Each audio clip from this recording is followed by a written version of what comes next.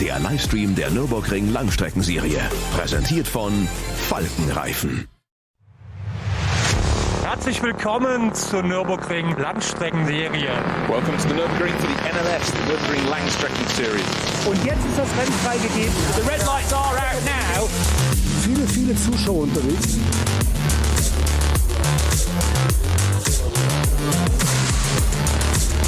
I would think that's very, very close. Jetzt kommt er ran, zieht sich ran.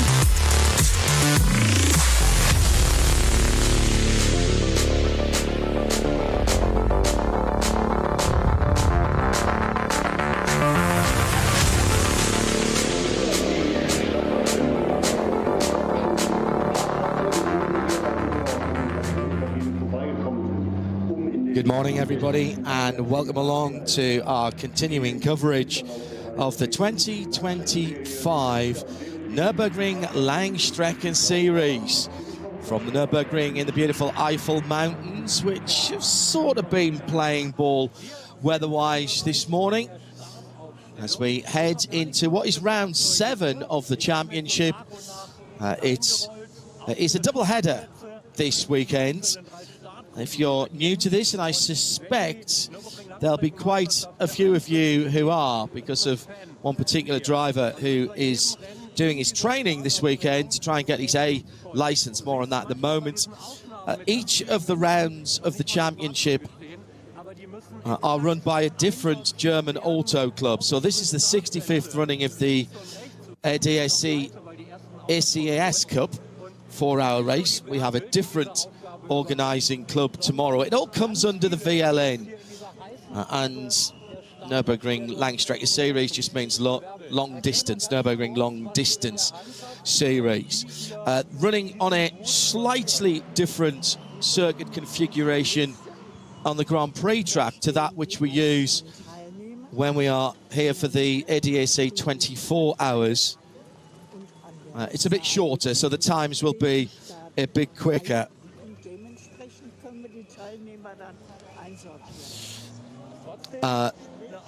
Now bright sunshine, but it was pretty dodgy this morning when we went qualifying. A small but perfectly formed field. Again, if you're new to this, then 116 cars probably doesn't sound that small, but that is way down on what we would normally have for the rounds before the 24 hours. We have, let me have a look, 1, 2, 3, 4, 5, 6, 7, 8, 9, 10, 11, 12, 13, 14, 15, 16, about 20 different classes, which we'll keep you in touch with as we go through. Our German colleagues are out on the grid at the moment. My name's John Hindhoff in the Global Broadcast Centre for Radio Show Limited and Nürburgring TV. We have had a partnership for many years now that brings you all of these races live. You shouldn't be paying for this. It's available live and free from the official NLS or VLN YouTube page, as well as a number of syndications, including, of course, on radiolemans.co and radio-show.co.uk, where we also have the audio. So if you're traveling around today or tomorrow and you don't have the bandwidth, or indeed you should be looking at the pictures if you're driving in your car, for example, you can hear that on RS1 via radio-show.co.uk, and we have no breaks on the radio, no blocks on any of it. So good morning, good afternoon, good evening, wherever you are around the world. There are plenty of people tuned in as ever, and a big crowd in the pit lane. I'll introduce you to my special guest, who is a veteran of somewhere near 50 races on the Nürburgring and the Nordschleife, of which 23 have been the 24-hour races, multiple class winner, a multiple winner in different classes as well, and published author now as well. Peter Kate is alongside me. The qualifying this morning, Peter, in less than ideal conditions, particularly for one Maximilian Verstappen, who is doing what all drivers have to do if he wants to drive a GT3 or race here in the future, in that he is doing his permit. You start off with a permit B, and then once you've got that, you can upgrade to the permit A. And he was greeted after his classroom session in his lead and follow yesterday with wet weather, and it was particularly damp this morning. Hi, thanks for having me along. Really appreciate being part of this, at the other end of the microphone, as it were. Yeah, Max was introduced to the Nordschleife weather straight away. You never know what it's going to be like, and looking at some of the highlights here, very, very greasy. Obviously, it's been hot for quite a number of weeks over there, so you get that rain lying on top of the oils from the tarmac, and it just makes things very, very tricky. So, seen a lot of cars trying some different lines, trying to find that wet line. Nordschleife is always tricky because it's a combination of old and new tarmac, and it's not always full width resurfaced. So, yeah, Max really had to work hard to get to know not just the car but also the track. At the front of the field, the full GT3 cars, small but perfectly formed, entering normally over 20, getting on towards 30 or above if we're at the N24. But just a handful here today, and Julian Andlauer and Joel Sturm on pole position in the 911 GT3R. It's a very busy GT weekend. We've got the European Le Mans Series back over at Silverstone, in my usual stomping ground where the weather is fine. This morning we've got the 1000k at Suzuka as well. So a lot of shuffling of drivers, and one or two of the bigger teams and the works teams not here this weekend. Falcon Tyres, for example, have had to shuffle. Julian Andlau, as I said, I'm not even sure how he's going to do it. I presume he's going to start the race here and then helicopter it back to Silverstone to qualify, then come back here to do a morning stint tomorrow, and then back out to Silverstone tomorrow afternoon. So Joel Sturm, I would expect to be seen doing the second half of both of the races. A qualifying session that in some ways doesn't count for much, particularly as it has as it's dried up, Peter. But time on the Nordschleife is never time wasted. No, that's right. Every lap's different, but you pick up obviously some feel for the track as you consistently run. Conditions will change, but it's 9-10 minutes in some classes, even 12 minutes since you were last there, so the lap can be quite different the next time around. But every little bit of the track has its own secrets. There are tiny little undulations, little bumps, big bumps, jumps, high curbs, low curbs. So it's all about just time spent behind the wheel, and obviously bearing in mind that you never really have a clear lap with all this multi-class racing. You never can pick your own perfect line. Yeah, we have the advantage at the N24, which isn't a part of this championship, but runs under the same regulations and the same class structure of having what's called top qualifying, where you do shoot the cars off one at a time. And that is absolute joy for those drivers who qualify. Now, at the moment, it is wet enough to have the drivers looking, and in fact fitted, wet tyres. The tyre rules here are, in the top class, are open. So there is a tyre war in the top class, which is effectively a global GT3. We have a global GT4 as well. They all have slightly different names here because of the class structure, but some of the categories, as you go down through the cup classes for Porsches, for BMWs, even for TCRs, they have dedicated tyre suppliers in there, Peter. But at the sharp end of the field, unusually nowadays, I think this must be one of the biggest championships, and certainly in the N24, probably one of the biggest races in the world with an open tyre formula. Yeah, and it makes for some great racing. You've got a situation where you're trying to manage tyres over a long period of time, over a stint that your fuel load goes down in balance with your fuel load going down, your tyres are wearing out, so you've got to manage the balance of the car over 2 hours, for example, of stint length, depending on your fuel tank capability. So the guys are working hard to set the cars up for these kinds of endurance situations. I've just been reminded by our executive producer, Tim Gray, who's over in London, that Julian Andlauer should really be at the NLS, at the ALMS autograph session on Sunday morning, so he might not be able to do any of the races. I suspect that they'll take the fine on that one. If you want to get in touch with us and join the conversation here, many of you will. Then I know many of you watching on the variety of YouTube links. Support the official YouTube, which is via NLS or VLN on YouTube channel. That's where we link to from radio-show.co.uk. We don't have the ability to see your comments on there, so if you want to get in touch with us, use X, formerly Twitter, at @RSL_studio. If you've got any questions that you want answering, again, because Max Verstappen is here, there will be a lot of you who are brand new to this. This type of racing here on the Nürburgring Nordschleife is unlike any other circuit racing in the world, and it has its own particular rules. For example, I'll guarantee you one thing today: we'll not see a safety car. You may see some safety vehicles on the track, but you won't see a safety car. They are not utilised here at all. Instead, it's a really heavily policed system of yellow flags, double yellow flags, purple flags, and speed controlled zones out on the Nürburgring. Remember, this is not a normal racetrack. Recalibrate your mind if you are watching here for the first time. This version of the track is more than 20 kilometers around. As I said, it's a little bit shorter than the full version that we use for the Grand Prix circuit and the whole of the Nordschleife. But this is racing like no other, Peter. You have had a background for many years in circuit racing. You've become, in the last few years, a decade or so, a Nürburgring specialist. There is nothing like this track. There's nothing like the regulations for this track, and for good reason. Yeah, that's right. I mean, first of all, it's a very a racetrack that was built in 1927. It's a very, very challenging environment. It's narrow, curbs are high.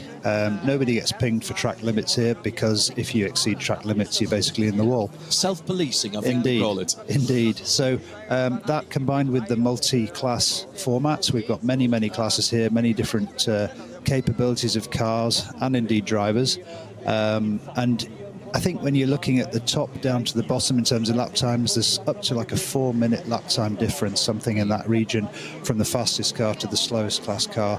And that means there's a lot of passing. But unlike most racing, yes, there are blue flags, but it's a different kind of rule for the cars that are being lapped. They're not obliged to get out of the way. No. And I think Max is going to be in an interesting situation, because he's going to be passing cars, but he's also going to be being passed by GT3 cars. And he doesn't need to jump out of the way. No. So it's going to be interesting to see how the field deals with that and how Max indeed deals with that. Hello to Steve Hamill at RSL_studio. He says, can you give the F1 fans a rundown of how NLS multi-class works? Yes, to put it into Formula One terms, imagine on a Formula One weekend, during the race, you had F1 Academy, F3, F2, F1, and a touring car race all going on the track at the same time. That's basically what you've got here. And you may think that sounds extreme in terms of differential in lap times, but actually there's a bigger differential here because of the length of the track in lap time than there would be if you had that variety of single-seaters and touring cars going around the tracks. Fulton Tyres, by the way, have just told us, now this is big news, Andlau will be staying at the Nürburgring and will not start the Silverstone race. Very interesting. So for those of you perhaps in the UK who are heading across to Silverstone, just £25 for the Silverstone race entry tomorrow, 40 quid for the whole weekend. I thought was a bit of a motorsport bargain. Then Julian Andlau will be coming later to the ELMS. Dan Vitali says, do they have intermediate tyres in the Nürburgring race as part of the open tyre rules? Is the choice simply wet or dry?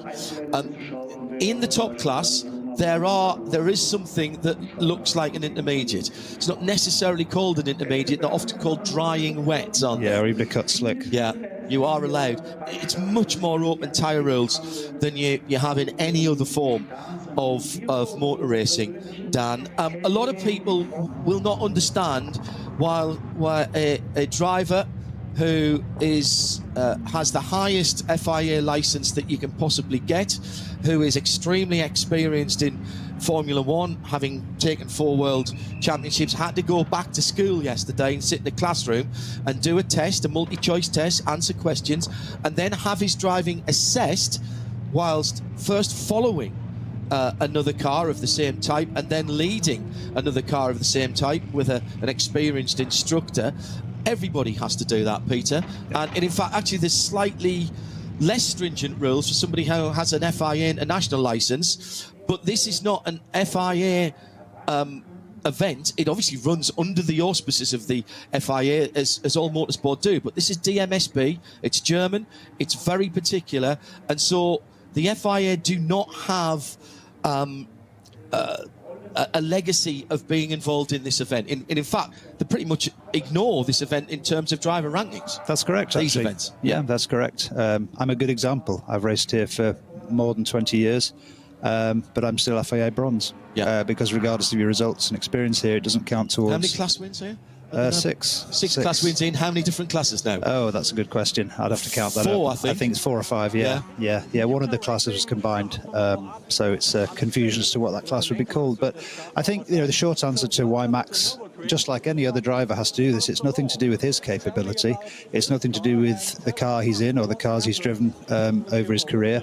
It's to do with the track. And an easy answer to the question is, anybody who's in any doubt as to why you need some kind of training before you go there is just go there and have a look, and you'll realize very quickly this is unlike any other racetrack. You could argue there are elements of other racetracks similar to the Nordschleife, but it's such a narrow, challenging, tricky track. Here's a little statistic for you: 300 meters of elevation change in one lap. Weather changes that are extreme because you're passing from one valley into the next. You talked about tyres, cut slicks, whatever they are. You could start the lap on the appropriate tyre, but halfway around the lap and you've still got 12, 13, 14 kilometres to go, you're on the wrong tyre because it's snowing. Yeah. So this is why... Peter, dear listener and viewer, Peter is not exaggerating. We once had a 24-hour race stop for hailstones the size of ping pong balls. I'm not exaggerating. And the cars at the start of the lap were on slick tyres, and halfway around the lap they could not get up even the slightest of incline. Quite extraordinary weather changes we get. It started wet and raining this morning. It's dried up, and it dries up very quickly, particularly on the Grand Prix circuit, which makes up only a tiny part of this track. But the clouds in the background would tell me that the weather is likely to be threatening all day. In fairness, the weather normally comes from the Grand Prix end of the track and spreads across the North Loop. Nordschleife just means North Loop in German, and it normally comes from that area. So we'll see how that goes, because as Peter says, it can be treacherous. And in some ways, Peter, more akin to old school racing. Nowadays, particularly, and if we go back to the Formula One analogy, Formula One now is about making the car consistent over an hour and a half. As it burns off its fuel, as you change the tyre compounds, it's about making it consistent. David Coulthard, 13 times a Grand Prix winner, once told me, and this is David talking, Formula One's easy. All you've got to do is do the same things at the same time every lap. And if you do the same thing and you've got your car set up correctly, and I'm not saying I agree with David about it being easy, but I know what he means. If you do the same thing, you brake, you turn in, your shift points are all the same. The car, if it's set up right, should do the same thing every lap, because the conditions won't change on even Spa, which is the longest circuit, which is 4 miles around. You can't say that here. No. This is much more akin to tarmac rallying in some respects, because you don't know when you come to that. It's 10 minutes since you were last at that corner. Exactly that. And with the combinations of car classes, the cars you're coming up behind don't have the same capability as your car. They may be significantly, underpowered. They may have far less cornering capability. Equally, the cars coming up behind you have the inverse. If they're lapping you, if you're in a lower class car, they've got way more downforce, they're way lighter. And then you get a mix of things. You know, I've run an SP8, SP8T class, which is, you know, a lot of power, but very little downforce relative to GT3. You're going to be passing GT3 cars along the straights, but then at the end of the straight, 3 of them will come piling past you into the braking area. So it's a real mix. It's hugely entertaining for the people who are there watching. It's a fabulous format of racing, in my opinion. I think the multi-class really makes it. I think the track's challenging like no other. And the ability to maintain a good pace, not only when you're passing people, but when you're being passed, is critical. I had the great good fortune many years ago to present Top Gear Live shows at various places around the UK. And one of my cohorts there was the lovely and much missed Sabina Schmitz.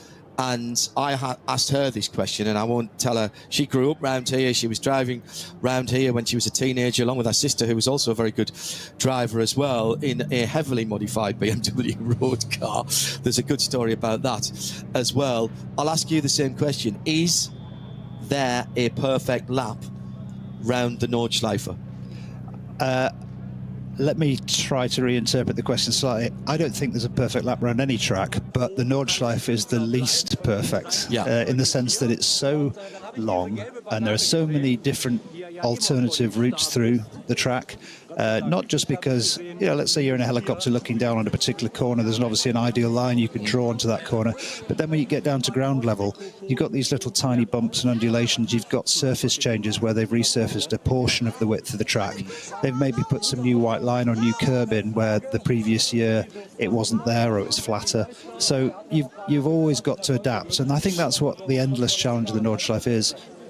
A real star of the Nordschleife and of motor racing for many years. This is Frank Stiepler, who is in his Ford overalls there, driving with Vincent Kolb this weekend. The blonde lady standing to the left of the car is Eve Shee, his partner, who's a very tidy driver in her own right and will often compete in the Youngtimer race before the 24 hours, which was earlier this year. It was June this year. It'll be May next year. Ford, welcome back to Ford and the Ford Mustang to the Nürburgring. Haupt Racing has taken that. That was a big story when HRT went to Ford and basically accepted the challenge of helping Ford develop that GT3 Mustang into a Nürburgring Nordschleife car, because again, these cars aren't set up like you would set up a car for a traditional track. Yeah, I'd love to see someone make a Ford versus Porsche film instead of Ford versus Ferrari, based on what they're doing here. I mean, for me, motorsport and Ford have always been connected over the years. Grew up with the various Fords on my bedroom wall, and I think it's fantastic to see them here doing this. It's a big undertaking, isn't it? It's quite brave. Yeah, and it's not a place to take lightly, as we've said anyway, with the track. You can very quickly embarrass yourself in a place like this, but with Frank on board, it's always entertaining to listen to his onboard live stream if you want to learn some interesting German words. But he's a great talent, and he's also a great development driver, so he can give the feedback that they need, rather than just parachuting a few, very young hot shoes in the car. So I think, we're going to see that car advance with a goal, obviously, next year to go for victory in the 24 hours. What is the thing that any driver, obviously we've got a very experienced new driver to this, but what is the thing that you would say as an expert around here, and I can say that, you'll probably shake your head, but you are an expert around here. You've probably forgotten more about this place than most people will ever know. Julian Andlau, by the way, and Joel Sturm are on pole position in a revamped driver lineup for the two Falcon Porsches. They are running on Falcon tyres as well in that classic motorsport livery. What is the thing that most drivers, I've had a question about what will the Formula One fans tuned in now confuse them this weekend? What would confuse or be most unusual, shocking? What's the thing a driver has to get used to when racing on the Nordschleife? Some people will have done many laps on Gran Turismo, on some of the other sims, might even have done tourist laps around here. But racing, what's that biggest culture shock, if you will? Yeah, I think we've kind of touched on a few of them already. The multi-class format means that sometimes you have to kind of rein it in at a certain point in the track. knowing that you'll benefit if you're just a little bit patient. So it doesn't mean particularly losing speed on the lap time, but for example, you might want to let a GT3 pass you if you're in Max's position into a corner, just lift off coast a little bit into that corner, let the guy pass, because then you'll get a huge tow up the hill afterwards for the next 2 miles or something. So it's a different way of thinking about lap time and generating lap time. It's not just out and out corner speed. It's a little bit more than that. And then some of the things you mentioned, John, things like the speed limit zones. When there's an accident, we've got the double waved yellows to 120 km/h max. We've got the code 60s, obviously by name, 60 km/h max. Might even see people repairing Armcore out there with cones around them, as you would in your street driving. And cars are driving past, and as we've seen, even pro drivers somehow fail to see those flags that precede those slow zones, and they get penalised. So it's about keeping your eyes open. Blue flags we talked about, a lot of people will be standing up and screaming when they see blue flags, but cars not moving out of the way here, because as I said, they're not obliged to by regulation. It's up to the faster car to find a way past safely without contact. So that doesn't always happen, as I found to my cost this year, but nevertheless it's going to be something which will confuse, if you like, the fans who are used to seeing a blue flag leading to the lap car jumping offline and getting well out of the way. So we will see some differences there. 1 minute to go. Start your engines. The other thing is reset your minds on lap times. The opening lap is going to start in a moment. It'll take about 20 minutes to do a formation lap.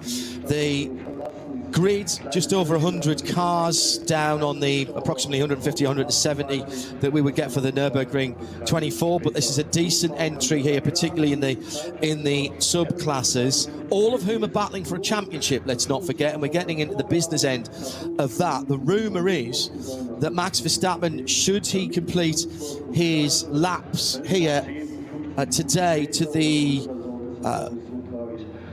satisfaction of race direction, he's got to do about 14, he has to do exactly 14 laps. He's got another chance tomorrow if he doesn't get them in today for whatever reason. Then the rumour is that on the 27th of September he'll be back in a GT3 car, the Emil Frey 296 Ferrari, which you've probably seen him doing some untimed practice in recent times, which started off this whole thing. Max has got a bit of GT3 experience. He's done a few track days with his mates, hired out Portimao, I want to say, a little while ago, maybe a couple of winters ago, and had a back-to-back tested a number of GT3 cars, including the Ferrari, a Porsche, Aston Martin. There's plenty of them to choose from nowadays. So that's the 27th of September. We'll have, as we do for every race, it's another Saturday race, another 4-hour race. We'll have full live coverage of that in sound and vision as well. So the cars in the first group roll off. We'll split the grid up into round about 50 cars for each starting group. Obviously, it's going to be there or thereabouts with just over 100 cars, 116, I think I said, set a time in qualifying. And it is the Porsche number 3, the Jules Sturm, Julian Andlau car that will start. That's the Falcon-coloured car. A second Porsche on the outside of the front row is the number 48. A third Porsche, which tells you how wet and greasy it was, which is the number 44, which is another one of the Falcon cars that will be in third position. The first Ford Mustang is the Vincent Kolb and Frank Stippler. Frank starting, former Audi driver, former everything driver, and an absolute hero of mine around here. And indeed, anyway, he's been doing quite a lot of classic racing in our coverage of our live coverage of the classic series by Peter Auto. Had a good chat with them at Imola last month. Then making up the top 6, it's the Ben Luchter started, another Porsche 911. That's the number 4 car, and that's the other Falcon car. Then the also listed in the 6th car in an Audi is Frank Stippler, but obviously he can't be driving that, so it's one of the other drivers Andrei Veremenko, I think, will be starting that. Christian Krones amongst the drivers in the number 34 Aston Martin, which will go off 7th position. Then the Müller and Nagelstich and Rivas Porsche. Now, that's a Cup car. That's the first of the Cup car. So that is basically a Carrera Cup car, and they're running their own category here. There's also a class for Cayman Cup cars, effectively, the GT4 cars. And in fact, the Cup 3 category is the category that Max Verstappen is in. Now, he has to have a car by regulation that has a specific power to weight ratio, being a rookie, effectively, to go from his C to his B to his A permit. And therefore, there's a little bit of an extra weight in that car and a little bit less power. To be honest, in the qualifying this morning, he wouldn't have felt that too much, to be honest. And in fact, it actually might have been a bit of an advantage to him in the 980 GT4. Yeah, so the relationship of weight to power, 4.2 kilos per horsepower, is what he's having to battle here until he gets his permit. So this Cayman is a little more than 100 horsepower down and about 150 kilos heavier. So in case anybody's under any illusions about that, it makes a bigger difference in the dry weather, as you said, John. It also, on some of the big climbs, that's when you really notice it. That's when you notice the power difference. So to get his A permit, Max has got to get 14 laps and 2 race results.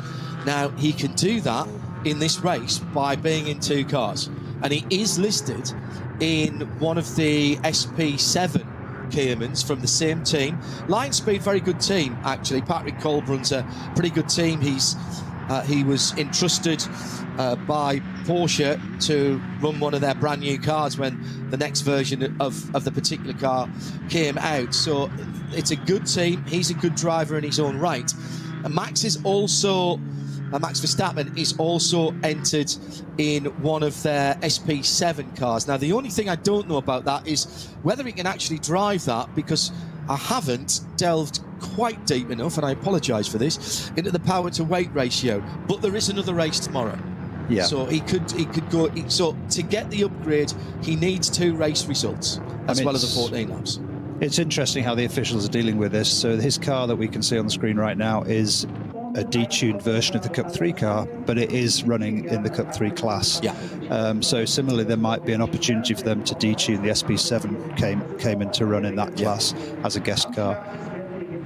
The third group leaving now are more of the touring cars. Lots of BMWs, lots of BMW specific classes here as well, and not just for the latest and greatest, although BMW announcing and the NLS announcing this week through the VLN organisation that there will be a new class for the new BMW M2 Club Sport for competition sport next year, which is the new quote-unquote entry level. And the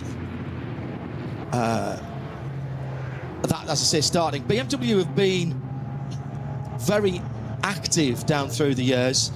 The 235 class, Cup 235 originally, and then upgraded to the 240 class. That was a car that was built specifically for this championship and for the Nürburgring 24. And it has given us brilliant racing down through the years.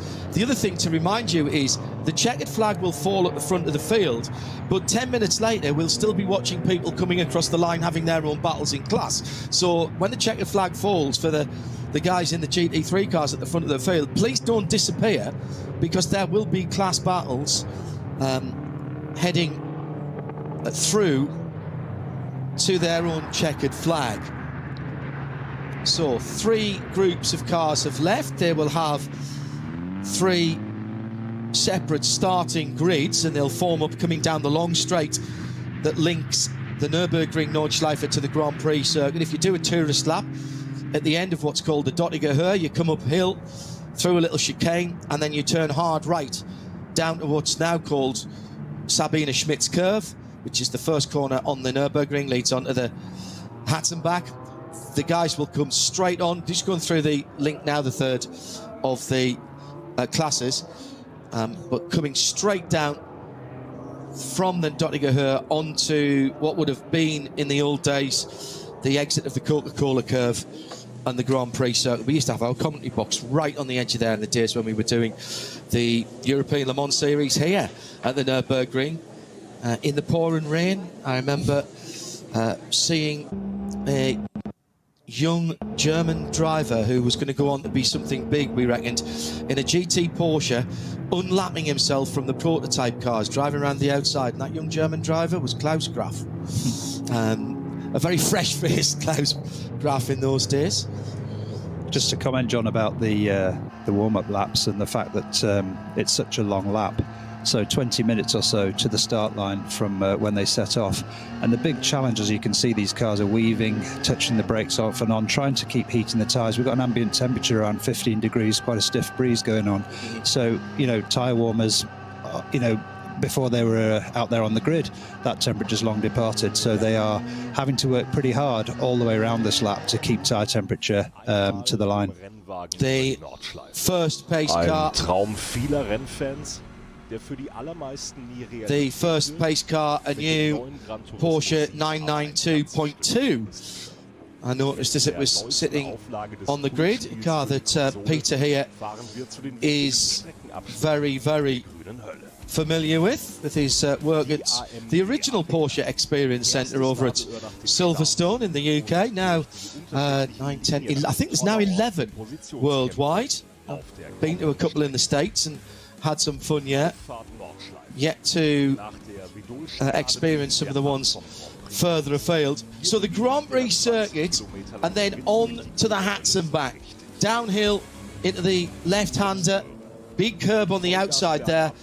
The Hatzenbach I love because that's very much a rhythm part, and the Foxhole, man, that's an awesome part of the track, flat out in a GT car. Indeed. I mean, it's funny, people come off the Nordschleife, you know, back to the Grand Prix, and you kind of breathe a sigh of relief that you made it through, because there's such a difference in the characters of the Grand Prix part of the whole Nürburgring loops and the Nordschleife itself.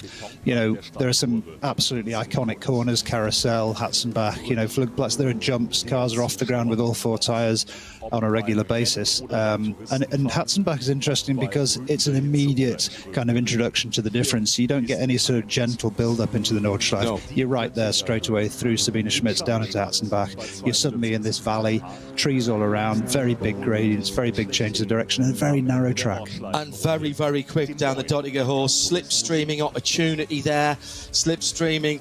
No pass flaps like you have in Formula One, but you do get a real advantage sitting behind particularly a GT3 car. They make a big hole in the air.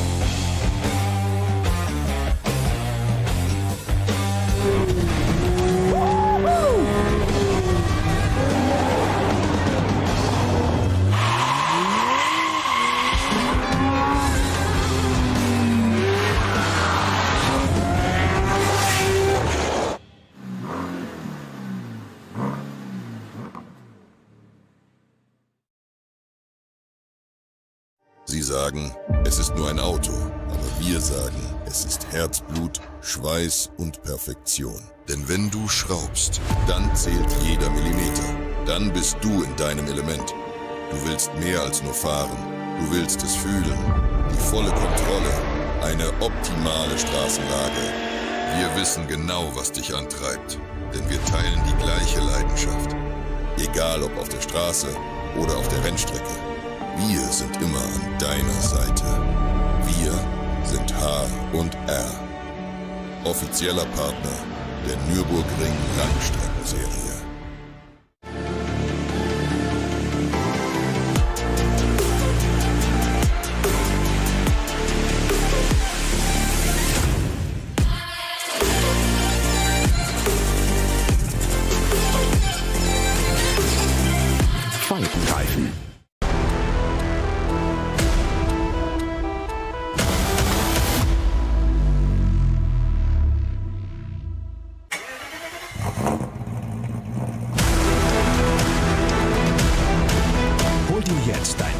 das Motorsporterlebnis nach Hause.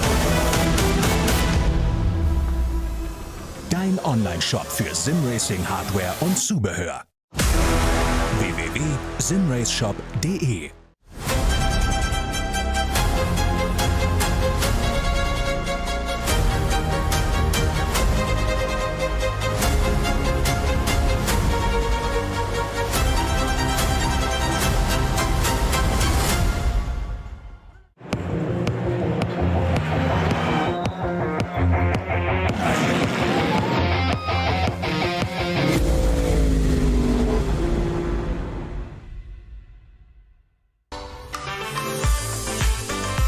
Liebe Fans, Lovely fans. besucht uns auf unseren Social Media Kanälen. Follow us. Auf Facebook, Instagram, YouTube und TikTok. Willkommen bei der NLS.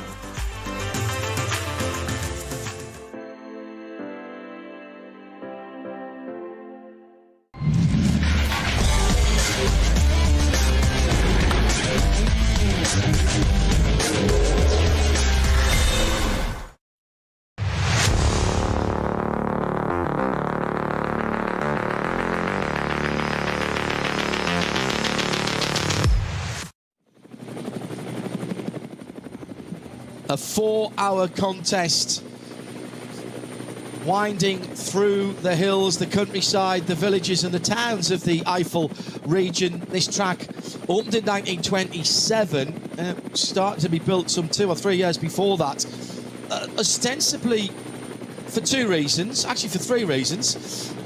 First of all, to take racing off the roads. The old Eifel races around here, the Alpha running on the roads, were getting very, very dangerous in the mid-1920s. Secondly, as a quantitative easing project to provide some work for local artisans, the sort of infrastructure project that probably would never get started, never mind finished today anywhere in the world. And thirdly, not necessarily as a full-time racetrack, but to provide a test facility that mirrored the local roads and conditions for the then nascent car industry here in Germany.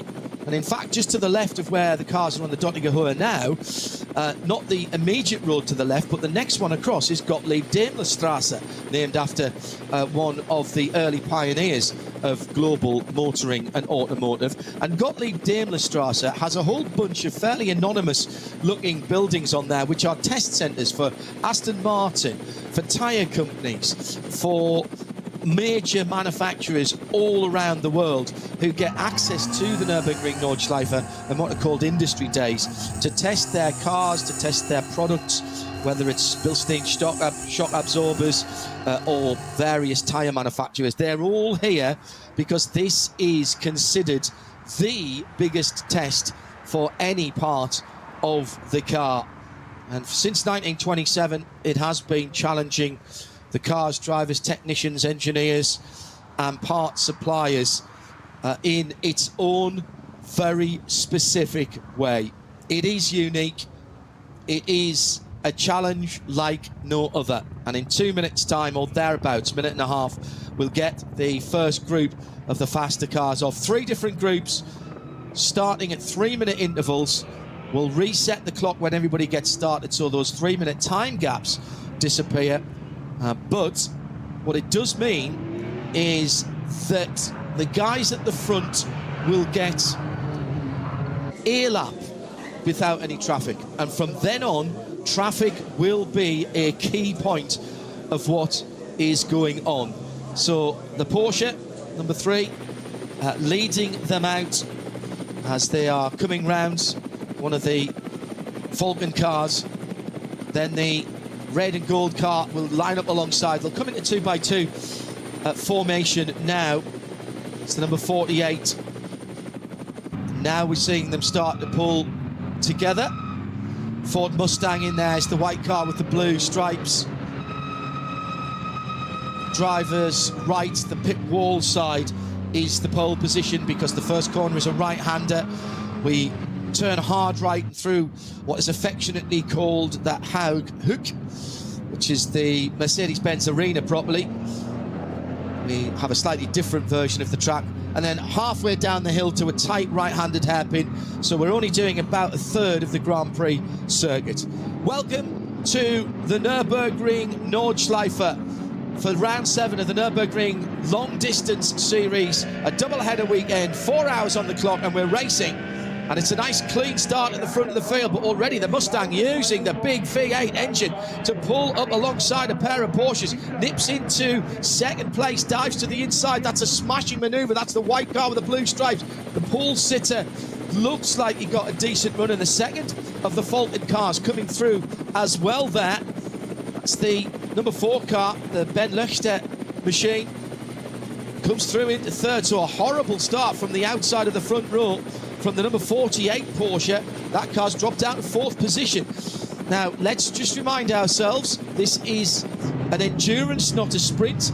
It will be run as a sprint in terms of the pace, but you have to remember, as they go around the shortened part of the Grand Prix circuit for the first time, and then straight into the S's at the top of the hill, you have to remember that this is a 4-hour race, 6 or 7 laps on a tank of fuel for these cars at the front of the field, but you might see some people coming in after 3 or 4 because there's a somewhat complicated algorithm about how long you must stop in the pit lane depending on how many laps you've done. We'll try and ignore that until it gets to the end, when it will balance it out. The stagger will unwind. If you're just joining us, welcome along. If this is your first experience of the Nürburgring, prepare to be entertained. I'm John Hindhoff. Alongside me is Peter Kate. First set of cars off, no dramas at turn 1. The second group of 50 or so cars coming to the line. And this is where you would normally be, Peter. And indeed, this is where Max is as well in the number 980. That's right. I was just noticing still, you know, the Mustang weaving, trying to get some heat in the tyres. These cars approaching the line. As soon as the lights go green, they can go. They're going to have some trouble slowing down for turn 1. They're going to have some trouble to maintain temperature. It's like half a lap around the Nordschleife before they're really up to speed. And look how congested it is. You're going to have 3, 4, 5 cars abreast sometimes in the midfield here. It's so critical. You can see Max there on power, just looking like he's dropping back. That's simply because he's in that car with the restricted power for this permit application that he's gone for. But as it gets into the twisty parts, I'm sure he's going to pick up some places back again. Stays down to the inside, out of the way. Very smart indeed. This is not about a result. This is not about a podium. It's not about setting a lap time. It is about completing laps to the satisfaction of the race director. He's got to do 14 laps and get 2 race results. It's number 980, the stylized Red Bull car, ahead of that BMW M3 GT4 in the blue and black, into the hairpin. Again, Max staying off the racing line there, as he knows that this is not his race. His race will be the 27th of September. Should he get through this unscathed, he'll be in a Emil Frey run GT3 car, mixing it with the guys who started 3 minutes ago. Right now, it's about fulfilling the regulations. Front of that group is one of the Porsche Caymans. It's the number 718 that has got away and actually pulled a decent gap to the rest of the field. Still one more group to go. And for the first time in race trim, Max Verstappen is on the Nordschleife, heading down to Sabine Schmidt's curve and onto the Hatzenbach for his first racing laps on the Nordschleife. Do you remember your first racing laps on the Nordschleife, Peter Kate? Yeah, I remember them. It was in a car that unfortunately had been damaged in qualifying, and so we were running a standard road car diff, and it was a bit of an understeering nightmare. But looking at Max here, you know, as we said, he's going to start picking up and pressuring the cars around him through the twisty parts. The challenge he's got is the edges of the track look still damp to me. Just on that outlap, you could see it. Well, we saw on the grids that some of the cars, even at the sharp end of the field, were still running wet weather tyres. It looks dry-ish, but the problem with a track of this length is you will get different conditions all the way around the circuit, and you have to be there or thereabouts everywhere. It can be very, very dangerous indeed. Touring cars coming to the line for the third and final group now, headed by the Audi, and already, now this is interesting, seeing a BMW here coming into the pit lane. I reckon they're going to change. I bet they were on wet weather tyres, 60k in the pit lane, and there's a number of cars out of Group 3. They're 6 minutes later than the first group of cars, Peter. The sun's out, and they've made the decision now that it is dry enough on the far reaches of the Nürburgring Nordschleife that slick tyres could be the order of the day. Yeah, you've got a long stint here. These cars are going to be doing 7, 8, 9 laps depending on the fuel tank capacity and range. So that's an hour and a half for these guys. An hour and a half, and you're going to be looking at, you know, the average here. So it may be that you have to be a little circumspect in the early laps. You know, your tyres are cold anyway, but you've got to watch. You're going to lose some time on the first lap because of traffic. You're not going to set your quicker laps right now, full fuel with all the traffic around you. But you want to think about those latter parts of the stint and have the tyres that you need for that. Hyundai Elantra coming through, front-wheel drive cars and rear-wheel drive cars in there. See one of the Toyota Supra GT4s in there. Now that's a rear drive car. A couple of the more standard looking Caymans, even without the racing rear wing. Obviously the front wheel drive 300 plus horsepower touring cars have an advantage in getting their front tyres up to temperature. We have had World Touring Car races around here supporting the 24 hours with, I think I'm right in saying, a 3-lap race. We had them round here. Recalibrate your mind completely. This Audi is a great story. It looks pretty standard, doesn't it? And that's because it's pretty standard. Actually, the guys who run that car are massive racing enthusiasts. They prep the cars themselves. It's a second generation effort, and they've been running here for many years. Had a good crawl around that car at the Nürburgring 24 and kept an eye on it. It won its class at the Nürburgring 24, and it will absolutely be in the position to do that as they come round here. So the Cup 3 class, a couple of drivers that you have been partnered with before, Peter, the Harley Houghton and Heiko Eichenberg in the number 959. I bet they wish it was a 959 with all-wheel drive, if you know your Porsches. They're leading the Cup 3 class. That is the Verstappen class. The 962, that's the Stegman, Reimer, Berdansky car. And in third, it's the Silver, Fubrick and Sandberg. Good to see Sandberg back in racing here. Another stalwart of this, as the leading cars are all ready. So there we've seen, Peter, 3 classes. The third class just going on to the Nordschleife, and here comes the starting group number 1. Yeah, so they're going to be into half around the next lap. They're going to be into the back of that that last group. The Mustang's made its way through into second, through the final chicane. Just that little sting in the tail, down the hill and up the other side before you're starting to brake after you've gone under the Bilstein Bridge, which the Bilstein Bridge is a left kink. You try not to turn the wheel, is what I was told all those years ago by Chris Porritt. Just look at the inside of the corner and your eyes will take you around. You want as little lock on there as possible. You don't want to scrub off any speed. Yeah, indeed. I think we're going to see a change for the lead pretty soon. I think through the Nordschleife, the Mustang was definitely with the upper hand. The Porsche is pulling away on the GP loop, but just give it another lap on the Nordschleife. I think the Mustang's going to be right there. Yeah, the Ford Mustang.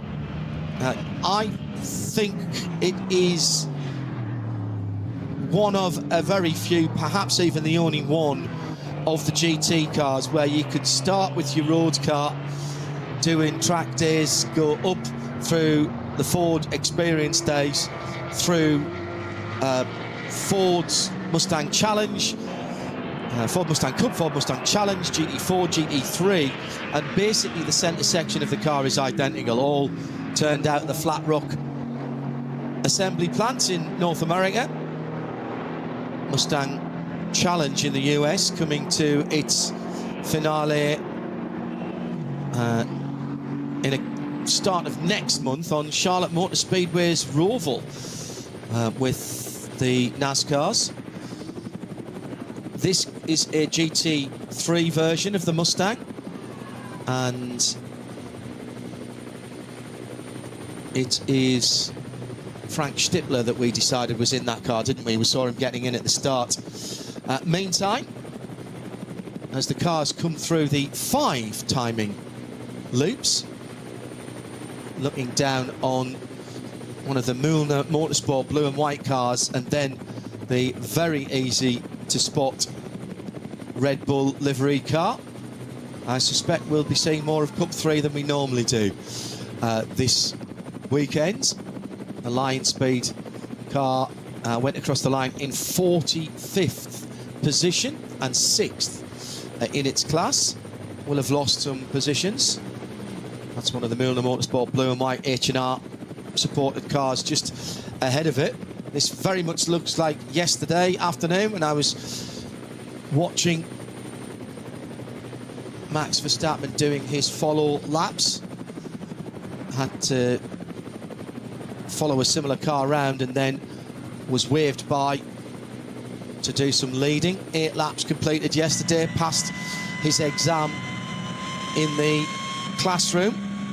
And that is not a foregone conclusion, by the way. As we've mentioned, it's a very, very different set of regulations than that which Max will be used to in Formula 1. And there are some specific regulations to this particular circuit, Peter, and you've got to redo your test every year, don't you, to the classroom part of it, at least? Indeed, and it's not the easiest of tests to do, particularly if you're not a native German speaker, because the questions that they ask are translated direct from German, and it's not always exactly straightforward what the correct or the best answer would be, but it's a combination of questions and video type analysis, and it's very, very important because a lot of people who come here may have a huge amount of experience elsewhere, but this circuit, as we've said many times, is unique, and the multi-class system is unique, so the rules for passing, for dealing with traffic, for dealing with the code 60 or 120 speed limits are unique here, so you really need to know what you're looking for before you get into that kind of situation.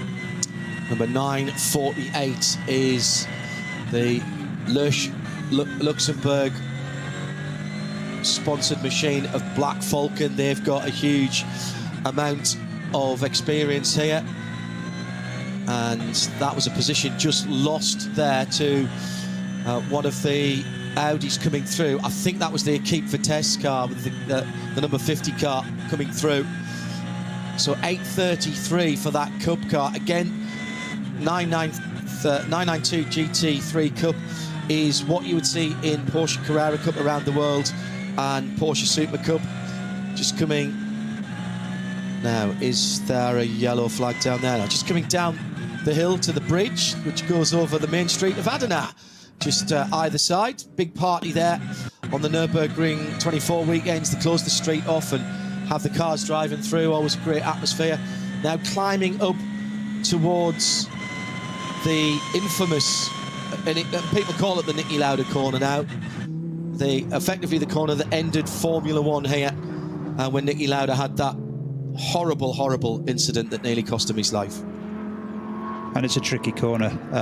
The trees there from the Lauda curve through Bergwerk and up the hill tend to overhang the track, so when it's been wet as it was this morning, that damp tends to hang around for far longer in that section than it does in the more exposed areas of the track. So, you know, as the cars pass through there, you're going to see the guys, even though they've got their tyres up to temperature, they're running on slicks clearly.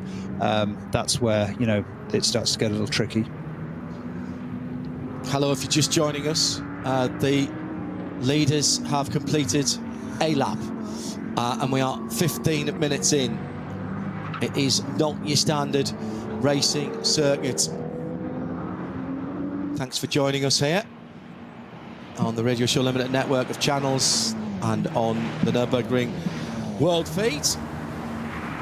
VLN, every single race live for you, free for you across the world.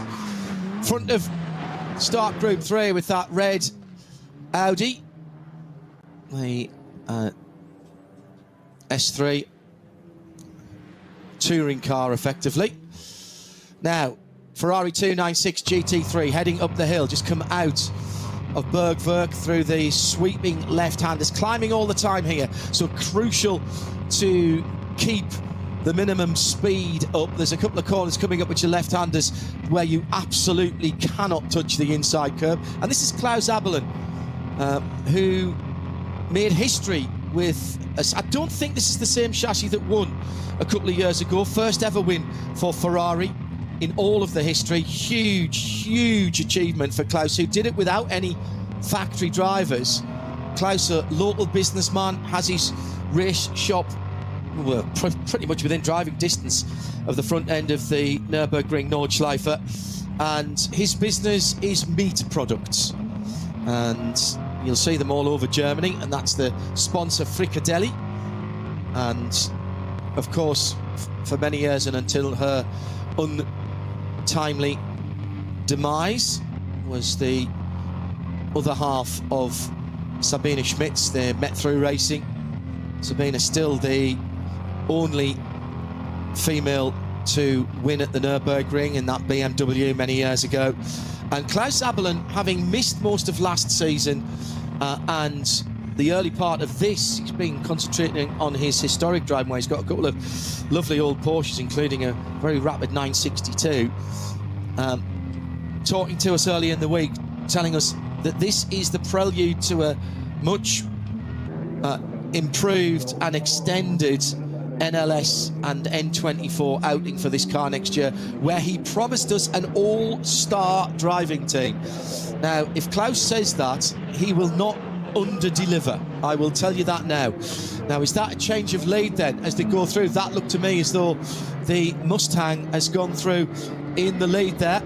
I think it was actually separated by a back marker. I think the Falcon car put that BMW between them. Correct. Smart move, because I think the Mustang down the Dottinger had a big speed advantage on the first lap. So keeping that that back marker between them was a good move. Yeah, he is the Ford in the sandwich. He's the filling with the two Porsche Falcon cars as the slices of bread, and this is the battle a little bit further down for 5th and 6th. With just lost a winglet there, I see. That's Christian Cronjes in the Aston Martin.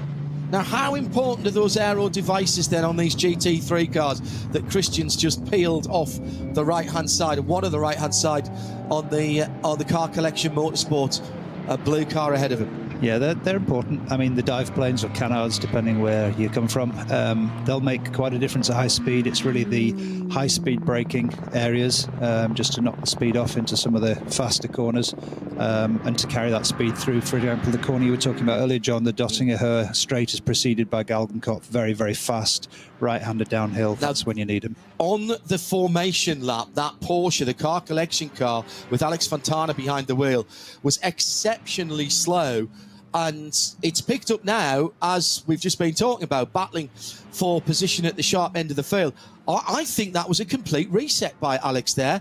He stopped the car. Let's see if the lights go out. Well, the lights didn't go out, but he certainly made some adjustment, and I presume he retook his place in line, because he's right up there scrapping. This is number 44 we're talking about, scrapping and holding on to 5th position.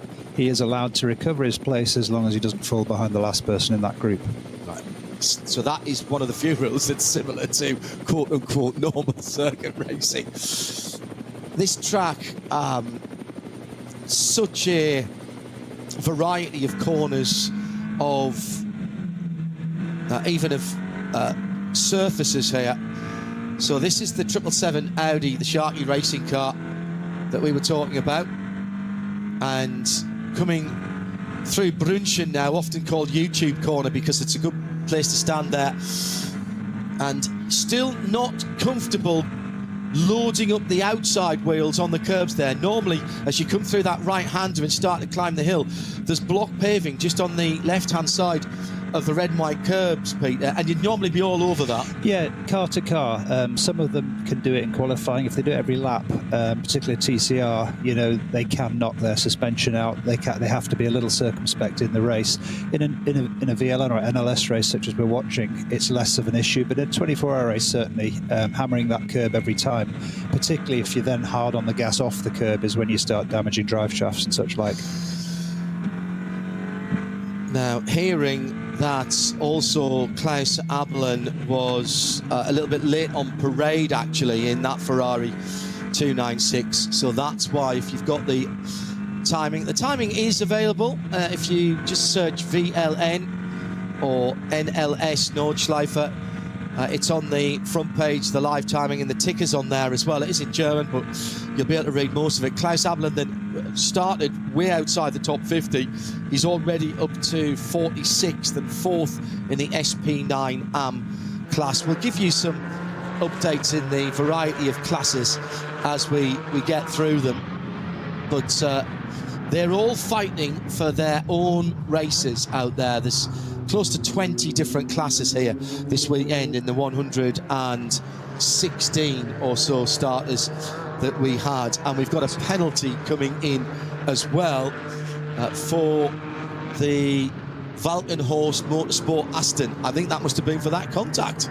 I'll wait to hear from race control about that. What were you noticing, Peter? I just looking at the excellent battle in Cup 3 at the front there, which is the car I was in the 24 hours. Actually, that's why I had my eyes on it. Harley Horton driving the 959. That's the silver, yellow and black car? The one behind. Sorry, it's the Milner car, isn't Indeed. it? Yeah, and he's looking like he's going to have a go at the car that's right in front of him, the 962.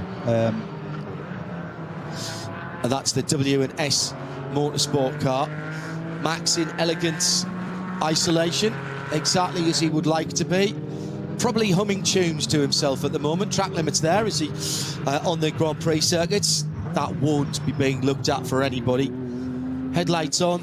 And look how standard that car looks. If you go down to your local Porsche dealer and you're fortunate enough to be able to get on a list for a GT4, actually, you'd have to be quick because you can't do that now. They've just stopped making them.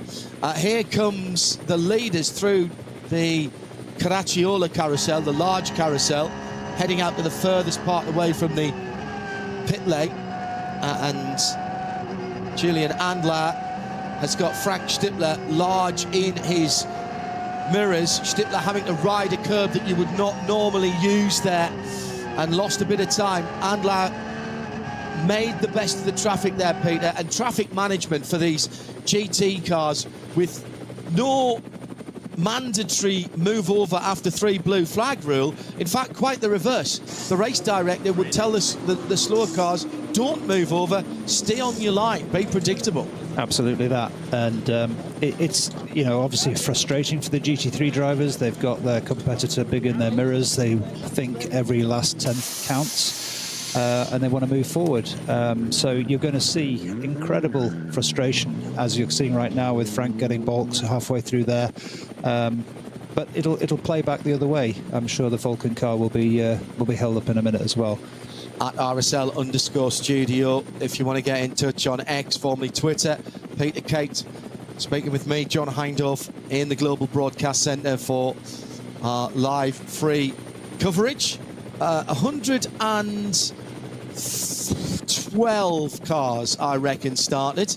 We had nearly 120 on the entry list, but not everybody who practices on the Friday or indeed even qualified this morning always come to race. So the leaders now coming out of the second, the small carousel, the kleiner carousel, and heading towards this tricky 3 pressure corner, 3 apex corner, the Gallows Hill, the Galmenkopf Hill corner onto the long Dottiger Hohe. Now look at your instruments, stretch your fingers, shuffle around in your seat, make sure that you're very happy. The second of the Falcon cars still in the hunt there, but the top 3 have pulled away a little bit. 3 seconds back to the number 48 Black Falcon Porsche in third, which is the first of the SP9, the GT3, if you will. AM class cars, just see that in the background. That's the gold and red cars. Then the first of the Pro-Am cars is that car collection number 44, the Alex Fontana car. That was the one that got a little ding from the Valkenhorst Aston Martin, and that is the battle for SP9 Pro-Am. The cars, broadly speaking, in SP9 running to the same performance potential.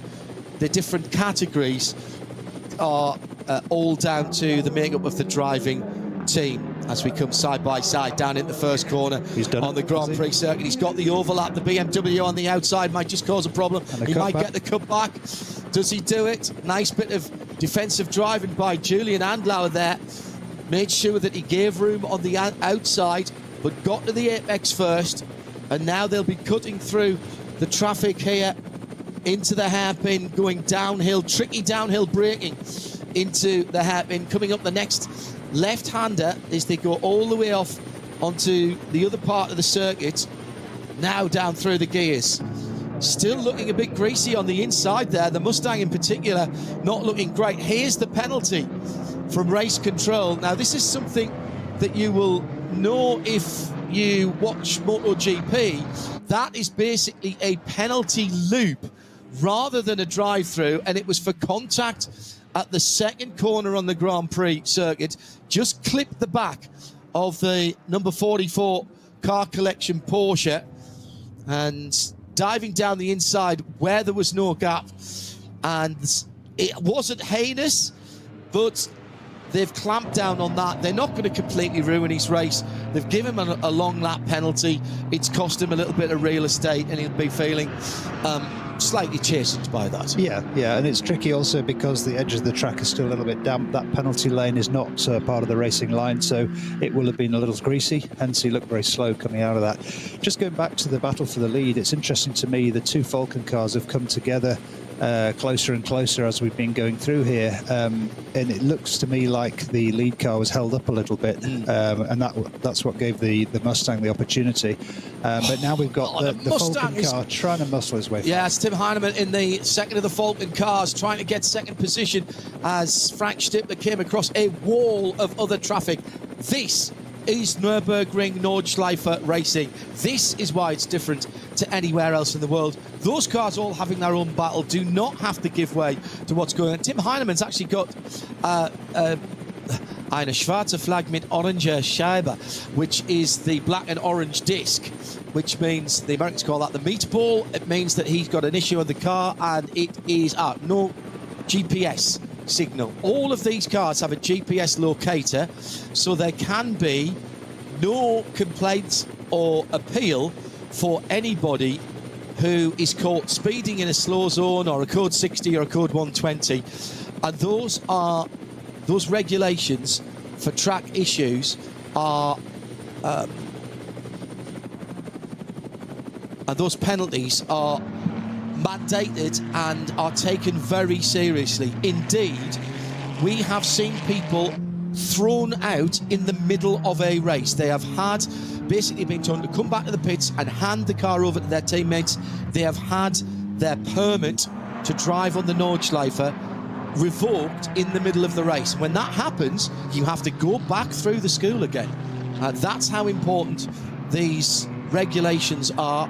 You can get points on your license, the DMSB license as well.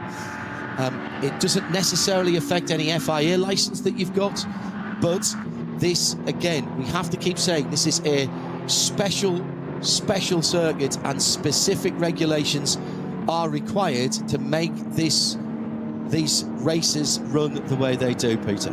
Yeah, absolutely. I mean, it's there for everyone's safety, of course, and to keep the race flowing.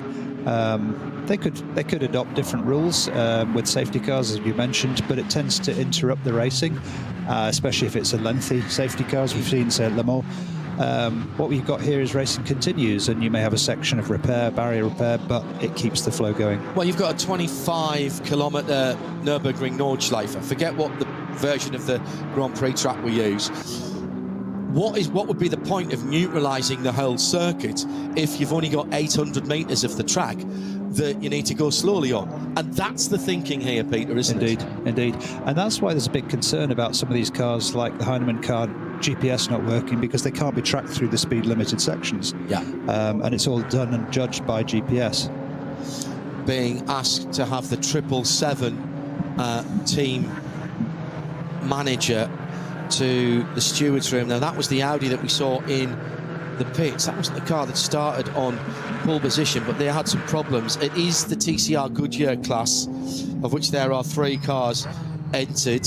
The Goroyan IRT by Shaky Racing Machine. So that's Artur Goroyan, Oleg Kvitska and Danny Brink. That is never a good sign when the team manager's being asked to turn up to the office. The other thing about the Nürburgring Nordschleife and racing here that is very different is the fueling. Now, we haven't had that yet. Obviously, with 4 hours, there'll be 3 pit stops at minimum for the cars at the front of the field. There is a calculation of how many laps to how long your mandatory pit stop time is. So you will not see people rushing around at the pit stops. The reason for that, and if you're new to this, and I accept many of you are, hello, welcome to the most incredible racing in the world on the most difficult racetrack. The reason is that not every pit box has its own fill, or not every car rather has its own fuel filler. There are normal trigger pumps like you would get in your normal fuel station on the street, and they are positioned in between each of the boxes. Each box can have up to 8 cars working in it. There won't be that many. I think there'll be 4 or 5 in most of the boxes here with the number of cars that we've got, and you have to share. And there's a bit of a gentleman's agreement about how that works, but the reason that you have a minimum pit stop time is quite clearly not all of those standard pumps will pump at the same rate. So to not disadvantage anyone or give advantage to anyone, if you've done 3 laps, then there is a mandatory minimum pit stop time. If it's 4, it's a bit longer.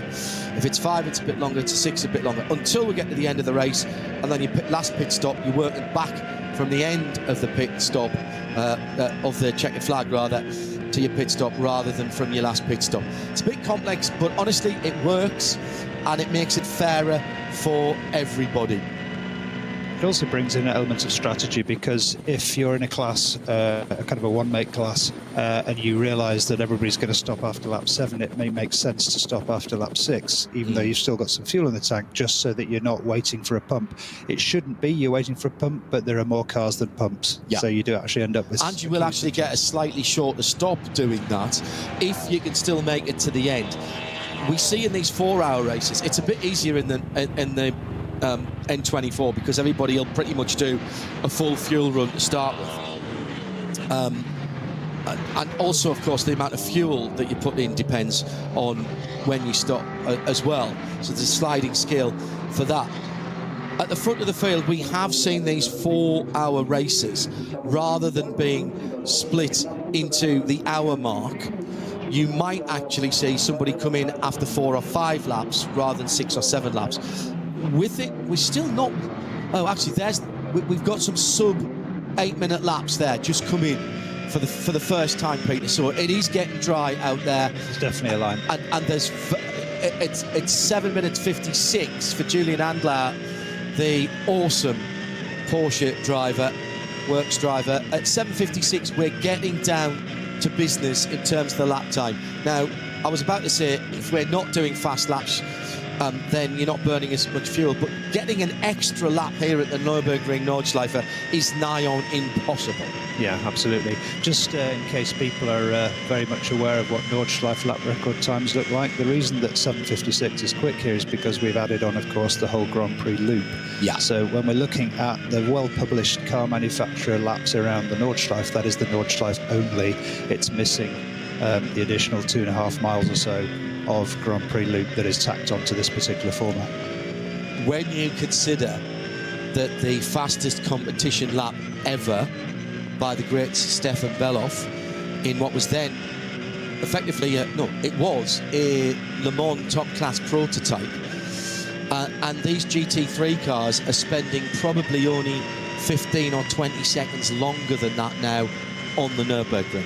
That the old just over 6 minutes was Beloff's lap in the race, and I mean, that to me now, I accept it's been resurfaced, we've got different tyre technology, but these are cars that are built on street cars. Absolutely incredible what we are seeing here. And the sunshine in the background down the Dottinger Höhe as the battles at the front of the TCR field come through, interspersed with the Cup class cars as well, the Porsche GT3 Cup class cars, the 992.1s. There is a brand new 992, what's called an Evo actually, that has been released. We'll see that next year. And here's the battle for second through traffic. And Stippler has got Tim Heinemann right up his tailpipes. Stippy cutting his way through traffic at the moment and trying to work out where these cars are going to go. Remember, the slower cars, they are not being told to pull over. There will be blue flags waving as they're just going down through into the foxhole now. And there's one line here, and this, even in a road car on a tourist lap, is absolutely terrifying, Peter. Absolutely. Sixth gear, you know, flat out through the compression at the bottom. You can practically feel your jaw hitting your knees as you go through it, and then up in through the left, and the left has a high curb on it now, yes, which you can't take, so that makes that corner tighter. Then straight down into a second gear, left, right, here, Adenauer forced, and then accelerating out into the sunshine where it's a little bit drier. This part of the circuit, so out of Adenauer forced, through the little kink, this left-hander, you don't take the first part, you cut into the apex of the second, then you're climbing uphill. So this helps you with your slowing down. Over the top of the rise, you plunge down into one of my favourite parts of the circuit here. Really late apex, in fact, didn't get to the apex there, Stippy. Short shift here normally, particularly when it's a bit dodgy. This bit here, Peter, crucial part of the lap. Absolutely. So that little spiel curve there, and then into what we call miss, hit, miss. After the apexes, missed the first, hit the middle, missed the last, and then down into Versailles. Very, very slow corner, very steep downhill, hard to get the front end turned in. But what you're really looking for is early on the power all the way down to Adenauer Bridge. Is the braking point still a little road on the right-hand side that comes in about there? Yeah, I mean, you try to. Some cars, it's harder. It depends on the weight of the car and the speed you're approaching. There used to be a nice change of surface just as they came through that right-hander that you could gauge where you were lifting. Not even really a full brake there, but that's all been resurfaced recently, as a lot of it has. Indeed, indeed. And as I said earlier in the broadcast, I mean, we've got some full-width resurfacing, but some is only half-width on the apex side. And you've got to know what you're looking at, because there's additional grip, obviously, from different ages of tarmac. But if it's wet, it doesn't mean that the newer tarmac's necessarily grippier. So Stippy has, for the moment, been able to repel the attentions of Tim Heinemann. And I just wonder if they've managed to somehow kick-start the car that the GPS on that car that he shares with Ben Löchter. Can't see it. No, so it's not showing on our GPS. If you are equipped with an Apple device, if you look up GPS Auge, GPS I that is in German, A-U-G-E, then you will be able to follow all the GPS signals if you want to particularly follow Max Verstappen and see his progress around the whole of the circuits. You can isolate that car by putting in number 980. And as I said, there'll probably be more interest in that class than normally, the Cup 3 class, although it generally gives us a decent run. He's running as guest in that class and 14th at the moment. Qualified 6th in the line speed cars, dropped back to 14th. This is not about his position. It's about getting the laps in. He's done 3 of his mandatory 14 and 2 race results. His best lap is a 9:02.8 against the best lap in the class of, let me see, it'll be up here somewhere. Yeah, it's Harley Horton. So now, so did Harley must have started the car then. Yep. An 8:41.1 and a 9:02.8 for Max. But remember, Max running a slightly detuned car as the regulations dictate, so that he can upgrade. He didn't have to drive one of these cars. He could have driven one of the touring cars and run at full power with a 300 horsepower TCR. He could have run at full power. I think this is a sensible choice, Peter. A lot of people did it in the Aston Martin days, down-tuned one of the V8 Vantages, because it's more relevant experience for him. Rear-wheel drive, mid-engine, nice, safe, secure, good balanced platform. I think there were some well-publicised comments on what Max thinks of front-wheel drive a few weeks ago. That might have influenced his decision slightly. But I also think that, you know, the Cayman is a very well-balanced car. Yeah. And it's a known entity. It's a known entity. It's very, very reliable, he said, touching wood. But we've got a situation where, you know, he wants something that's going to get him to his 14 laps, then he needs to get his permit. He doesn't want to have something that's, you know, is going to fail on him, but it's also something that will be relatively predictable, whether it's wet or dry. Hearing from out in the country that the Franz Linden, Rutger Schichten, Alexander Fehlenbach, number 955, Cayman GT4 Club Sport, have come to a halt in the Kiddebach Hurt with a technical defect, is all I can tell you at the moment. That is a long way from home, that car. And 2 teammates of mine from 2023 in that class, and Alex in particular, very, very quick. Now, that is not necessarily the end of their race. Again, I'm very cognizant that there are people here for whom this will be their first experience of watching this type of racing. And that car could be towed back, and it could be towed back if it's able to on the track. It could be put on a flatbed and brought back on the track surface. It would be covered by a follow car and some white flags showing that there's a vehicle, slow-moving vehicle on the track. It is encouraged to try and get cars back into the race here. Probably not going to help them in a 4-hour race other than to get some more laps around the Nordschleife, but the general mantra here is different from, say, the Le Mans 24 hours where no outside assistance is allowed. That would disqualify you. The philosophy here, Peter, is if you can get it back and fix it, do that and get back out in the race. We want to see you out there. Definitely, and some of the earlier races I did here, we had a map in the car showing the exits that we should try to get to, where the team could actually meet us and fix minor problems trackside, so that we could rejoin. There are other areas where it's inaccessible and you're basically trapped and stuck. So that was always the goal, to kind of roll the car down to an exit point.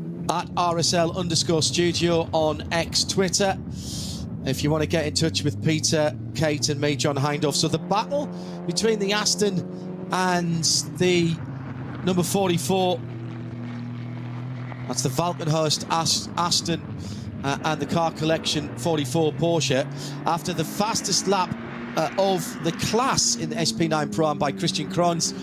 Despite him doing his penalty loop, he's now up into 5th position. That was for 5th and 6th, if you remember. And the lead in SP9 Pro-Am, Alex Fontana, though, in that blue and red Porsche GT3, is holding on to the shades of green Aston. And that, I mean, you've got experience of the Aston, the previous version to that Indeed. car. Yeah. And that's a front engine car, but we kind of call it a front mid-engine car because it's pushed a long way back, that front engine, isn't it? Same that's as right. Yeah, that's right. Beautifully balanced car, and it was developed over such a long period. Lots of input, Aston Martin ProDrive, over many different series, and it's been a very successful car for them in many championships. But you know, for me, Aston, I have a soft spot for Aston, of course, being British, and to see them succeeding around the Nordschleife is something very, very special. This is very interesting. With just on 44 minutes gone, or 5 laps completed, we are seeing the first of the stops. Jutta Racing have brought the number 8 Audi in from SP9 Pro-Am 3rd position. So that looks a little bit like an early stop, but remember they had the formation lap, and they are now playing the timing game. So keep an eye on that number 8. They've made their pit stop first. They'll put a brand new set of tyres on, that slick tyres from their chosen manufacturer that is going on there. They are Michelin tyres going on there. Also the Cup 2 Pro, so that is your 911 Carrera Cup cars. The top 4 have all come in after 5 laps. So that's the 2 Müllner cars. Oh no, check that actually. The 904 stayed out. So the Müllner car that was leading, the 948, the 48 Losch Motorsport car, and the K. Kramer at number 929, they've come in. So 3 out of the top 4 have come in. The second place car, which was the Müllner number 904, will have taken the lead of that class, and they are on a different strategy. Meantime, 2nd, 3rd and 4th out of the Was that the Kleiner Carousel? Verseifen. Verseifen, excuse me. Oh yes, coming down to the bridge now.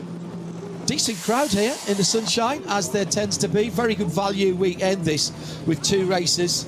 Great place to watch there as well. Yeah, you see the cars working. You're not sitting behind a big chicken wire fence miles from the track. You can see everything. You can see the whites of their eyes down there. Grandstand access, paddock access, and the grid walk all included in the. I think it was €30 per day for this weekend. We may see a change here for 3rd place. And this is the Black Falcon car. This the gold and red car. A little bit of bump drafting on the back of Tim Heinemann's car. He's held off. This is an extremely fast and dangerous part of the track. There's 0 runoff here, almost like a street circuit. If you hit that grass, you're going to hit the 3-layer metal barrier through the left-hander at mid curve. Still climbing here. Right-hander coming. And Stippy's going to make a dive down the inside. The next right-hander coming up is the bottom of a very... He had to defend there. And look to the left there. That is the old test hill that rejoins on the other side of the track at the exit of the Caracciolo Carousel. Boact, yeah. Still concrete on the inside and very, very bumpy around there. So the top of that hill climb you mentioned, Stahlstrecke, it's worth having a stand and having a look down the steepness. It wasn't how quickly you could get up it was whether you could get up it. Correct. Back in the 1920s and 1930s, it was the test hill, if you will. Now, this middle section out in the country, this is the one that takes the time to learn, I reckon, because there's so much here, Peter, that looks the same. Yeah, and a lot of camber change. Some of the curbs over the years have become usable, some less so. But just look at this, over the top of the brow here, trying to keep the car to the right because you've got an immediate double apex left. You're trying to bring the car in, definitely hit that second apex right here, and then dropping down into that right-hander. The car wants to understeer or oversteer, depending what you're driving, and then straight away back up again. He's got held up here, but you've got a lot of runoff on the left that you can use straight into the ice curve. So cold because in the winter races, it's under the trees, and that's the last place to thaw. And honestly, it is incredible to see these guys going through here, through the fog, through the rain, and still with a little bit of frost or ice on the circuit. It's also the place you get the sun in your eyes as the dawn 24-hour sun comes up. Yeah. So this threesome battling for 2nd, 3rd and 4th down through Flansgaard, super quick through here. And what you can't see from some of our TV, and certainly not from the heli shot, is the road has a big camber in the middle because it has to drain. And there's times going through Flansgaard and then through Stefan Bellofes where you are crossing from one side to the other of the crown of the road, effectively. Absolutely. I was watching on the previous lap, Tobias Müller coming in the car that's currently running 4th across those cambers. The car's just jumping across the track. There's a big jump anyway at Flansgaard, but in order to get the car positioned for the next curve through the Bellofesses, it's literally crossing that camber and hopping sideways. You've got to know that's coming before it happens. Setting the car up here, obviously it's a race car, so you want it stiff. But too stiff round here is a recipe for disaster. For sure, for sure. And in fact, it's funny, you know, my very early days coming here with British teams who were very, very successful with their cars on, let's call it standard circuits, doing all their testing at, say, Silverstone, Donington, wherever. They come to the Nordschleife and the car's nearly undrivable. First thing they do is soften it up, and that just turns it into a great big jelly. So what you've really got to do is work on the multi sort of rate suspension damping. You know, German teams have been doing this for a long time. A lot of fantastic damping technology these days, and it makes such a difference for sure. It's Max Verstappen now having completed another lap in that 380 in the Cup 3 category. Got a double waved yellow I'm seeing at Sabine Schmidt's curve just on the top of Hatzenbach, and they're just approaching that. Now here is the first of the leading cars making a pit stop. From 3rd, Tim Heinemann. Now remember, that was the car with the problem with the GPS, and there's a battle for 2nd, and it looks like the number 48, Tobias Müller, and the Black Falcon Porsche has got the inside for the hairpin. They don't go straight on there as they do in the 24 hours, and that is a change for second place. But what is significant to me is that Falcon Motorsports, Peter Kate, have split their strategy. One car coming in at the end of 5 laps. Indeed, indeed. And I wonder if the double yellow was influencing that, because they're just approaching that double yellow. And the GPS issue, possibly. Possibly that too. So they're just approaching at the end of the GP loop. We're going to turn left onto the top of the Nordschleife, and that's where the code 120 double waved yellow is. That's going to slow them down, which means in effect the pit stop that's being taken at this point is not such a penalty of time as it would be in a free running lap. So here they come to the double yellow. This is now 120 kilometre speed limit. So there's no 120 flag, it is double yellow. That signifies 120 kilometres. And there's one of the touring... Oh, now, is that one of the Milner cars? Is that the 955 then that we were talking about earlier on? I thought that had stopped further round. So that is being recovered right there at the moment. It is the 949, so it is one of the Cup cars. That, I'm afraid to say, the 949 is one of the Team Sorg Rennsport cars, isn't it? Yes, it is. Max Eisberg, Kasparanas Vingelis, and Stefan Bayer in the 949, one of the AM-class cars from SRS Team Sorg Rennsport. This battle for second position has been going on for quite a while, and it has just changed to Tobias Müller having gone through. It was for third, but with the pit stop, it's now for second position.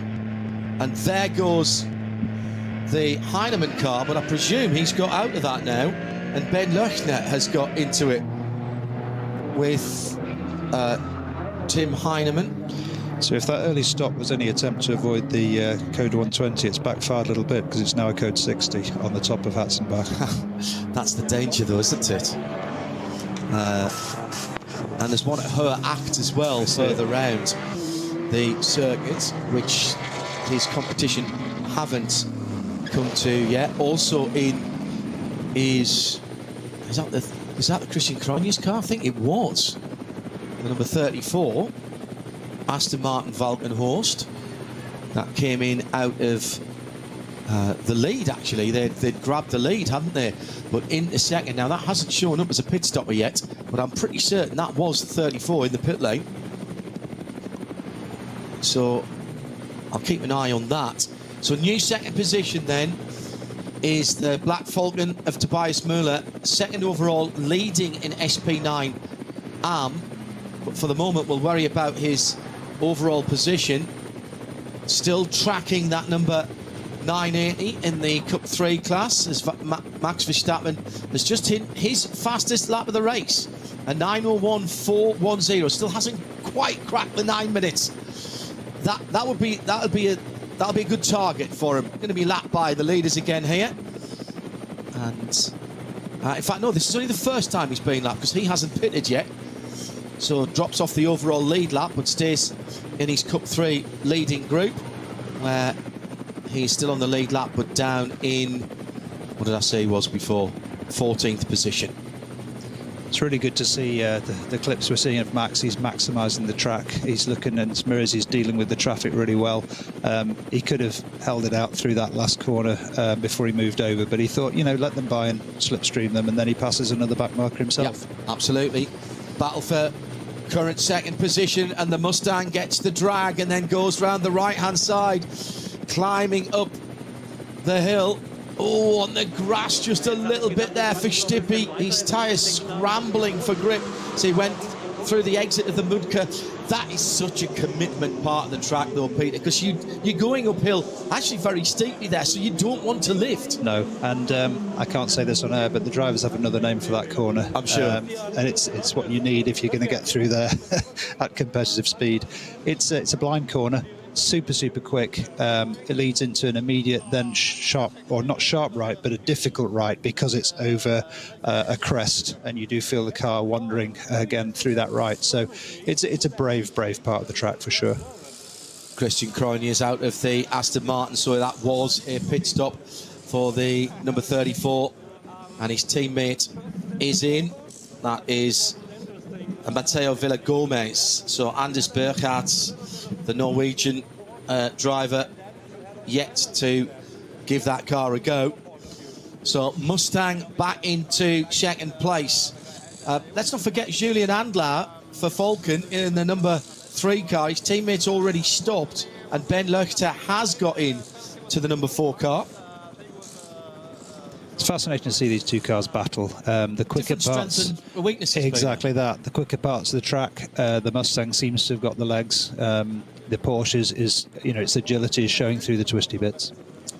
So coming up to 5 minutes before the first hour is completed, and we will get a better idea in a 4-hour race. But remember, 4 hours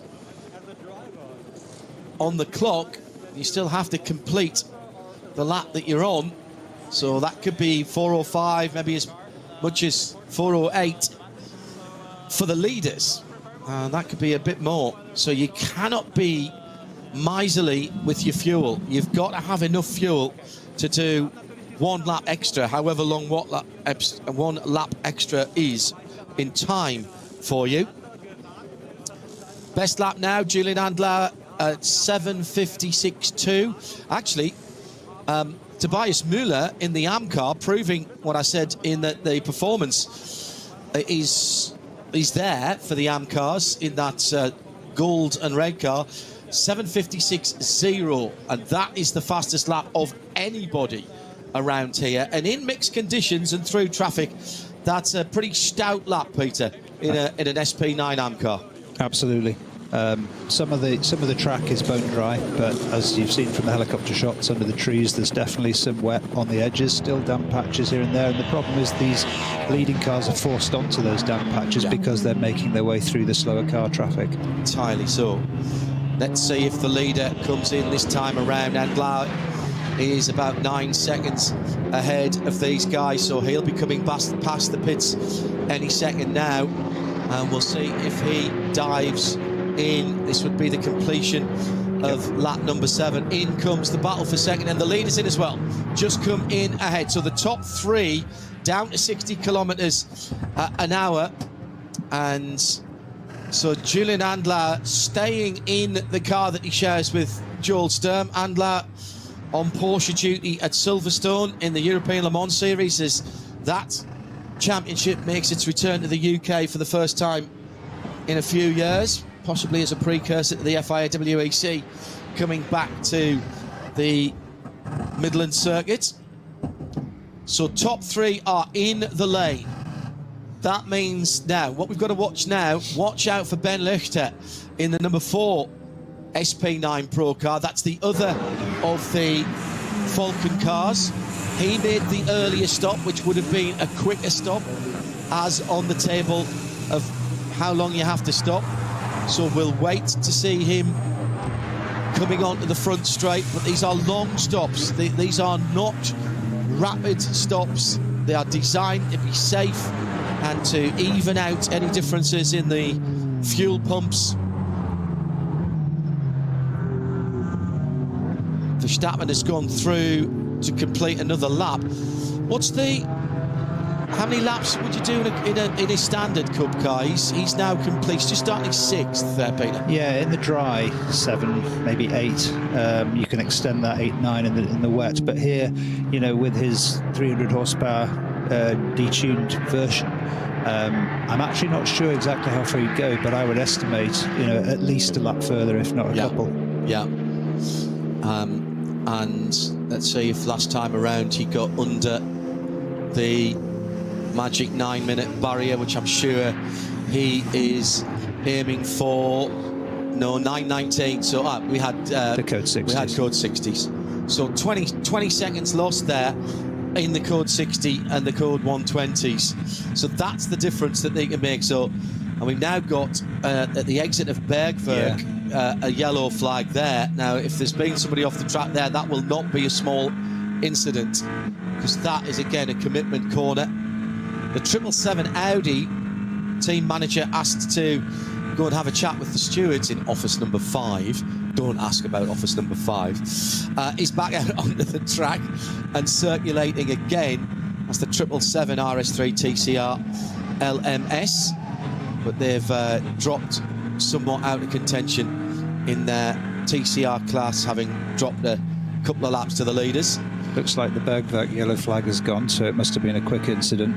Yeah. But we're certainly still seeing a long code 60 at Hohe now 3 marshal stations with the code 60 in that section. So there goes the leader, as it was when he came into the pit lane. So that now is on to his 7th lap. Check that. That's onto that's 7 laps completed. My apologies. Yeah. So onto his 8th lap. So they might be able to. I'm not sure. 2nd place, however.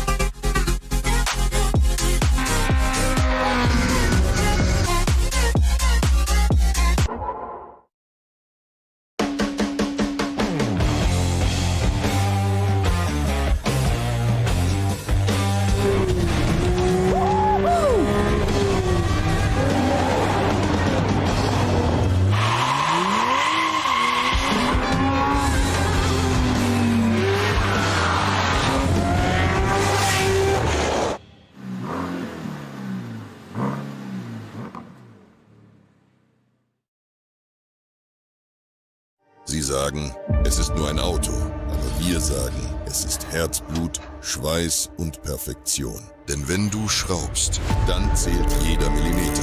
Dann bist du in deinem Element. Du willst mehr als nur fahren. Du willst es fühlen. Die volle Kontrolle. Eine optimale Straßenlage. Wir wissen genau, was dich antreibt. Denn wir teilen die gleiche Leidenschaft. Egal ob auf der Straße oder auf der Rennstrecke. Wir sind immer an deiner Seite. Wir sind H&R. Offizieller Partner der Nürburgring Langstrecken-Serie.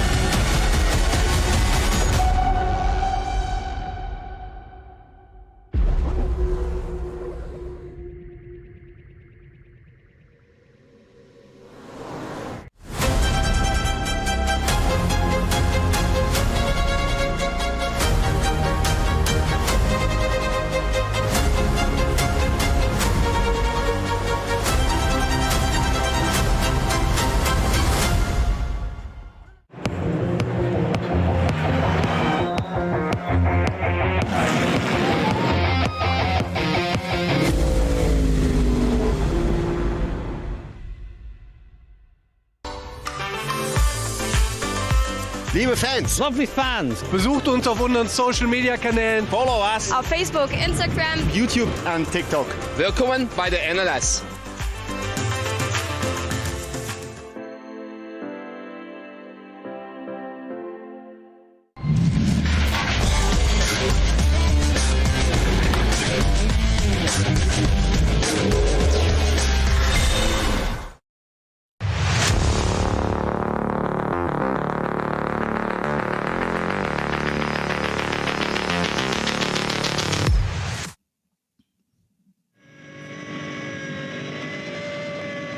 First hour and first pit stops completed for the front of the field in the 4-hour competition for round 7 of the Nürburgring Langstrecken Series. Hello everybody, good afternoon. Wherever you are around the world, good to have your company. Peter Kate and me, John Hindhaugh from the Global Broadcast Centre. Still work going on at the start of that Haxon back, recovery of that Zog machine on the right-hand side. Everybody getting back up the pace after it. Drama at the front of the field for Hab's racing team. Frank Stippler coming in to his first pit stop in second position, and the number 6 Mustang has not yet left the pit. It's been there for half a lap now, and that's a very long time. And conflicting information about the lead car, the Andlar and Jules Sturm cars, whether Julian Andlar is actually here this morning. He's been listed in the car since the start. Ben Löchter, I think, has gone through and leads the motor race. It won't reflect that on the timing at the moment, but I think that shorter pit stop, Peter, has put the Falcon number 4 car in the lead. Won't be able to tell you that until I see the relative positions. You might be able to look it up on the on the GPS. The problem is the number 4, the 4 car had a problem with its GPS. Exactly. Didn't it? Yeah. But we'll see on the timing screen as they come through. Interesting observation there, just going through the code 60 up through Ho8. What you saw is the Falcon car right up behind a slower car. The GT3 SP9 cars tend to have a very, very accurate speed limiter, so they can ride up to that 60 km/h speed limit. The car in front in the lower class clearly was running a little slower out of caution than the 60 limit, just to make sure they didn't get any penalty. Led to a lot of frustration from the Porsche right up the backside of that slower car, obviously losing critical time. So it's really, really important if you are in a code 60 or if you're in a 120 km/h speed limited section of the track to be absolutely on that speed, so that you don't lose time and you don't have the cars behind you closing up unnecessarily. It's the voice of Peter Kate, a multiple class winner in various different classes in the Nürburgring 24-hour race. Raced in the NLS well over 40 races around the Nürburgring Nordschleife. And traffic, as ever, and the management of traffic is always going to be a determinant here. And Julian Andlar for Falcon. Bit of a reshuffle for Falcon with Porsche drivers being redistributed around the world for a variety of races, endurance races in the GT3 formula. So just 2 drivers for all of those. Now we've got a Cayman in the pit lane with the luggage compartment open at the front. No engine there. I think that's the 980. That is the Verstappen car. In with an issue. I'm guessing it's a brake issue, and they're doing something, maybe bleeding the brakes. They've also got both rear wheels off there, and that car is going nowhere at the moment. In fact, 3 of the 4 wheels are off. Verstappen staying in the car. Now, this is exactly what he doesn't need to be able to get his 14 laps and 2 race results in. I reckon he completed 6 laps. He's staying in the car, though, so... That's hopeful. It's hopeful. Looking at the lead here, at least on GPS, we're looking at the 3 car, and the 4 car is now showing on GPS. The 6 car, which is the Ford Mustang, is still in the pit. So essentially a lap down. So is the 4 ahead of the 3 now? It looks like the 3's ahead of the 4 on the GPS. Oh, okay, right. I thought he might have just nipped through with that very quick stop. Yeah, both on the Grand Prix track at the moment. See if we can get a view of the number 4 car diving down the hill through this absolutely flat-out right-hander. then starting to climb before the chicane. And it's a smoother chicane than the F1. You can see the F1 chicane on the left there. This is a more open chicane for the endurance, since the braking is, let's say, not quite as sophisticated as an F1 car.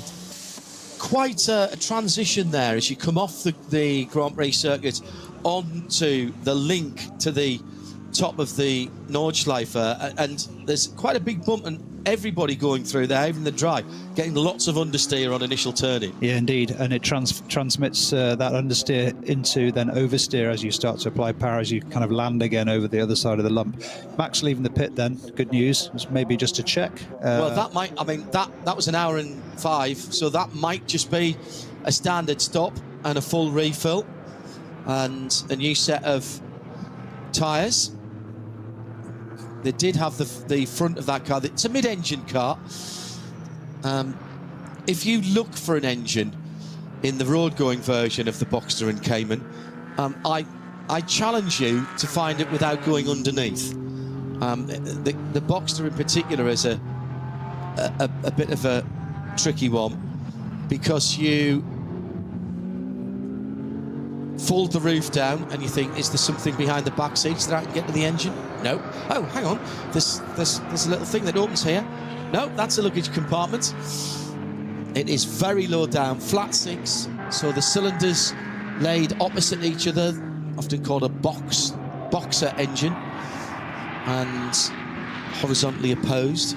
Subaru did the same thing with a 4-cylinder. Means that they're fit in a very, very narrow space, and it keeps the weight of the car low down, with the engine mounted right in the middle as well. It helps with weight transfer in the car. A very neutral car for road and for race. There are those amongst the Porsche fraternity, whisper it, who will say, why have a 911 when you can have a Cayman or a Boxster? And to be honest, it's sometimes seen as heresy to say that, because the venerable 911, well over 60 years old now, that model is the Halo model right at the top. The new Turbo S just been released last week, actually, at the top of the tree, the top of the food chain for Porsche 911. But in terms of miles, smiles and outlay, you'll go a long way to beat one of the mid-engined Porsches, although I've got a soft spot for the front-engine transaxle cars, being the owner, as I am, of a 968 Sport, 3-litre 4-cylinder 6-speed manual. Very underrated car. I'll keep saying that, and hopefully the values will go up a bit, Peter, you know. Absolutely, absolutely. It's interesting, I mean, you know, when you have such a sort of iconic car maker as Porsche, and they've produced these different cars over the years, you'll never get the same answer for anyone as to which one is their favourite. They all have their own merits and disadvantages. In fact, if you ask 10 Porsche owners, you'll get 12 different views, to be honest. The only thing I will say, and Porsche, BMW, and I know you drive a BMW on a daily basis, they have been very good at being able to make all of their cars, whether in Porsche's case it's 2 doors, 4 doors or SUVs, they are distinctively Porsche when you sit in them. And when you drive them, there's a certain DNA, isn't there? There is an absolute DNA from what you see in front of you on the dashboard, what you see as over the front of the car, how, I mean, even the current 992 Porsche back to the early 930s and the early 911s, and I've got a 993. You look at that and it's different, but it's similar enough that you can say, oh yeah, I can see the top of the wings there, and the bonnet's in the middle, and there's those 2 creases down there. Very, very interesting the way they've done that, and being able to transplant perhaps the characteristics and the character of the cars, whether it's BMW or Porsche, of even their more sporty cars into their more demure cars, let's say, or ones with slightly less sporting intentions. More practicality. More practicality, absolutely. It's very clever how they do it. And to me, the real stars of streetcar automotive engineering now are the ride handling and suspension engineers. Completely. I have no idea how they can make a 2.5-ton Porsche Cayenne, for example, that sits nearly 6 feet off the ground at its highest point, take it onto a track in controlled conditions, and you can absolutely flat drift that car. Definitely. In the Turbo GT or something like that. Incredible stuff. I was out in an all-electric Porsches and BMWs, Genesis that I was driving recently, weight down low, 21-inch rims, and you think 21-inch rims, that's going to be crashy. Ride like a magic carpet. They are actually, I think, they are black magic workers, those guys, and fair play to them. A lot of it, in fairness, is technology transfer from what we're doing here. Yeah, motor racing. yeah, and I was just about to make the point that the Nordschleife, which you mentioned earlier, with the industry pool and all of the testing that the car makers do around here, one lap round here simulates an awful lot of standard mileage out on the public roads. There's so much variation of gradient camber, low frequency bumps, high frequency bumps. You know, there's a lot here to learn, not to mention the weather that at the moment seems to be holding pretty stable. We've got nice sunny, bright conditions. But yeah, that's where these ride and handling guys really earn their bread and butter. Now, the GT4 Supra, very slow indeed. This is the 160 Looks car. like a puncture or something. I would say it's puncture or suspension damage. The steering wheel turned to the right. The Toyota Supra GT4s built, that is Koyama, the Toyo tyres with Ring Racing, and that's a left rear tyre issue. Now, I'm not going to say that the wheel's coming off, because if he's managed to get all the way around the Nordschleife with a loose rim, he's done brilliantly well, and he did come in off the Nordschleife, not through the cut through into the back of the pits.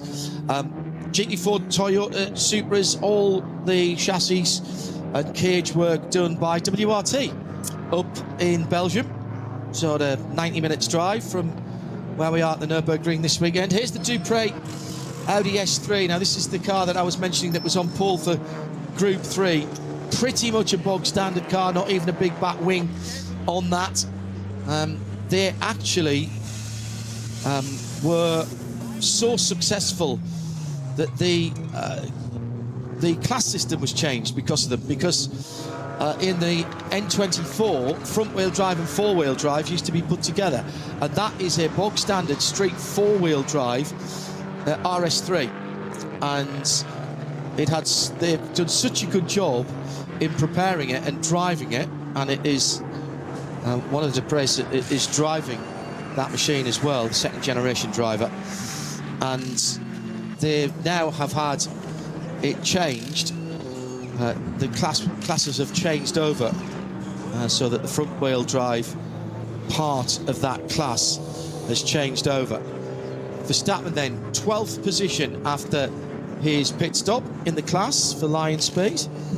Just trying to find what class that's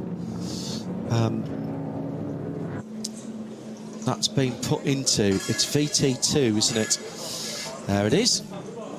And they are going nicely in there. So into the pit itself for the Toyo tyres and ZF supported Supra, and that car it's been pushed right at the back of the garage. They are long and wide garages here, Peter, and they're being pushed there so it's not to inconvenience anybody else that they're sharing with, because that is not a garage that they have to themselves. Correct, and obviously positioning the car like that suggests there's some work to be done here to fix whatever went wrong. It looks like a suspension issue. They're having a good check around that left rear area, but yeah, the cars in the 24 hours, certainly where there are even more cars than the 112, 113 today, you can have up to 6 cars in each of these garages, and it can be quite a nightmare if 2 or 3 cars come in with a problem at the same time. But certainly a lot of respect between the teams to be able to operate like that. And there have been great friendships built by who you've been sharing with. In fact, there is a car, it's quite a limited edition car actually, the Aston Martin Signet, which came about because the man at the head of Aston Martin at the time, who was Andy Palmer, and the man at the head of Toyota, Dr. Betts, excuse me, yeah, and Akai Toyoda, man at the head of Toyota, formed a friendship. and the Toyota Aygo was re-engineered and rebadged as an Aston Martin. So that was right at the end of the lap then. I didn't see contact there for that number 160 Toyota Supra. So I wonder if that suspension just gave up there right in the middle of that final chicane. It's not the place where you really want that to happen. No. Even the smaller class cars are knocking on 250, 260 kilometers per hour by the time they get to the end of the Dottinghurst Straight. It's a slightly downhill straight, as I mentioned. It's almost 3 kilometers from start back to the end of Tiergarten, which is a very tight or ever tightening series of left-right corners at the end of that straight. So if you do have a suspension problem at that point and you're arriving at that kind of speed, it certainly catches your attention. I was going to say that, well, if he wasn't warming up already, the Japanese driver there, he certainly will be now. Just hearing that we've got another stationary car out on the track, and it is the 605, and that would make that the only car in the H4 class, which is one of the M3 E46 BMWs, the over 2000 cc and under 6.2 litres for those engine sizes. In comes Klaus Abelin. Now, is that his first pit stop? Can't be, surely. Looking for the machine, and here's another puncture coming in down the long straight. That is another one of the so that is the 165 Cayman. I think it is Abelin's first pit stop. It's just now clicked onto it. So he's got 9 laps, so he's running to a pace, so that's an hour and pretty much an hour and 21 minutes. Not running at full pace. Now, Klaus is getting out of the car. Now, I didn't see another name, so maybe he's had enough. I think he just wanted to, there's a bit of a high five there. Just wanted to give the car a run. It's entered again tomorrow. This shakedown of the Frickadelli 296. Is that the team saying, no, you've got to get back in? He's just going to try another garage then, isn't he? Yeah. No, I'm going to go and sit here out of the way. That's the team and the man behind the team that brought Ferrari its one and only win at the Nürburgring 24 Hours. History made a couple of years ago. No Ferrari Works drivers. He had Works drivers, but none of them were Ferrari Works drivers. Earl Bamber among the drivers there. Rinaldi Racing helping them out. And that is, if that isn't the actual car, the Frö Beer sponsored car, then it is an absolute clone of the car that won. It is in exactly the same Rinaldi Frö racing livery. The party was impressive, is what I heard. We were packing up and wearily disappearing back to our digs to... I think it was the same weekend as the Indy 500 that year, and we went back to our digs, which was just round the corner, actually inside the circuit, and managed to catch the Indy 500 at the end of it. So still the 2 Falcon cars. It is 3 from 4, 22 seconds between them now, we can tell you. With new third place is another Porsche, Black Falcon. That's the red and gold number 48. With the Car Collection Motorsport number 44 next up. And now Tiergarten has a slow zone upgraded to code 60. So that'll slow the lap times again. They're just approaching right now, the leaders. Right. So if you are just joining us, hello. We are not yet at half distance. Been pit stops for all bar the odd 1 or 2 cars. The leading SP10 car, the Avia Porsche WNS Motorsport car, has not yet stopped. And that is the highest placed car in 19th position and leading SP10 Pro that has not yet stopped. The Cup 3 Pro 944 Porsche 718. That has not yet stopped. And the Cup 3 AM class car, the 977, that has not yet stopped yet, but mostly everybody else has. In fact, some have stopped twice, including the Jutta Racing Audi, but that was an early stopper from memory. I think that was the first car that came in after the completion of, I want to say 4, but it might have been 5 laps. I'll just check that up. And the guys down at Fricatelli Racing, only 10 test laps today, and it will be the last GT3 race ever for Klaus Abelin tomorrow. Well, that is the end of an era. As I say, he's been doing sterling work in his historic Porsches and in the Peter Auto series, which is now called the Classic Le Mans series. Next race for that is the final race of the year at the end, I think it's end of September, beginning of October, and that is at Estoril, and we'll have live coverage of that for you as well.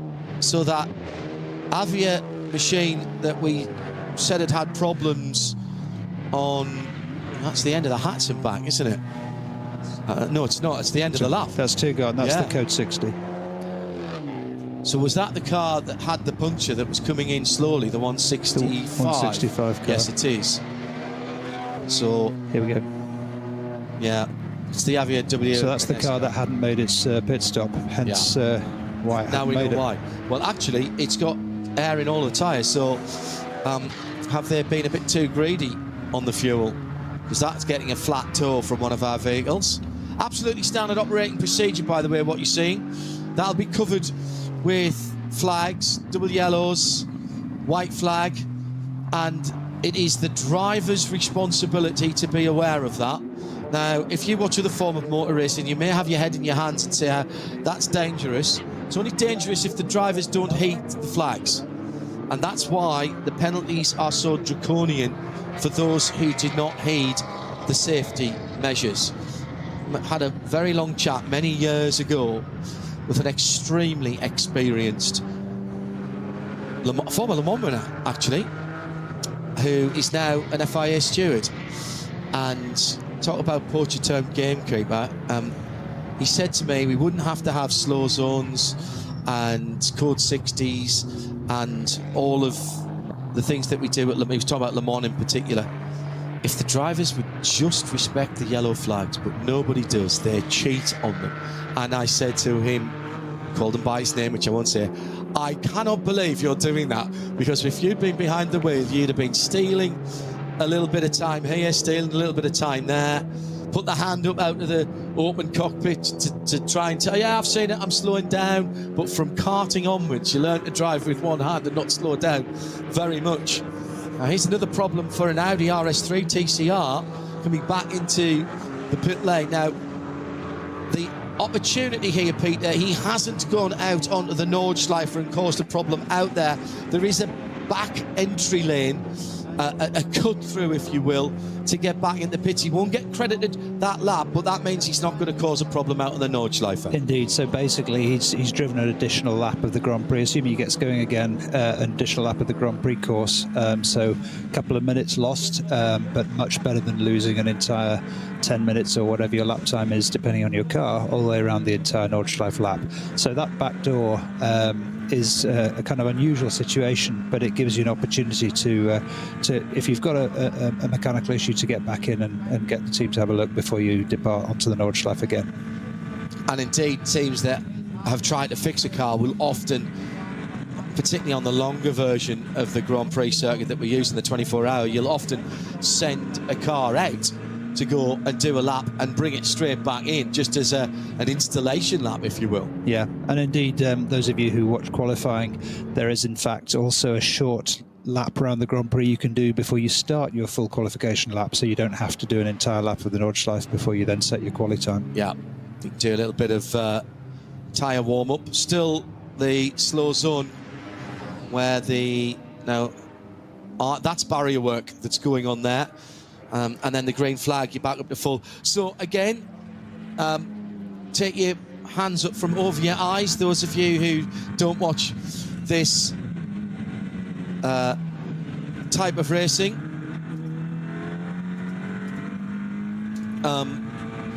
The guys are going to work there with the truck, with the trailer. There'll be new lengths of steel crash barrier there.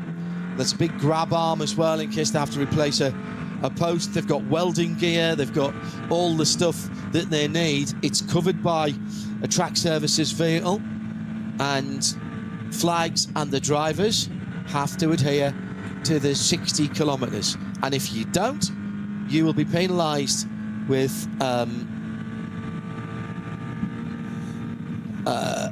you'll be penalised with points on your licence, or potentially have that permit taken away, as we were mentioning earlier on. It is an absolute sanction. Mostly the drivers understand it, understand why it has to be like that, and they are respectful of the workers on the track and their other drivers. This is a place like no other. You cannot be cavalier about safety here. No. It's interesting. The standard of driving here generally is very high because people understand the implications of taking a risk. You very rarely see, perhaps other than on the Grand Prix loop, people taking risks up the inside, just showing the nose. You know, they make a very definite pass. Correct. To be sure that they're not going to put the other guy into the wall. My hearing from our team down in the pits, and thanks for passing this along, our German colleagues. The Haupt Mustang GT3, a clutch problem that happened as they were restarting the car after the pit stop. They are trying to correct that at the moment. And we're also hearing that Julian Andlau will stay at the Nürburgring for tomorrow and drive for Vulcan again in tomorrow's race. So he is driving today, he will drive tomorrow. So some confusion about his driving duties because he is listed for Porsche at ELMS. Whether that means no driving at ELMS or whether he can somehow jump in for the second part of the race, not entirely certain. I'll check the information there. Fortunately, we have Paul Truswell there doing the PA commentary, and so I'll drop a line to Paul to find out what's going on at Silverstone. Right, 2.5 hours still to go, Peter. First drivers, some of them have got out and will be contemplating potentially getting back in if it's only a two-car team later on in the race. Some of them will be doing doubles. How tough is a double stint here at the Nürburgring? In NLS, it's maybe a little different than the 24 hours because usually in the 24 hours the double stints come at night because it's a sensible thing to have a driver in the car for a longer period of time who's used to the conditions rather than constantly switching. In the daytime, obviously, conditions tend not to change too much. I say that with caution. We're at the Nordschleife after all. Well, middle of the Eiffel Mountains, it tends to have its own weather, and whatever weather app you use tends to be less than accurate in these regions. But, you know, the thing I always remember about getting into a car after another driver is that it's never quite as you remember, because as that driver's been driving, you know, things may have slightly changed in terms of the car's been maybe hitting a curb here and there, or other things have happened over that first stint. So you get in the car and you're kind of trying to adapt for the first few miles or kilometres. You're trying to learn what's slightly different about the car. The brakes slightly different, tyres obviously are new on the car, there should be, but there's always some subtle differences that you just got to get back used to when you jump in after another driver's been in the first stint. I'm indebted to Jesse Young, who, like us, was perusing the various versions of the entry list, which tends to be a movable feast until we actually get cars across the start-finish line here. And he's noticed that KCMG have the current king of Japanese motorsport, Sho Tsubi. Showtime, as he's known. He's leading both Super GT and Super Formula at the moment. And in GT500 in Super GT, he's on the verge of clinching a record equaling 4th title, so keep an eye open for those KCMG SP8 cars. He's listed in both of them. Current standings then, let's give you a quick rundown. Falcon from Falcon, 35 seconds between them as they cross the line. It's 2 SP9 Pros. Car Collection number 44 makes it 3 Porsches in the top 3, and their lead Pro-Am. SP9 Am, that's Black Falcon Porsche number 48. Other leaders, Cup 2 Pro, Moon Motorsport with the 921. 12 and a bit seconds ahead of Loesch Motorsport in the 948. That's tight. 12 and a half seconds here is nothing. AT2 Manti, the number 718 Cayman, leading that one in 14th position overall. SP8T is Plusline Motorsports BMW M4 GT4, the number 155 car. Black Falcon leads SP7 class with the number 7 in 20th position. That's another 718 Cayman. In AT3, which is the front-wheel drive class, the 333 Max Kreuzer Racing in the pits at the moment, but leading in their Audi RS3. Battle down at turn 1 for position in the top class, and that is for 3rd and 4th. Check that 4th and 5th. And the Aston Villa Gomez trying to go round the outside, and he'll use the Golf on the inside as a bit of a screen there, or a pick as the Americans would say, and that's a change of position for that Valkenhorst Motorsport Aston Martin Vantage. And that is a overall position, but stays in SP9 Pro-Am 2nd position. Right, where did I get down in the lead? Is Black Falcon SP7 in 20th position. AT3, we've mentioned that. TCR, Moller Bill Motorsport, another Audi, number 801 is 33rd. Overall, it is the Adrenaline Motorsport BMW 240i Racing Cup in their class.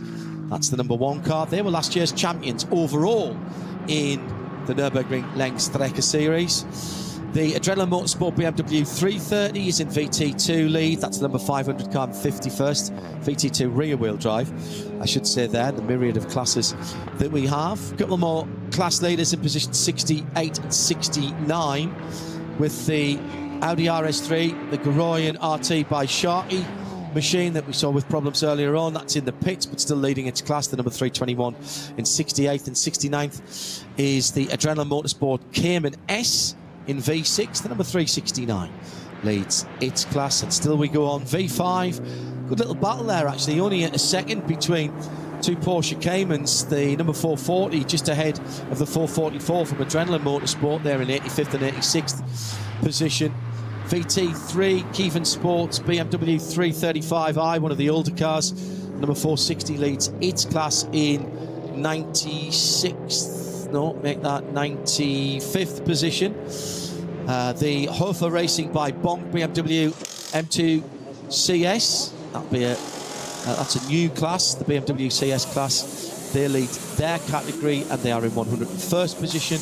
And then a raft of class leaders from 104th down over. BMW 325ci SP4 leader, that's the 254 car. 318 Ti Cup, the Cheney Racing Run Series, the 275 leads SP3.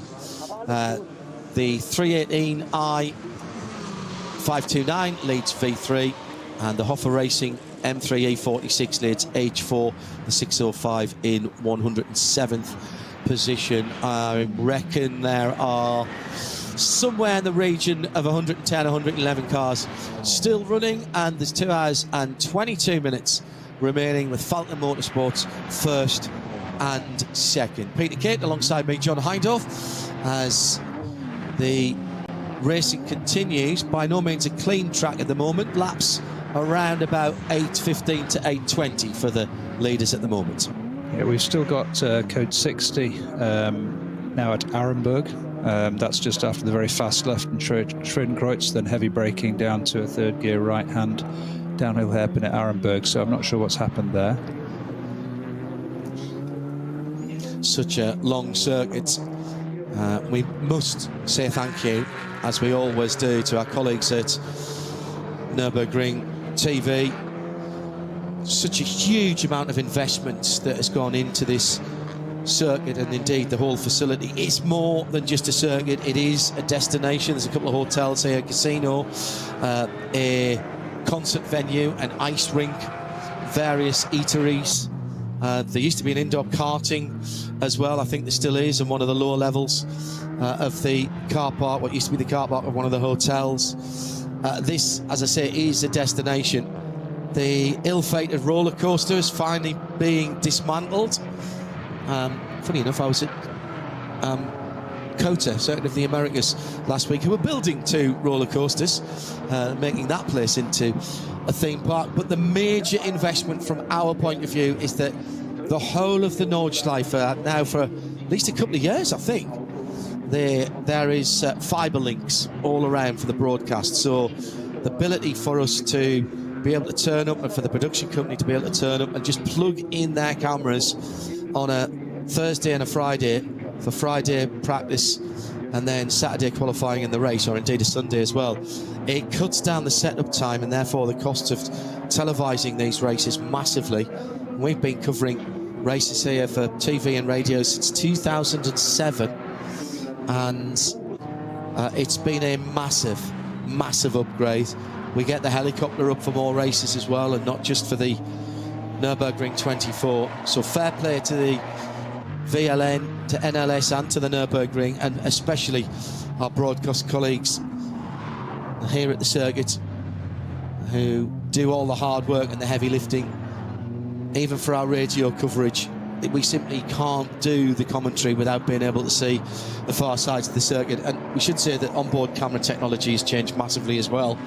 And this was one of the places that pioneered 5G onboard technology in the NLS, using basically mobile phone technology to transmit directly from the cars. So even if you didn't have a helicopter or an aircraft up, you didn't have to have ground-based repeaters all the way around this 15-odd mile circuit. It's worth mentioning as well, if anyone is interested to go and watch racing live at this place, it's a fabulous viewing experience. You can walk around most of it, and wherever you're standing, you're going to see action. More action, I would say, in one day than you'll see in a season of traditional racing. Yeah.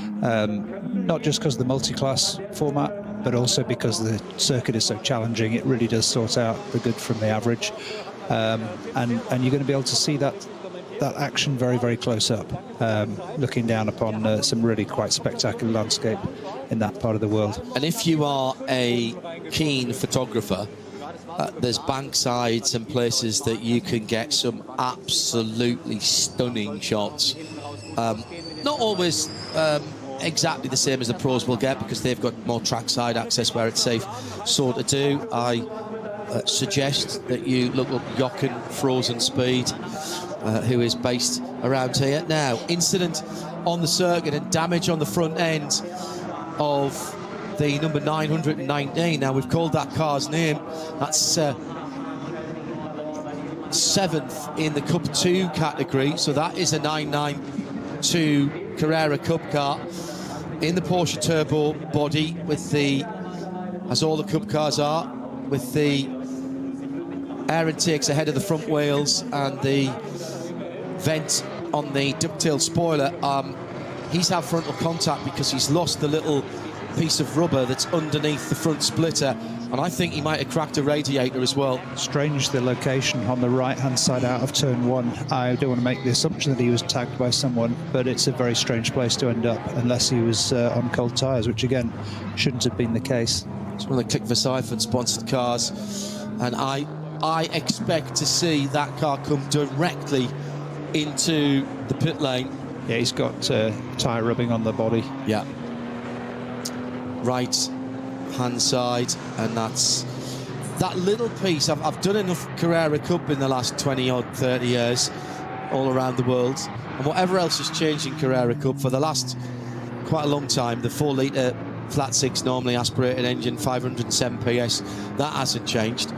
The body styles have changed as reflecting whatever the newest version of the Porsche 911 street car is.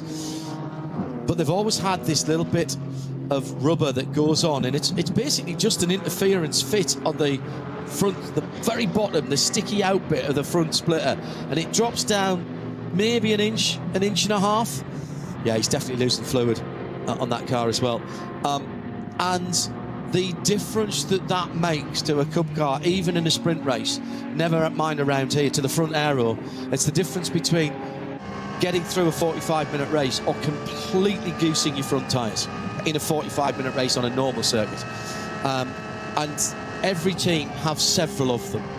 Yeah, everything's so finely balanced. Correct. Aero to mechanical grip, and absolutely, if you're driving on the limit, you've got the car set up to have that in place, and then you lose that. Clearly, you're going to start understeering, you're going to start running those front tyres across the track and destroying them. The Mustang still in the pit lane, having completed its first stop. They're just checking the Yokohama tyre pressures there. Remember, in GT3 at the front of the field, in SP9, a number of different tyre manufacturers competing against each other.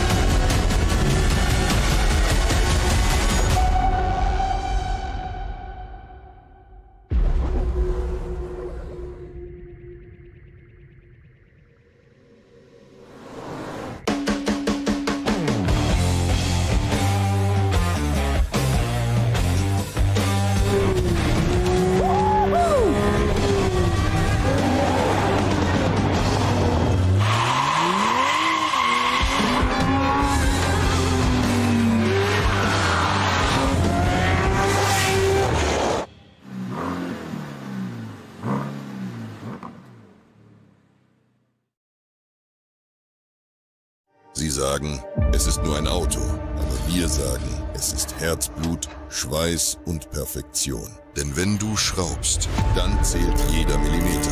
Dann bist du in deinem Element. Du willst mehr als nur fahren. Du willst es fühlen. Die volle Kontrolle. Eine optimale Straßenlage. Wir wissen genau, was dich antreibt. Denn wir teilen die gleiche Leidenschaft. Egal ob auf der Straße oder auf der Rennstrecke. Wir sind immer an deiner Seite. Wir sind H&R. Offizieller Partner der Nürburgring Langstrecken-Serie.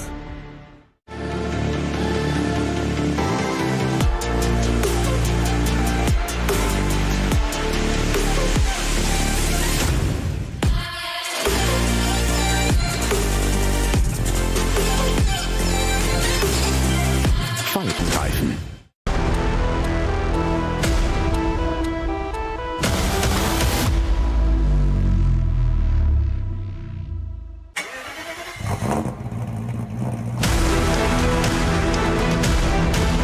Hol dir jetzt dein eigenes Motorsporterlebnis nach Hause.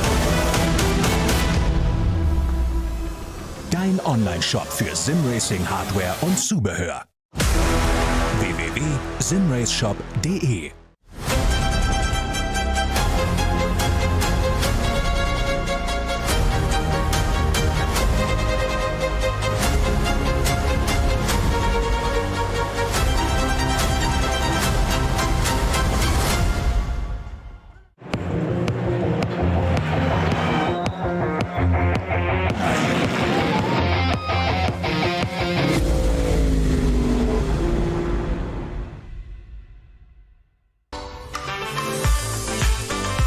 Liebe Fans, Lovely fans, besucht uns auf unseren Social Media Kanälen, Follow us. Auf Facebook, Instagram, YouTube und TikTok. Willkommen bei der NLS.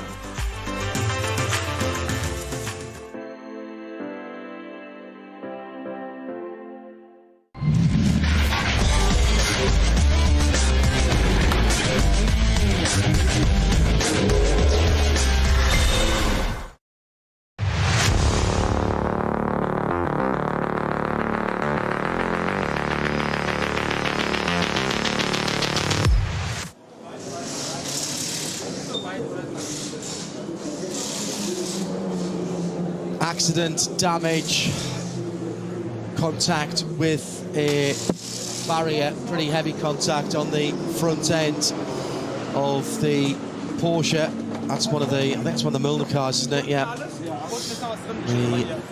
Taking off that front splitter, front end.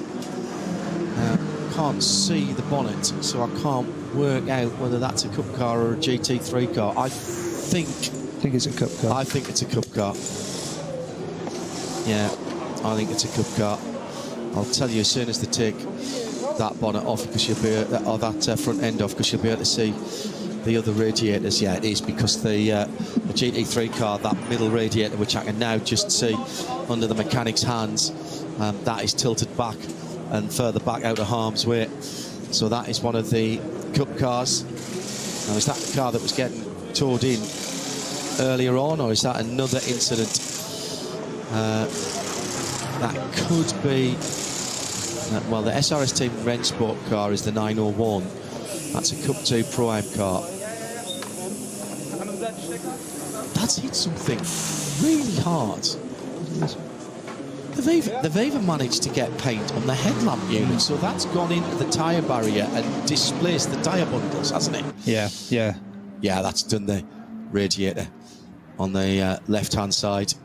So the guys have got some work to do there. Meantime, front of the field, Julian Andler gone through, completed another lap. 40 seconds to the good on his teammate.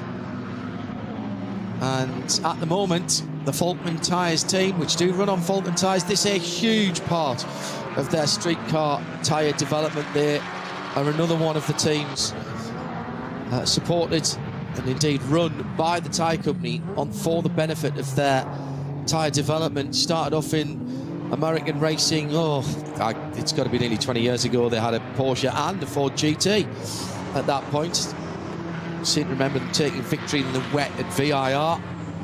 And then I've got a feeling their first drive victory was on the streets of Baltimore, around the back of Camden Yards. Went there a couple of years. Ryan Sellers, one of the drivers in that team. They got rid of the Ford GT and concentrated on the known entity of the Porsche 911, and have subsequently grown in confidence. They have their development centre on Gottlieb Daimler Strasse, which is the street that runs two back and parallel to the Dottinger Höhe, and they run their development programme with tyre tests around here at the Nürburgring Nordschleife, send the data back to Japan. The tyres are then manufactured and air freighted back out again.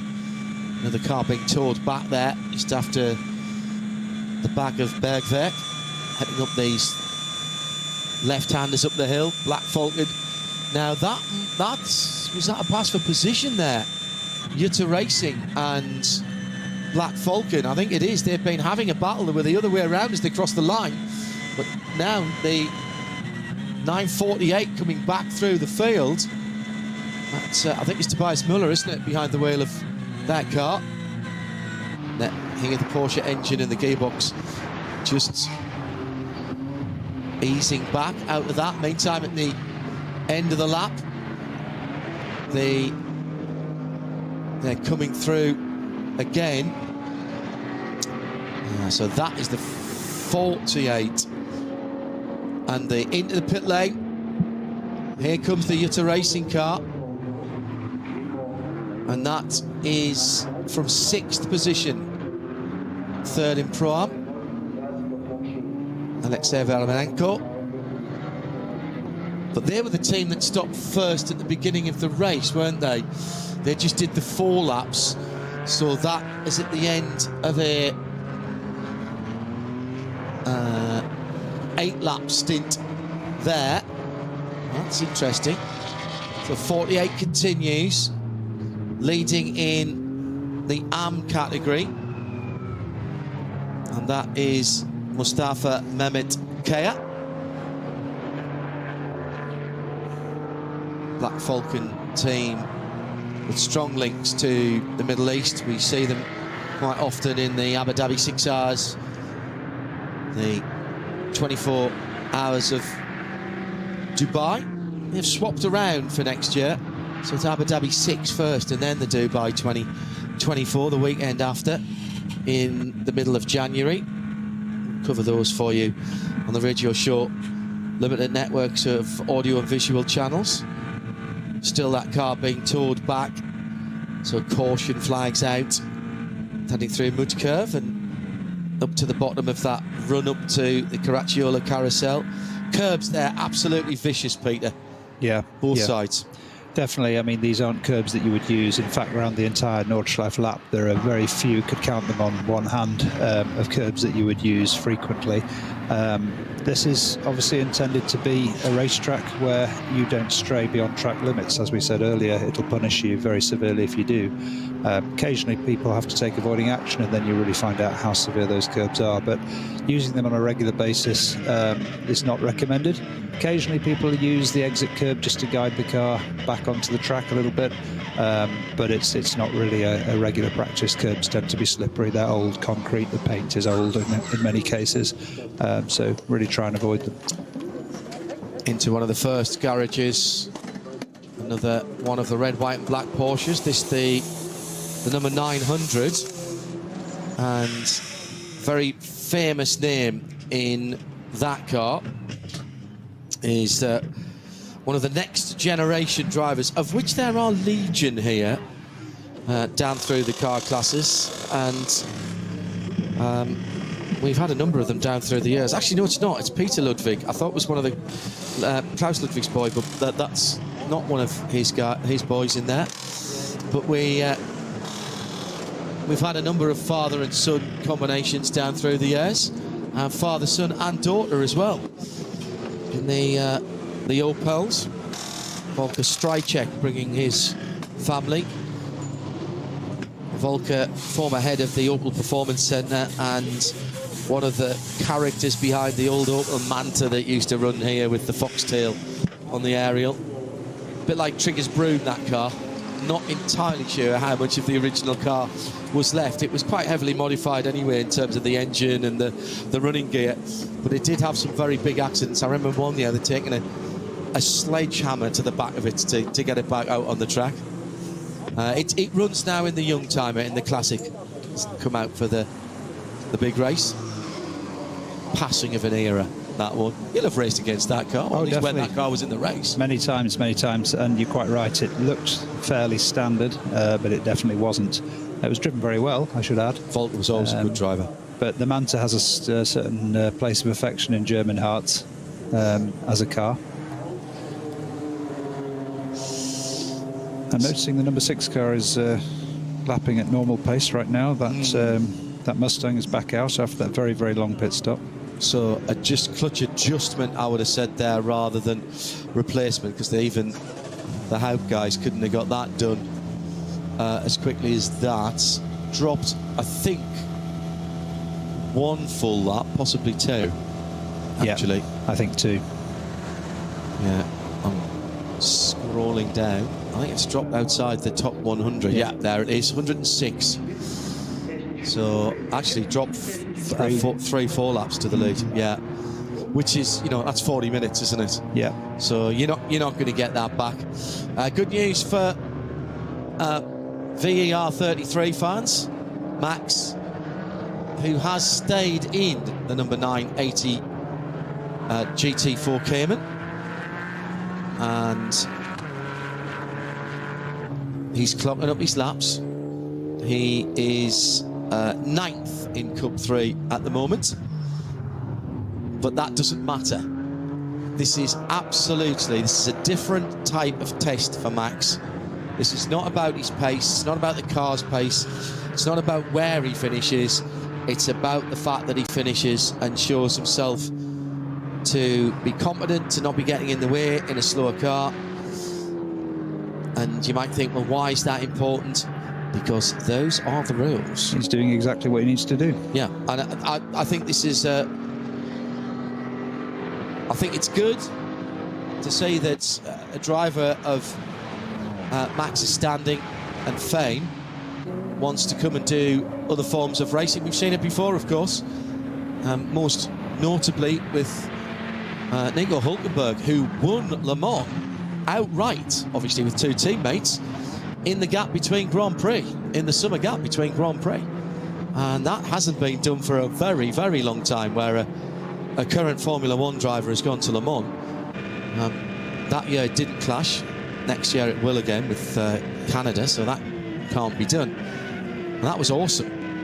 And good to see that Max is interested in other forms of motor racing. He's made it absolutely clear that long-distance racing, both here at the Nürburgring in GT3 and potentially at Nürburgring and also Le Mans, should I say, is on his radar. Into the pit lane then for, this is the number 4 car. Stopped a lap or so earlier than its teammate last time. Ben will get back out. Ben Lechte getting out of the car. He's got his name on the back of his overalls, so that's easy. There's only 2 drivers, so it'll be Tim Heinemann who's getting back in again. Issue with GPS earlier seemingly sorted. Brand new set of tyres. There's no penalty for changing tyres at every stop, and you can change your tyres whilst you're refueling. In fact, they'll do that and put it on the trolleys and move it around. So half distance then in the first of 2 race weekends, 2 races this weekend, rounds 7 and 8 of the Nürburgring Langstrecken Series. Very wet qualifying this morning, and the track still damp enough for most of the cars at the front of the field to at least go to the grid on wet weather tyres and possibly even do their first stint on wet weather tyres. The Mustang got the best of the start, jumping up to 2nd position early on in the hands of Nürburgring specialist and veteran driver Frank Stippler. Frank, I can drive anything quickly. Stippler, I think, is his actual full title. 3 starting groups, around about 30 to 50 cars, just a little bit over in some places. Max Verstappen in Group 2, in a car that has to be under a certain power to weight ratio. So rather than take one of the lower class cars, he took a Cup 3 car that had to put a little bit of weight into it and also put a restrictor into the car to slow it down, so that's why he's not quite as quick getting up to speed. First penalty of the race, going to the Valkenhorst Aston Martin that had to come through the penalty loop for slight contact when battling for 3rd and 4th place. And that battle with a number of the different Porsches continued for Frank Stippler, battling for 3rd, for 2nd at various points of the race, including with the Black Falcon team in the gold and yellow car. Pump fuel being measured, and you actually get charged for that at the end of the race. I kid you not. You get a little bit of, you get a receipt for each of your fuel stops. Problem for the 160 Toyota GT4 that had suspension damage, but right at the end of the lap, so could limp in and get some remedial action. Valkenhorst Aston looking very strong in the first part of the Grand Prix circuit, and a couple of people celebrating birthdays who had chocolate and cakes. Not making it to the global broadcast booth, I should add. However, the good news is that for our afternoon tea this afternoon, I have brought along, well actually it'll be Sacred Coffee, I have brought along some of the Responsible Adults homemade biscotti. So that will be what we'll be celebrating before our evening meal tonight. So as it stands then, with 1 hour and 57 minutes to go, to the 2 Falcon Porsches that lead from the Porsche of Car Collection Motorsport, then the Aston Martin Vantage in 4th position. Some of the class leaders you will notice as well, well inside the top 20, including the Manthey AT2 car, the SP7 leader for Black Falcon, as we go through down into the 30s. Moller, Bill and Max Kreuzer Racing are leading their class in 28th and 30s. Outside the 30, AV Racing by Black Falcon leading their BMW GT4 Evo. That is the SP10 AM category in 32nd position. And further down from that, as we're still not even halfway through, getting down towards the top 50, more class leaders there with the number 1 Adrenaline Motorsport BMW, last year's overall winners in the championship from all of the classes.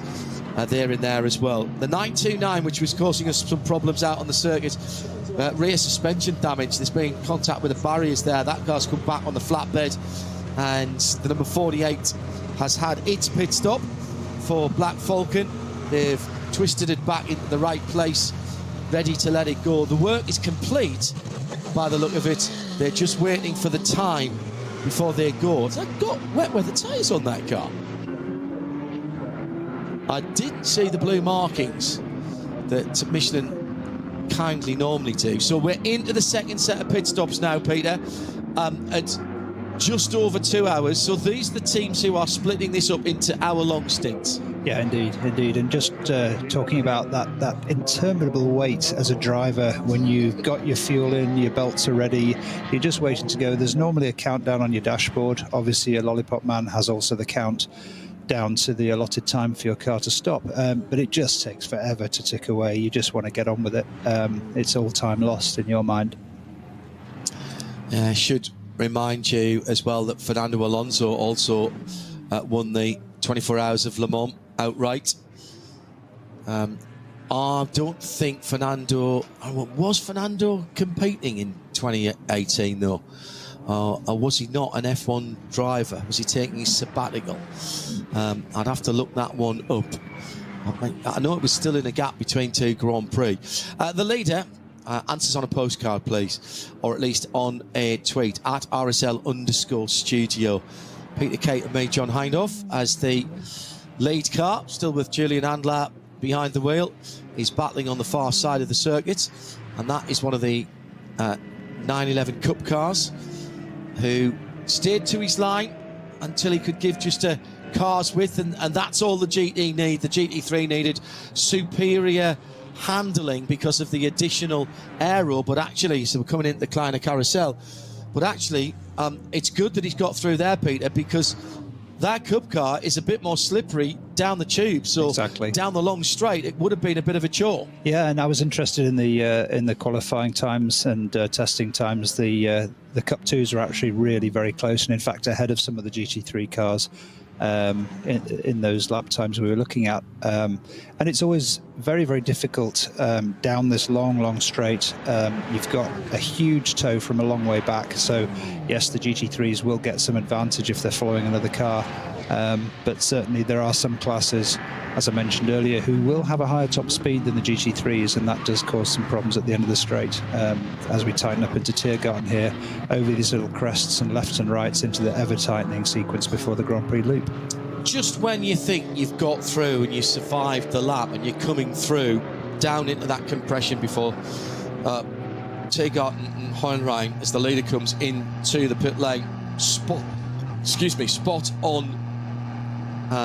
on schedule, you've got that last little bit in there, and it is insanely quick because it's quite steep there, so your braking, such as it is actually really late, isn't it? It is, and there's always this debate as a driver. You've got the compression coming up, and you know that if you can force yourself to brake beyond the compression, the uphill will actually increase your braking capability of the car. If you start to brake before and then you're fully compressed on the suspension, it's extremely unstable. So there's a certain leap of faith you take to go beyond what you think is appropriate, get the car onto the uphill beyond the compression, hit the brake, and then easing slightly through the right before you really again hit the brakes for the tighter section of Tiergarten. Thank you to Allard Kalf. Hello, Allard. I haven't seen you for such a long time. Excellent driver and excellent commentator as well, as it's raining on the far side of the circuit. So heading down towards Versailles for the Porsche of Black Falcon. Raining enough for the wipers to be needed, and that means it's raining because you lay off the wipers as much as you can. Allard, as well as its Jack Mates, confirms that Fernando was doing his Dakar and Le Mans events, doing Indy as well when he won Le Mans, so he wasn't a active F1 driver, and that, my memory has not failed me. Thank you at RSL_studio. I am getting old now, so I can't always rely on the memory. So this is classic Nordschleife, isn't it? Right now we've got rain, the cars are on slicks, the track, you know, it's debatable now what's going to happen in terms of weather. All the apps were saying, you know, sun and white cloud, but here we are, you know, at some of the higher points of the circuit, clearly wipers on intermediate. Yeah, incredible. Actually, wasn't Alonso still racing with McLaren in 2018? Now I'm going to have to go back and look. I'm not second guessing anybody there because I honestly can't remember. I know he won with Toyota at Le Mans, but Nico Hülkenberg's win, I do remember Sebastian Vettel at the first press conference, driver's press conference back after Le Mans.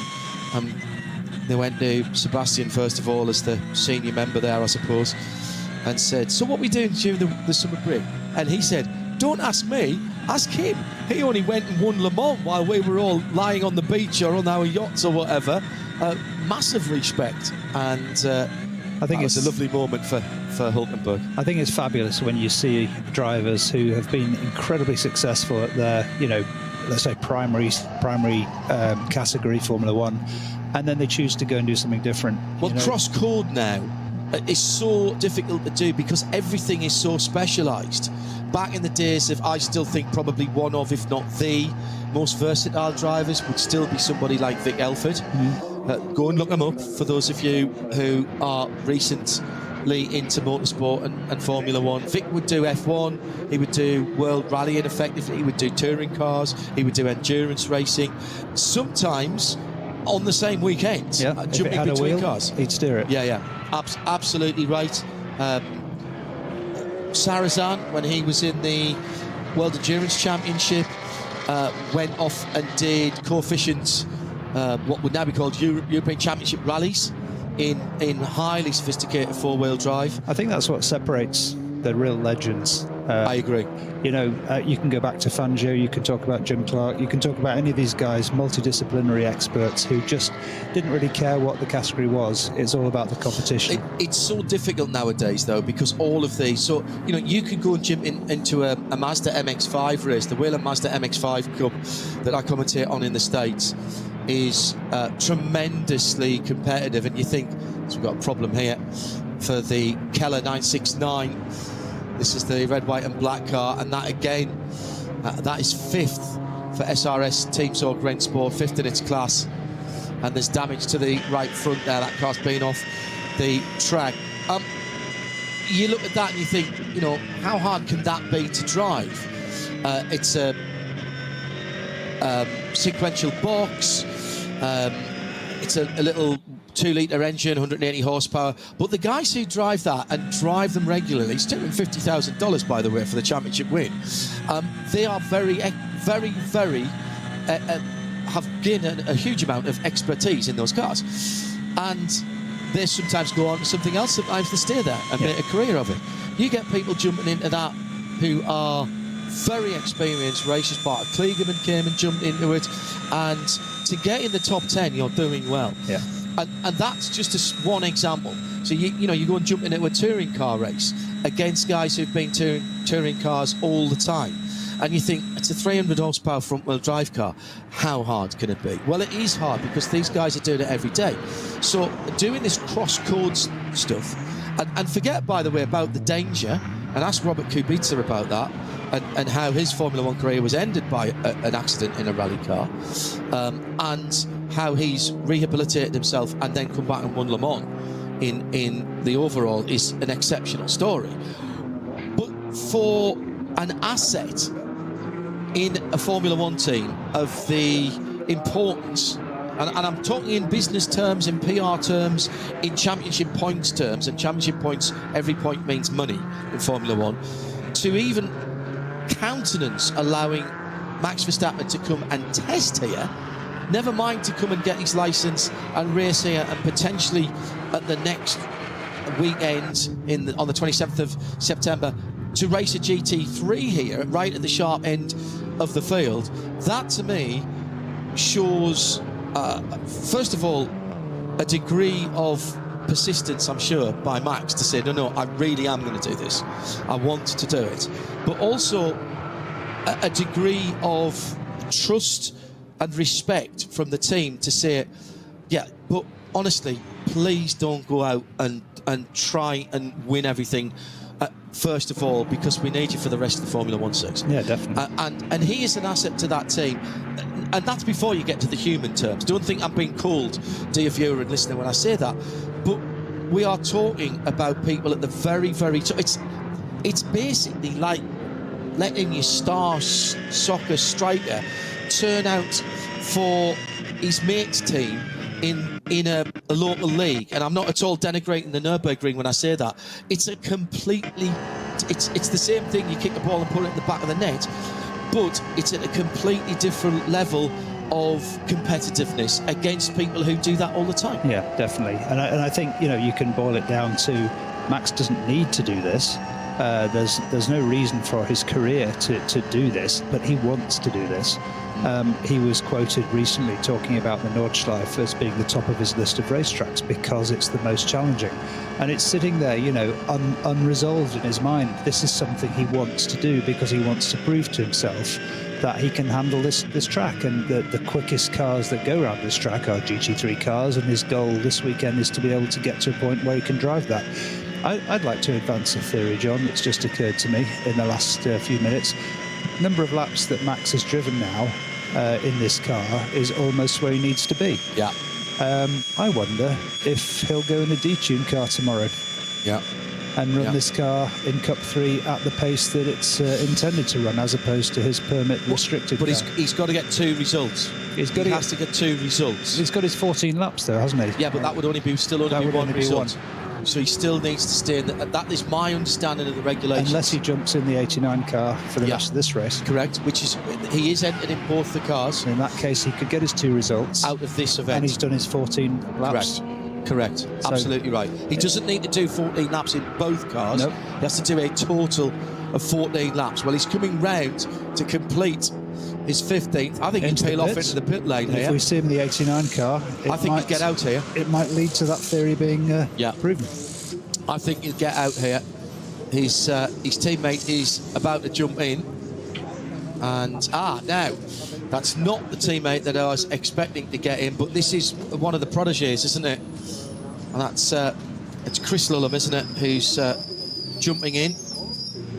So he was in the 89 car before, right? Correct. So out jumps Max Verstappen of his primary car. This is Chris Lullum from running in that car with Max Verstappen, running on a GB license, and United Kingdom driver. So there'll be a new set of Michelins going on there. Not sure what the tyre choices are in this class. This is your old class. Was there more than one slick? No. More than one. There's one make. Yes. Michelin's all the way. But it's there's obviously wets. There's obviously I don't think they'll be putting wet tyres on with that tiny amount of rain, by the way. No. It's a small amount. And just one compound of slicks? One compound of slick. What I think will be very interesting to watch over the next few minutes is where Max goes now. If he takes his helmet off and disappears, or if he's looking to jump in that 89 car. All right, we've solved the... thank you, everybody. We've solved the Alonso. He won Le Mans in 18 and 19.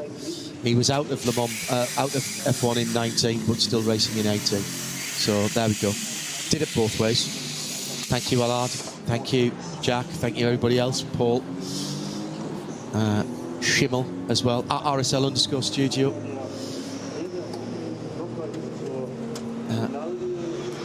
Absolutely loved having Fernando in the sports car paddock. Also, Mark Webber was a great addition.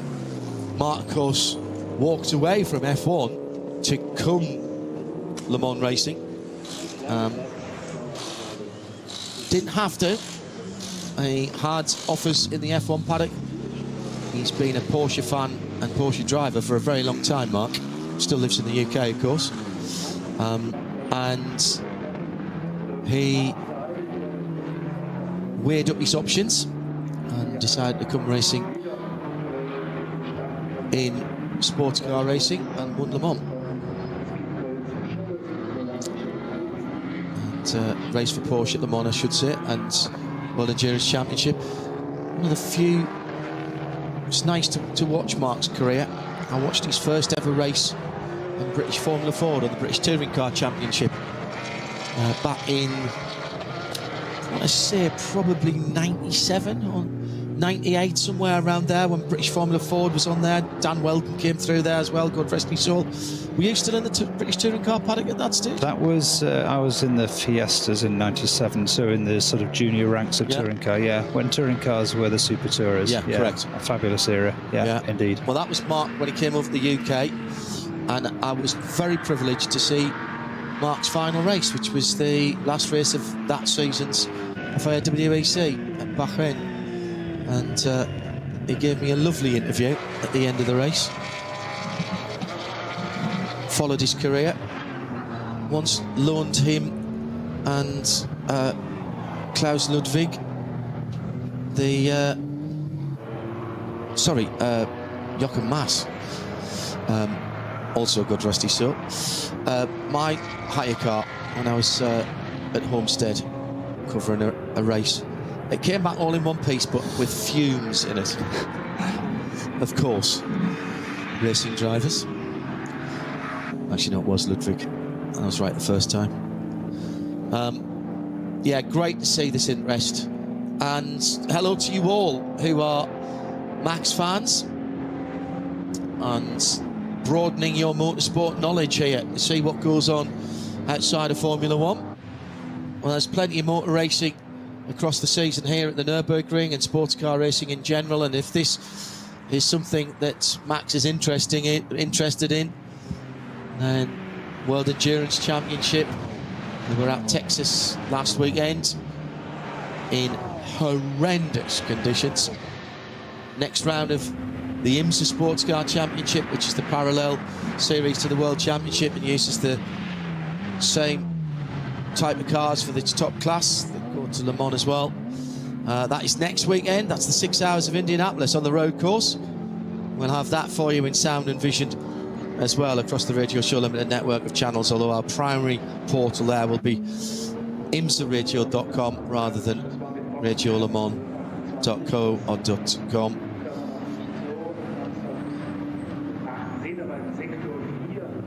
Jackie Hicks also in the conversation for great all-rounders. Absolutely right, QRT. Very good. It's just so difficult to understand people being able to do that now. And find the time as well, Peter, because particularly at the highest levels, like World Championship level of FIA WEC, whilst there's only 8 races in a year, if you're a contracted driver, here's a perfect example of multi-class racing here. This is a battle. This is a battle for the lead. Yeah, Cup 2. These guys are right next to each other, aren't they? This is brilliant stuff. And it's impressive how they're ahead of a lot of SP9 GT3 cars as well. Yeah. That's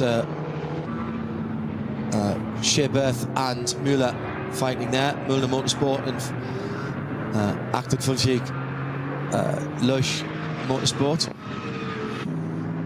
Well, flashing the headlights does give you 5 miles an hour extra. Shane van Gisbergen probably would be another one as well. And there's a few others who've come up from Australia. Supercar drivers into America. Yeah. Shane will drive anything. Chazzy Mostert has come across and done Spa 24 as well. And jumped into the GTs. It's the Bathurst 12 hours at Mount Panorama. So if you want to know what close door-to-door racing is like through Nordschleife, just watch for the next few seconds down here in Hatzenbach. Very, very narrow. Just put one wheel wrong and you're in the wall. Notice how close they get to the curbs without riding them. That one there with the little bit of block paving on is fine. So is that one. This inside curb is a no-no. You can use the exit curb. This inside curb It's a little bit flatter, but it would put you out of kilter, and that one's horrible on the left. And the exit's so important, and it drops away just as you want to get on the power. So, and now we're going to get traffic just as they're approaching Quiddelbacher Hohen, the Flugplatz, the flying place. Yeah, a lot of people think that's because the cars get off the ground there. It has been shaved down in the last few years. It's not quite as bad. It actually took its name because on the driver's left there, as you go across that bridge and over the rise, that is called Flugplatz, there used to be a little grass airport on the top of the hill there, and the high and mighty would fly in there in their private planes from Berlin and other places in Germany to watch the races and have the hospitality, and they landed right next to the track, walked straight out into the hospitality, and I'm talking in 30s, 40s and 50s. So that's why that's called. Everything here that's got a name, there's a reason for it. So Flugplatz is that. This is Fuchsröhre, which is foxhole. Guess why? Yes, they found a foxhole and a litter of fox cubs down there way back down the years, and it stuck. Big opportunity here with traffic. He's going to go the other side of him, maybe. There's always a risk that you'll pick the wrong side and lose your position in the process. Coming down to Metzgersfeld now, very, very tricky couple of lefts. This one in particular, it can be very slippery even in the dry. And then heavy brakes down into this left-right and eventually down to the Kallenhard hairpin. Downhill braking, really, really tough to get the car under control and turned in. He's defending the line a bit there, and he's going to now run wide on the exit. And then this little left-right, there was a bump here a few years ago which really rattled your teeth. It's been a bit smoothed out, but it doesn't make this next bit any less challenging here. Dropping down into one of the slower corners, Versailles from the second gear left. Again, braking. It's back to the inside though, isn't it? So it does help you get into that apex a little bit. But then you have sort of pop out over the top of it. It's easy to get wide on the exit of the next right-hander. Definitely. And a little bit offline and you encounter bumps you didn't even know you were there, that they were there, you know. Here we're, again, trying to fight the car over to the left as we pick up the gradient. Turns in really nicely, but as you come over the brow, you lose that gradient, and you've really got to try and motor the car over to the right. Lauda curve is flat in these cars. Maybe a little lift because it was raining there a lap or two ago. And then here, very, very important exit of Bergwerk, because now you're flat on the gas for a long way. All the way up the hill. I love this bit, even in a road car. Left, left, left. And they're taking the apex, actually, but that bump's not there in a road car. Jumps over. Yeah. You just want to keep up your momentum at this point. If you're in the middle of the road, you can stay in the middle of the road there. In a road car, you don't want to load up the rear right suspension so much. Yeah. 993 road car hops, the last one, so you've loaded up the suspension and it hops quite worryingly at that point. But you're doing, even in a road car, you're doing 130 miles an hour there. That's it, that's it. Heavy, heavy braking all the way around. Quite a smooth corner this. What do you aim at for your exit, for your entry rather, to the carousel? That's the thing. I mean, there's a wiggle before it, and you've got to just know and remember where it is. We've got some yellows here, so there used to be a kind of a tree that was an obvious reference point. Lost a few trees here and there over the years. But for me, the entry to carousel is one of those things that really sorts people out, because people who don't know exactly where that entry point is tend to overbrake and tend to then have to accelerate through the carousel. But you've got to be really patient in the carousel, haven't you? Because what you want to do is you want to pop out like a cork in a bottle. You don't want to come out early, but you don't want to be late on the throttle. But it's really bumpy in there. It is, and it's, if you ever walk over that way, and I would recommend it because it's quite an experience to just lie in the carousel bowl in the evening, you know, after the racing's over. It's just such a fantastic atmosphere of a place. But you realise it's made of many, many sections of flat concrete all hooked together, so the car bangs and bumps through there, hits the splitter on the ground. That's what determines the ride height, actually, of the cars around here. It's called the Caracciola Carousel because the legend, everything here has a story behind it. The legend is that Rudolf Caracciola was the first person to get down to the inside and hook the drainage concrete on the inside to help the cars of that era turn. Again, that's very rally driving, ditch hooking you call it in rally driving. Out in Chile at the moment for Rally Chile, and the sides of the roads have got really big ditches which you don't want to be on going down the straight, but you can use them to help rotate the cars. And the story goes that Rudolf Caracciola was the first to do that, and then that became effectively part of the track. Yeah, definitely. And obviously they've extended that concrete down bigger and bigger, and it's become an iconic feature. And you can drive across the top of it. It's quite dirty and it doesn't get rubbered in. You can. But I've seen people doing that on tourist fire and on effectively tourist lap days. Or when they take Formula 1 cars around the Nordschleife. Yeah. You don't try to drop them in. I mean, this is a perfect illustration, what we're watching and listening to now, Peter, of a class battle that is absolutely boiling over at Gas Mark 5, that has to be interrupted and put back on the simmer every time you come to a VT battle or a TCR battle or just some cars. And each of these drivers, for first and second, in the Cup class, in the Cup 2 class, are working out where they can get an advantage on either the car in front or the car behind, and use that track position and those cars to their little bit of advantage, getting a little bit of draft behind that BMW there. Trying to jump out of the way, the leader trying to get out of the position of giving the guy behind the tow. You know, it's fascinating to me. They've been racing now for, you know, way 2.5 hours, over halfway, right? 2.5 hours, and yet look, they're separated by less than a second. And these guys are not hanging about. This is not about lift and coast and pacing yourself and looking after tyres. This is absolute full-on sprint pace. But nowadays, even with these Cup cars, and bear in mind, the Porsches that we are talking about now, racing for the lead of this class, which also, by the way, is 4th and 5th overall. They do go slightly longer on fuel, in fairness. And, you know, again, trying to break the toe down the front. Oh, heavy rain for the leader on the back of the circuit. I mean, just finish it off while we're watching the Joel Sturm now driven car around the back of the circuit, trying to pick his way through.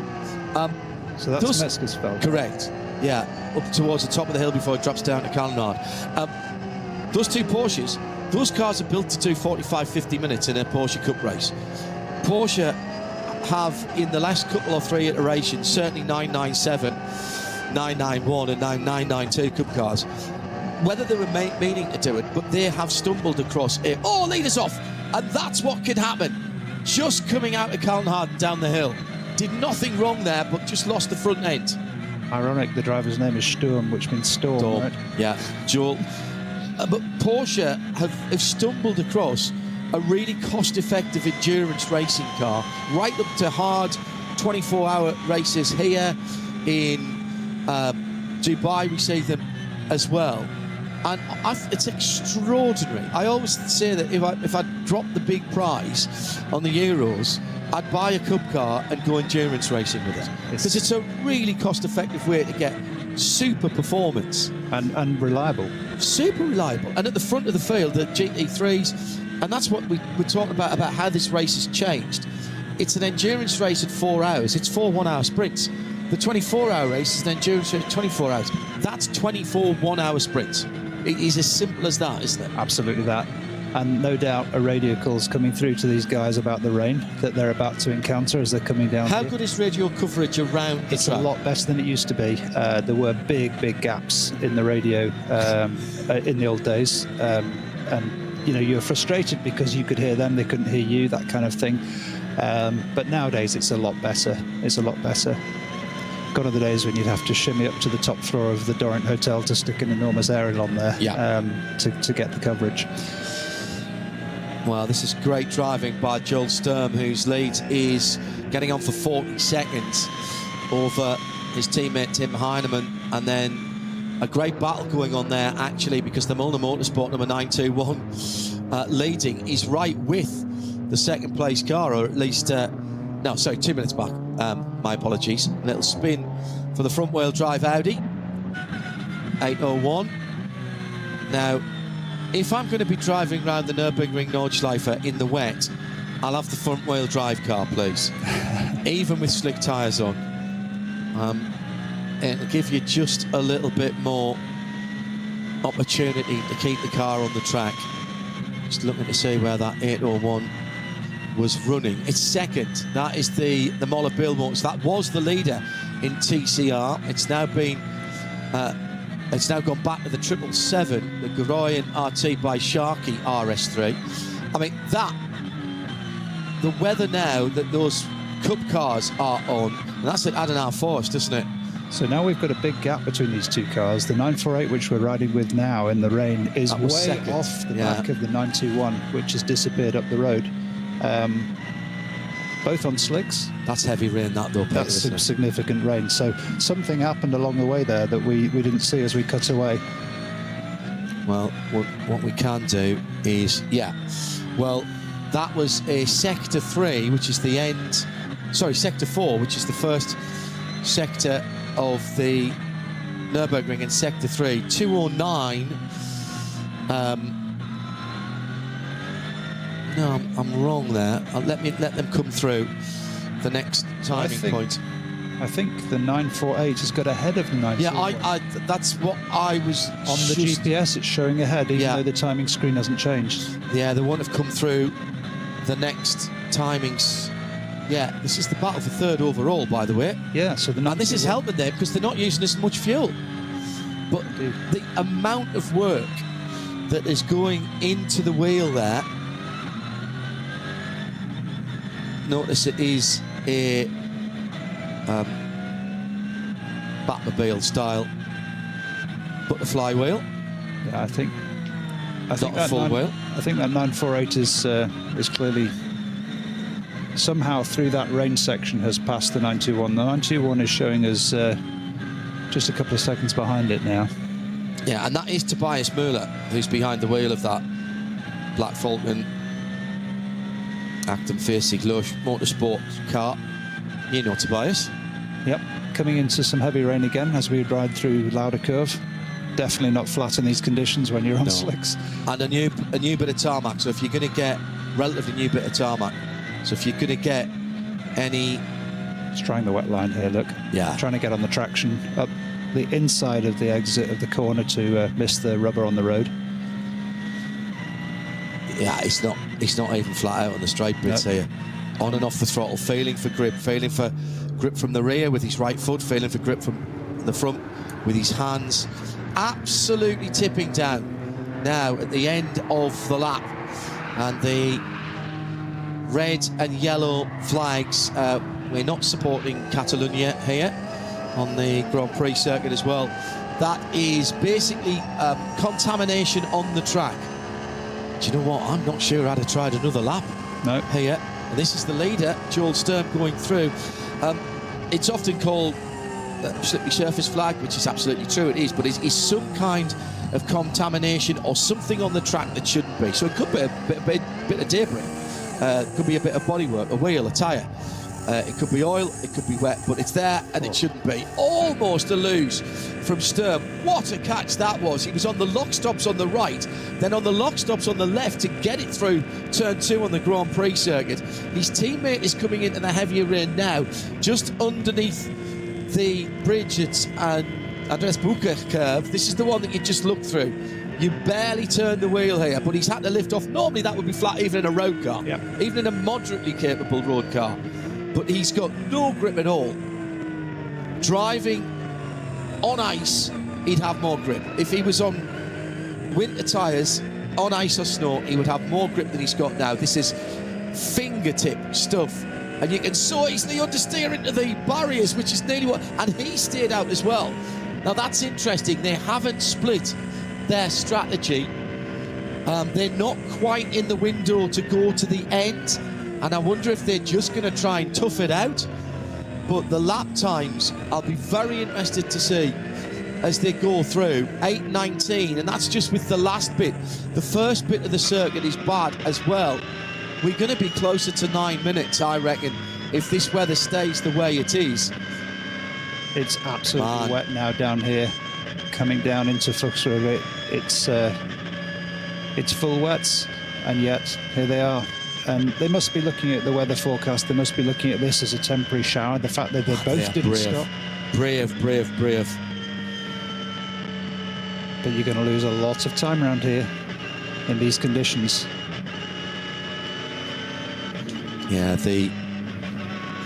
another GT Cup car, the Black Falcon, number 900.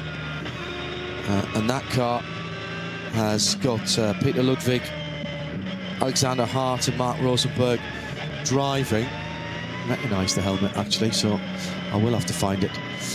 You'd be forgiven for thinking, looking at the speed of the car, that this is not even a racing lap, right? But this is the speed that... And look at how dark it's got as well, Peter. Yeah. And that'll be much darker in real life than our high-def cameras are showing. Still 81 minutes to go, and yet there's only 3 yellow flags around the track and 2 slow zones. This is slicks on a wet track. This is the speed that you can manage. Some cars coming in now, almost certainly for tyre changes. Yeah. Absolutely. I think it's interesting, as you say, they didn't split the strategy on the Falcon cars. They must have been pretty confident that there's enough dry track to keep tyre temperature, or that this shower is going to pass. But you're going to lose 3-4 minutes a lap, at least, if it's half wet, half dry. Wet tyres going on for Max Verstappen's teammate. Max has done his 14 laps, and we're still waiting to see if he gets into the other car, which is the 89, isn't it? That's right. And they were back behind the Cup 3s, weren't they? So it's Chris Lullum who's just come in that line speed. I'm still getting used to not seeing line speed in the red and white colours that they normally see. So where is the 89? There's the number 80. Has that car had a problem? I haven't seen it. Yeah, so I must have scrolled past it. Standby caller. Has it gone further forward? Maybe it has. That's very odd. Very odd indeed. Let me see if I can find it on the GPS.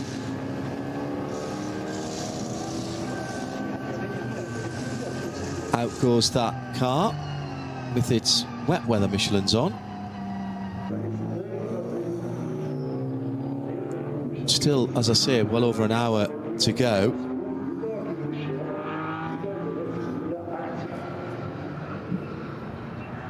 And of course, the moment they put the wet weather tyres on, it's immediately stopped raining in the first part of the Grand Prix circuit.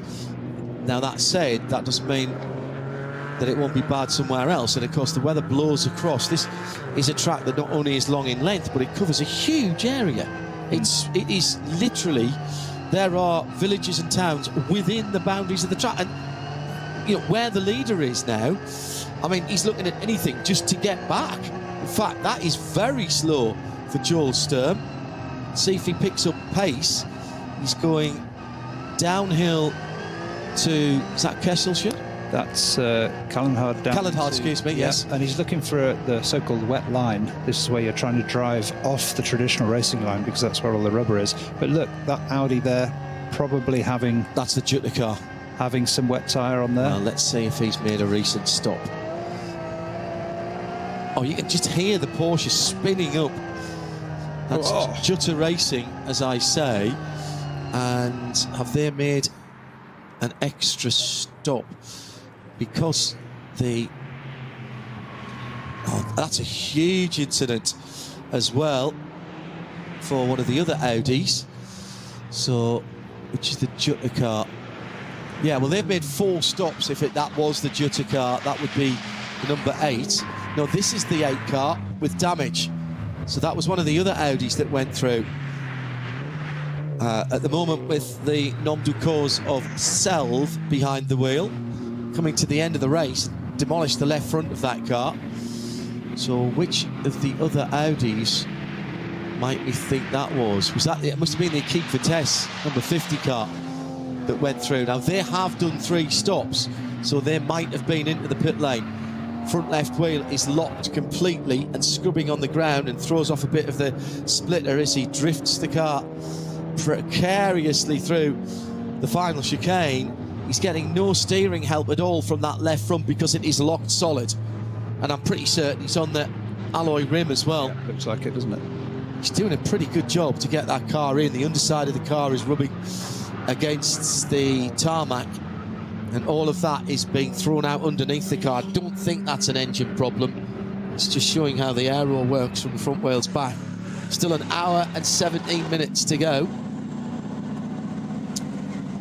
Aston Martin from Valkenhorst in the pit lane. That's number 34 Vantage. The Evo kit on it. The two Falcon Porsches still lead the front of the field. Heavens.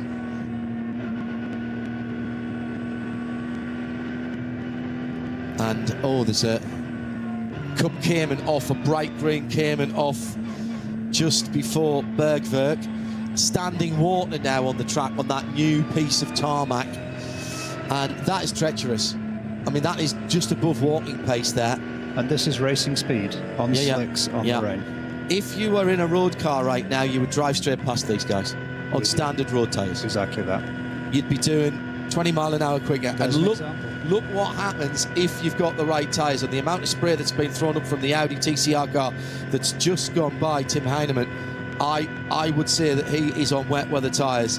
And so they had the choice whether to come in. I'd jump into those tyre tracks if I was him. Yeah, it will stay slightly drier. Amazing how much racing wet rubber, how much it clears. And Michelin give us numbers that is equated to, I think it's something like 1.5 baths of water from each tyre every 3 seconds or something. It's absolutely incredible. It gets thrown up as spray, of course, and then it depends whether it dissipates or just falls back onto the track. And heavily wooded areas, it will stay on the track. It's been a significant off for the Jutta Audi, the silver and red car. So where's the Akipa Audi then? You try and find me the number 50, Peter. This is going to throw the order in complete disarray. Yes, of course it is. Because of all the extra pit stops. There's the 50 in 12th. Yes. Where is he on the track? Can you check him on the... Because I think he's firing up through the field at the moment. Because he was, you know, half a lap behind the leaders. But that won't stay that for long. Ex-Müller, code 60. So in theory, he's running in 4th in that group of SP9. Yeah. And on track, he is just exiting Flansgarten, coming to the Belfast. Right, I think he's passed. So if he gets past the pit... I think when he comes past the pits, I think he's... Because the 8 car's in the pit. Yeah. So he's back on the lead lap. Yeah. He's gone past the 2 Falcon cars, I reckon. Because he was off the lead lap. I reckon he's past the 2 Falcon cars. I think they're still behind him.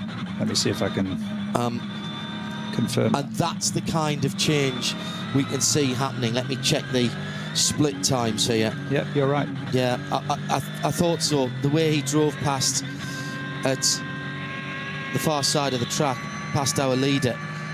Where is he? There he is. And, you know, he's passed them on track. Yes, he's back on the back end of the lead lap. Yeah, exactly. So he took 8 seconds out of them on the Grand Prix circuit, on one part of the Grand Prix circuit. So when we get to the longer sections, where it's very wet in the middle of the circuit, he's going to be taking 10, 15 seconds out of them. So he's back on the end of the lead lap. Now, the last time that car stopped, yes, he stopped 1 lap ago, so I reckon he stopped and put a set of wets on. His problem is that he can't get to the end from where he stopped on fuel. Yeah. But right now, he's putting himself back in contention for a possible overall podium, but certainly in SP9 AM, he's going to be right there, because he's going to pass, I think he's already passed the Lamborghini Huracan, and he's going to be challenging the Black Falcon 48, the gold and red car. And he'll be coming to the line shortly. So we've got the overall leader coming down the Dotting Herd towards the end of the lap as well. Interesting. Drier there now. Even though he was on the drier part of the track, it took a long time for his tyres to get back up to temperature after he'd been on the wet. So he's struggling with the car through Schwalbenschwanz, through the mini carousel. Jules Sturm has pulled out on Tim Heinemann in second. It's now, the lead is 68 seconds, nearly 69 seconds, so over a minute on his teammate. They've got 2.5 Or Tim Heineman's got 2.5 minutes on the Cup leader, which is Tobias Müller. It's a big moment here to see if the 3-car stops for tyres. They could probably go to the end from here on reduced pace, so I say yes. Yep. So that's what they've done. Peter, they've calculated, they've rolled the dice and said survive one more lap, which is going to be a very slow lap, but that will put you in the window for us to fuel you probably to the end of the race. Exactly, in wet conditions definitely, and with the correct tyres on, right? Yeah, absolutely. So now the 4 cars coming down the Dottinghauer now. It's going to get to this point of the pit before this pit stop's over. So again, it'd be interesting to see if they stack them or if they split the strategy. I'm not, if I'm in that number 4, if I'm Tim Heineman, I don't really want to be forced to go another lap. Although, and his tyres are older, his slicks are older as well, so he's further through his stint, remember, because he's been stopping a lap or 2. He stopped on lap 4 at the start of the race. He was the first of the top cars. He's coming in. So they're going to have to stack them and fuel them consecutively down to 60. I do like the fact that there's a speed readout as you're coming to the line, so you know if you're going to get penalised. I'd never noticed that before. Is that new? On driver's left coming into the pit. There is one, and I was always frustrated because it would say 60 when I was saying 56 on my car, so that just led me to do 64 each time. So the fueling has finished for the leader just in time so that they can use that same fuel pump for the team car, which is dropping in now. This is incredible racing. I think, and wet weather tyres, as you might have expected. So we'll leave with about 1 minute and 10 to go. Wet weather tyres also going on the number 4 Falcon car. They've had a good season in the NLS. A couple of race wins earlier on in the season. Now, absolutely dry as he's gone out. It'll still be slippery though. So the Falcon wets will be coming up the temperature nice and quickly. So I know better than to depend on weather radar or other similar weather apps, but looking at it now, it doesn't look like it's going to be any kind of heavy rain before the end of the race. So these guys may actually end up having to stop again for slicks. But if you're leading the race, you've got to play the percentages, Peter, don't you? You do. If you sit down in 4th or 5th, you know, some would say that they might have been 1 or 2 laps too late. Whereas as you've looked at the Equipe Vitesse car, and you know they are now back on the lead lap. I'm pretty certain they are back on the lead lap, so they've gone back through. It's only the fact that these guys have started their next lap, so they're looking for class position as well with that number 50 car, currently listed in 12th position. I'm trying to keep across all of the class battles as well, which is nigh on impossible. Here's the Cup leaders coming in, and this is out of Tobias Müller, out of 3rd place overall. This will be the last stop for this car, and Müller is getting out. So who hasn't driven that car? I think it was Nagelsdijk who started it. So it's Rivas, isn't it? So it should be Rivas who jumps into that car. That car being the 948, sorry. I should say that. In that Cup 3 category.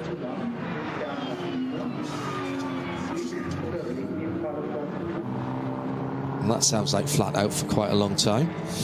It's Carlos Rivas, the driver who hasn't been in yet. They've also got Janis Valdau. No, they haven't. I'm looking at the wrong car. So Carlos Rivas, Luxembourger driver. My trip to the Nürburgring from Le Mans this year. Le Mans 24 and Nürburgring 24 were back-to-back this year. So recovered on the Monday from Le Mans 24. Tuesday drove over, went through Luxembourg. Actually went to Reims as well. Showed some of the team the old circuit at Reims. Got some nice pictures. Stopped in Luxembourg. Even if you need to do a slight detour to go through Luxembourg, it's well worth it because they've got very cheap petrol and diesel and excellent wines and spirit shops, which also benefit from a much lower taxation regime. So it added about 20 minutes to our journey, but saved us a fortune in the two cars that we were driving, and we were able to stop on a little bit of wine for our evening consumption after work at the Nürburgring. At RSL_studio, your comments in the race. Particularly like to hear from you if you're a first timer and how you're getting your heads around this and seeing this unwind, because there's still tactics being played out now. Now that was the SP9 AM leader, the Black Falcon machine, going through the number 48 in the gold and red colours. And that car, I think, has stayed on slicks and has gone round again. So they are looking, for my money, they are looking at the end of the race here and whether it dries out enough. Now, we can't see everywhere, so we rely on the cars, on the reports from the marshal's posts. My goodness me, what a difficult choice it is for these drivers. And this is when the drivers, the communication, Peter, between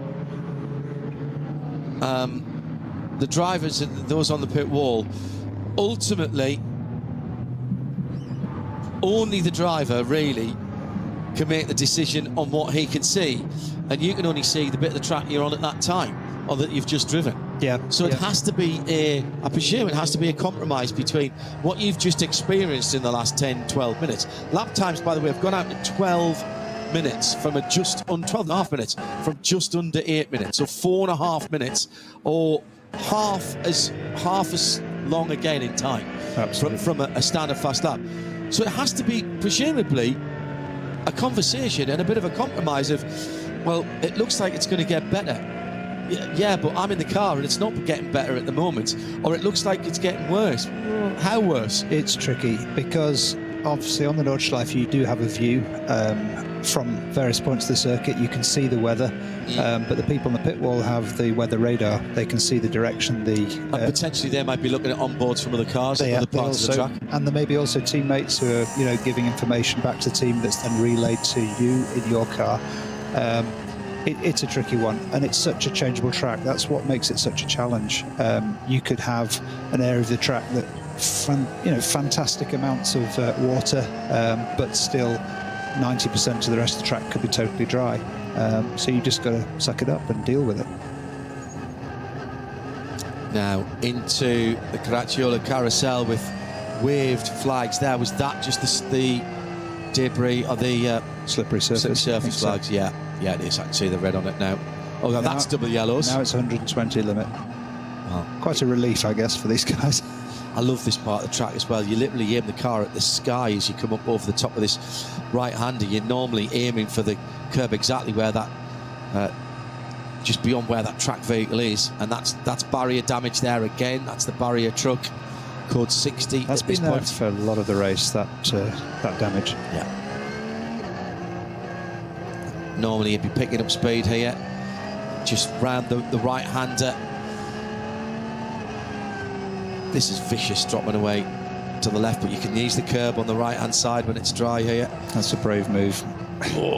Using curb to try and maximise the track, and again, yeah. That's the flat one, and then absolutely haul it over the top of the next rise before you come to the little tricky entry before Brunchen, where it goes off camber for a moment. Easy to find yourself in the Armco on the right there. Yep, indeed. A little bit of dryness appearing just on the line here and there, just where the cars are leaning on the track. It's a balance again on the steering wheel, on the throttle, all of the control inputs, trying to make them smooth got confidence to ride the inside curves, but that's not the loaded wheel at that point. You've got to watch what happens on the outside curve, because they'll still be slippery. Through to the latter stages of the lap now, and you're beginning to go, I'm nearly there, I'm nearly there. Coming down to Flansgaard now over the top of this right-hander on the top of the rise. And there's a little bit of block paving on the left-hand side here that you can run onto if you need to, through Stefan Beloff, across one of a number of bridges here that you don't really realise until you see the track from above. No runoff on that left-hander there. You go off there, you're in the barrier. Kleiner Carousel.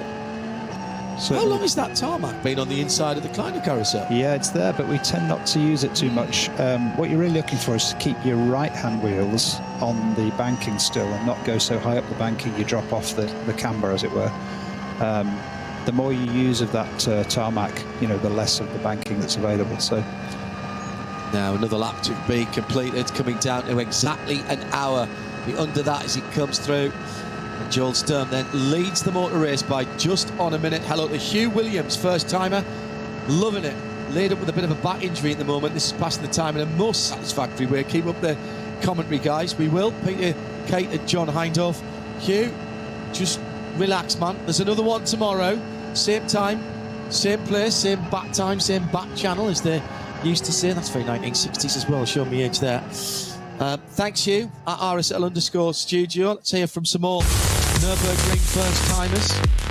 Following your favourite Formula 1 driver, maybe.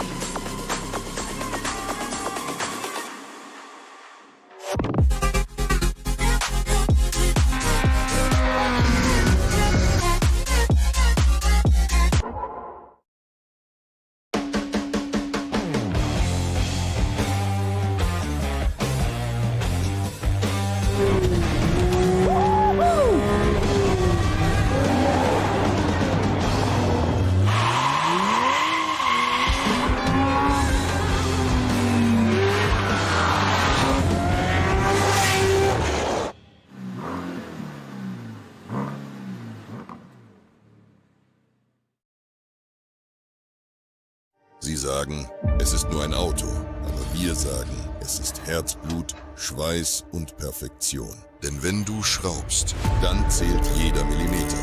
Dann bist du in deinem Element. Du willst mehr als nur fahren, du willst es fühlen.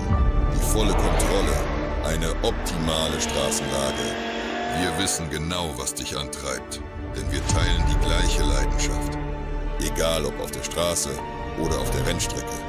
Wir sind immer an deiner Seite.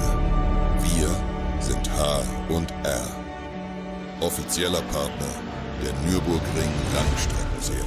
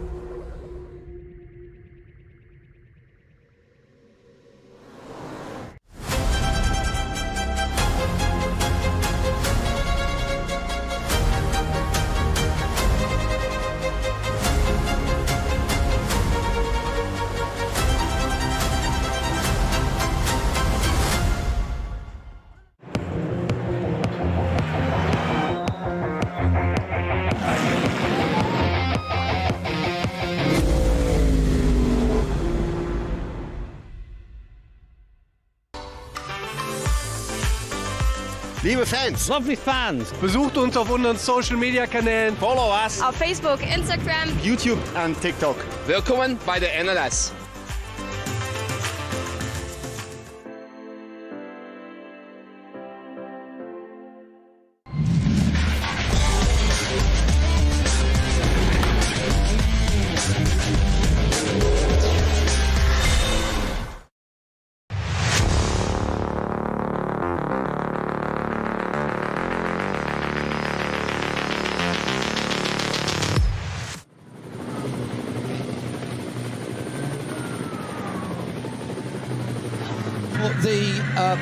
The double six, if you like, or the you were playing the old Grand Prix Legends and you threw a double six. It was you had to take an incident card out. Well, weather has been the incident, and still we've got a cracking battle at the head of Porsche 911 GT3 Cup between a couple of really well-known teams.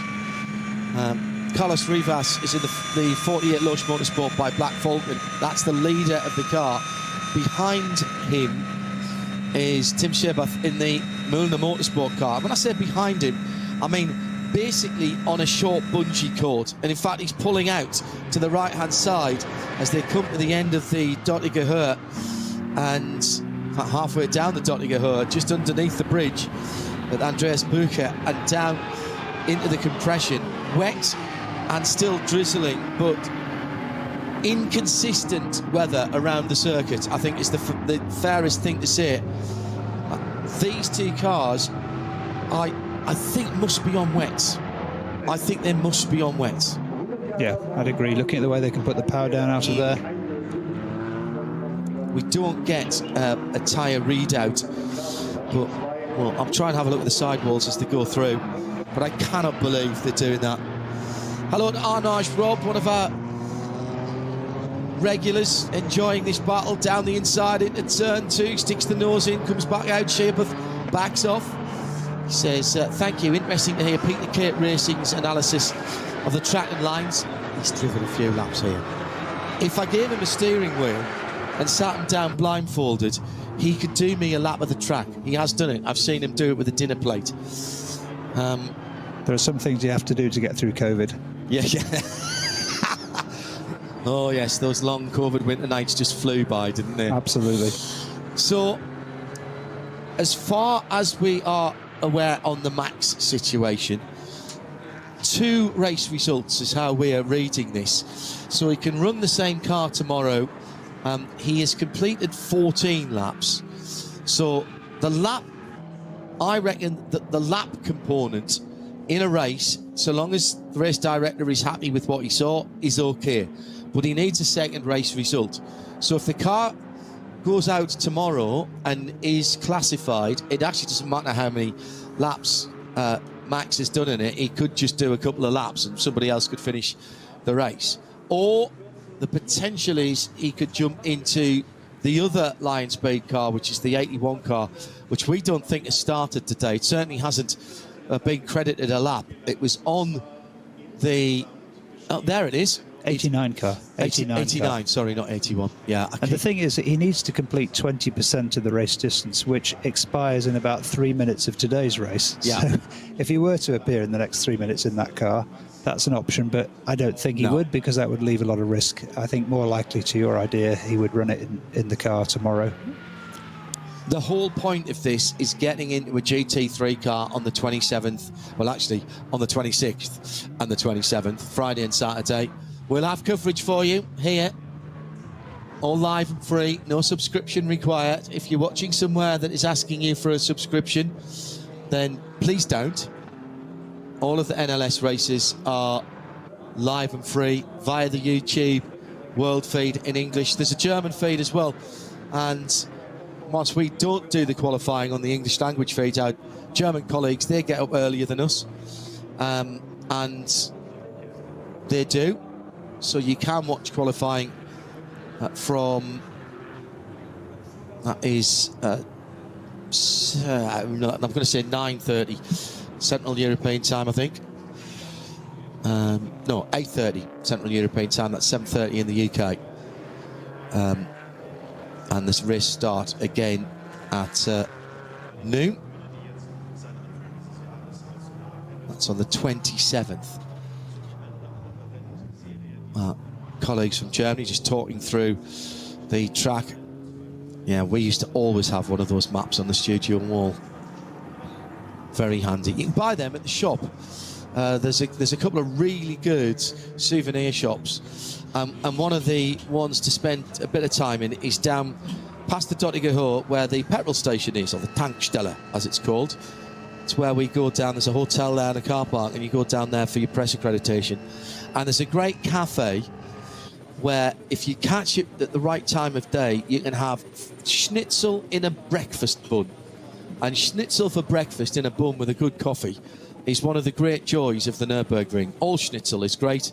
Some schnitzel is better than others. But that Tankstelle, that shop at the fuel filling station, has books and an incredible array of model cars. Now, they aren't the cheapest, but there will be stuff that you'll see in there that you will not see anywhere else. And they've got some really good old classic stuff. Race cars, particularly Nürburgring, GT cars, of course, but also F1, the old ITC touring cars, all kinds of road cars in a variety of sizes, from tiny wee ones to 1/32, 1/18, 1/24, etc. Really, really good.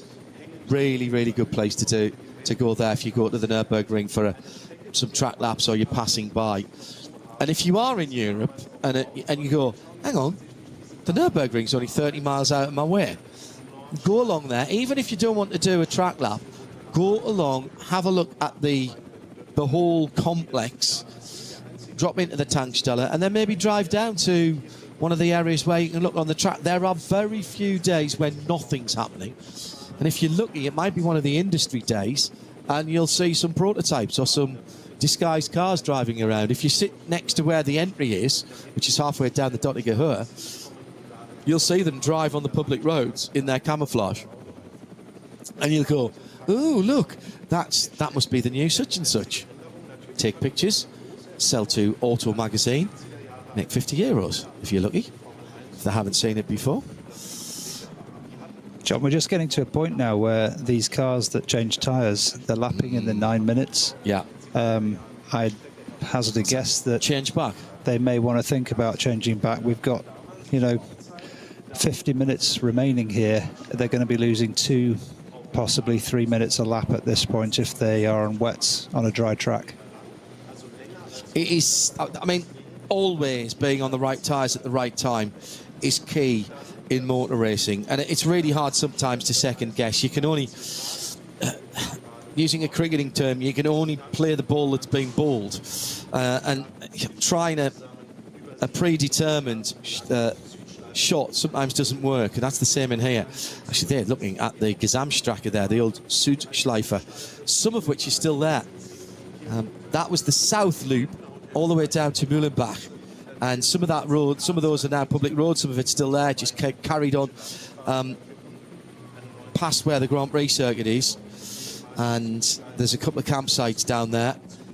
And when you think that was all run together, and they ran a 48-hour race on the Gisham, and the whole circuit, the complete circuit, back in the day. I don't even know where they got the marshals from, but they did. And trust me, 24 hours around here is interesting enough. There was also a rally of the tests here, which I think was a 72-hour event. I wasn't aware of that one. Certainly you can still drive your road car on some of the Nordschleife. It's just the road down to Mühlenbach from the track. Yeah. Let's say the northern half of the Nordschleife is now footpath, so you can walk it. Yeah.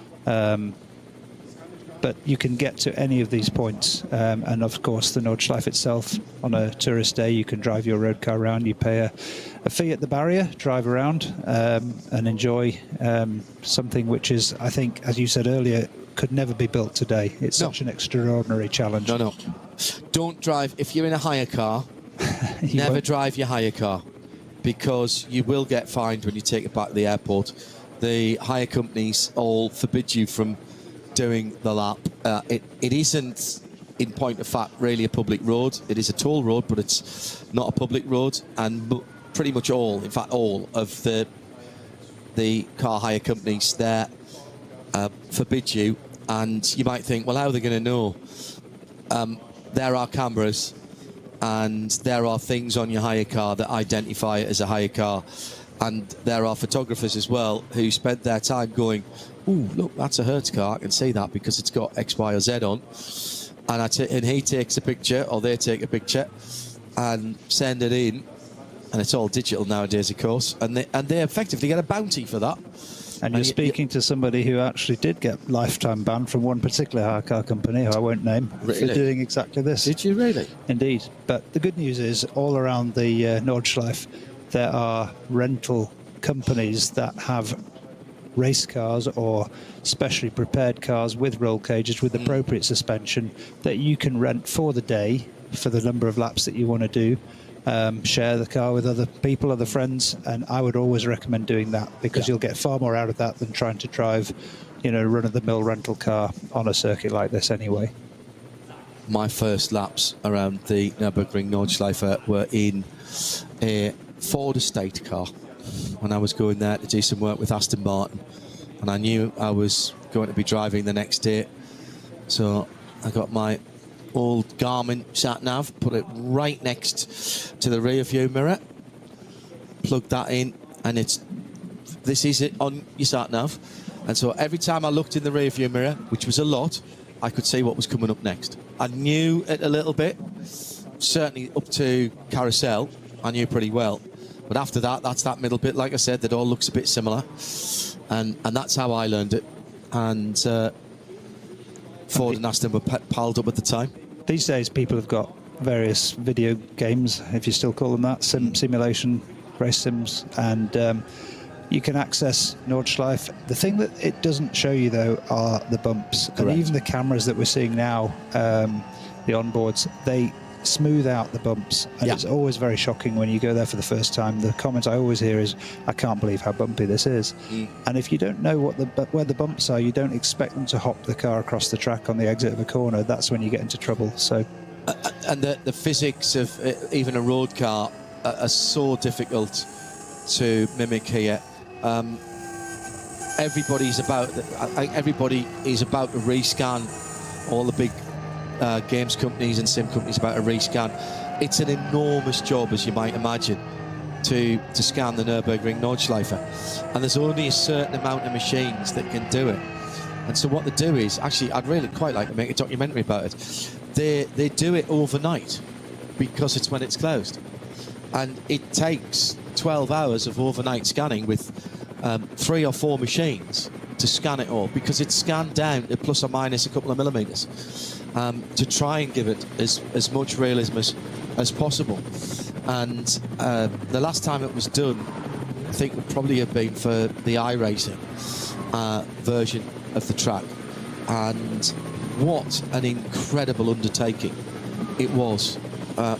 See above, by the way, for resurfacing, because you've got to get it absolutely right. You've got to run 2 machines pretty much side by side, so that the seams can be looked at straight away, because there's nothing that's wide enough to do it in one go, and there's only a certain amount of machines that can do some of the gradients here, both in scanning and putting the top surface tarmac down.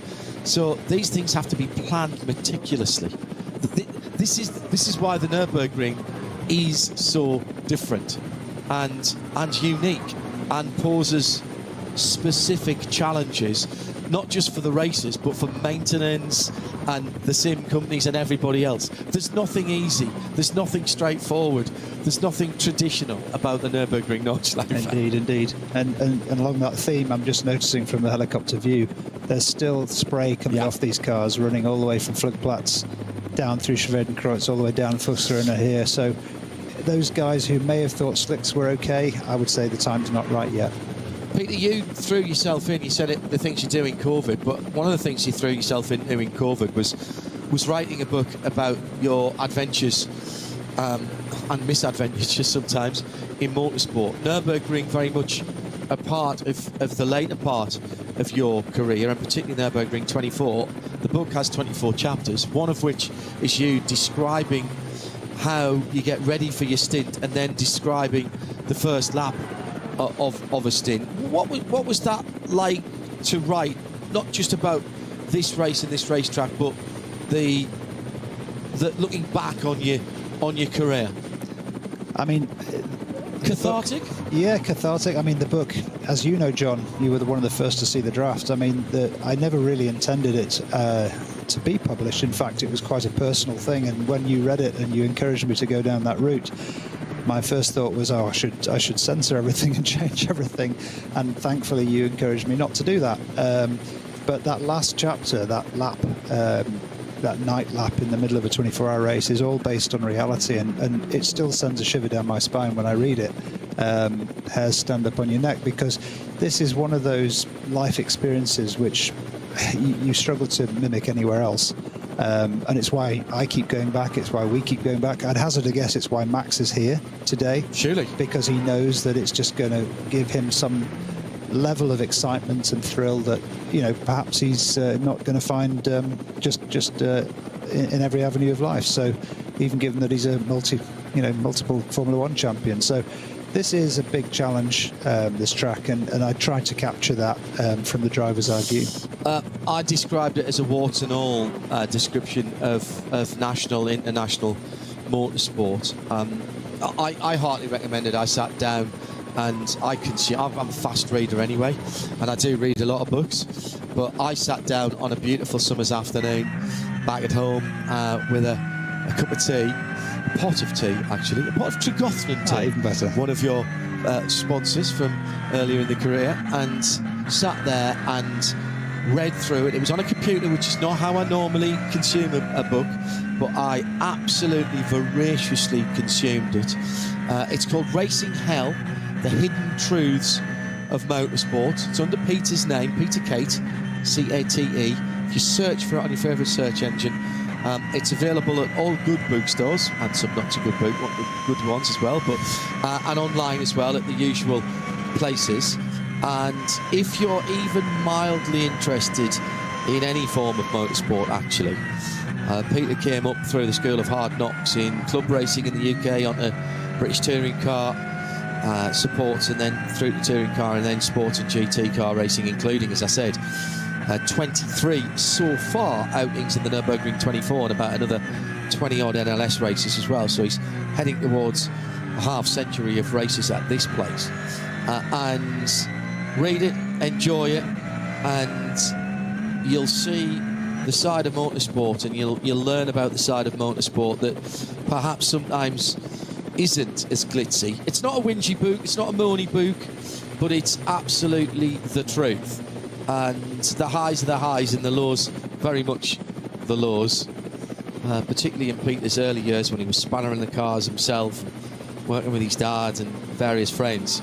And I've known Peter for a long time through his driving, and I know he keeps meticulous notes, so I will tell you now, everything he has written in there is checkable and provable, whether it's a setup ride height on an Alpha, or a recollection of a contretemps with somebody, or a mistake he made, or a race he won, or a race he should have won.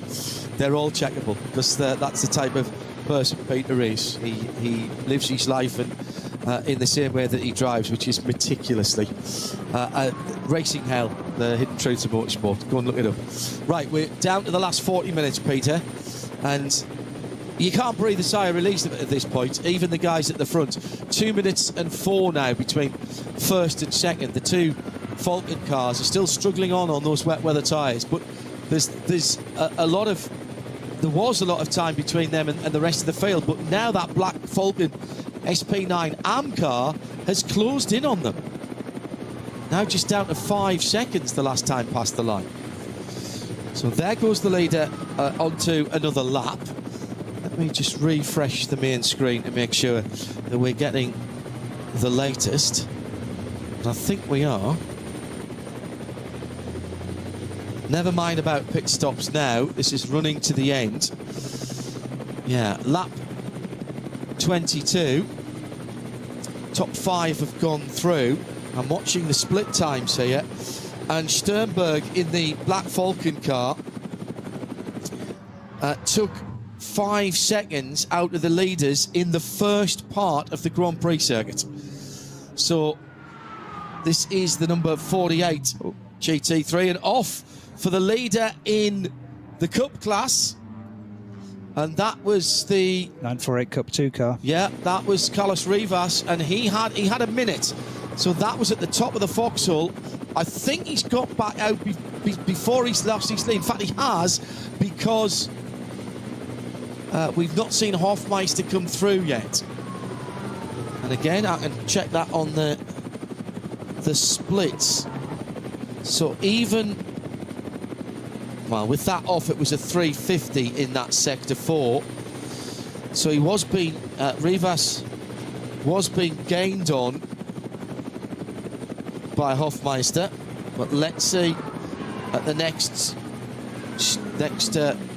checkpoint where they get to. This is getting a bit funny here. Yeah, there's another 9 seconds taken out of the second Falcon car by the first of the SP9 AMs, and they're just going on to the Nordschleife now.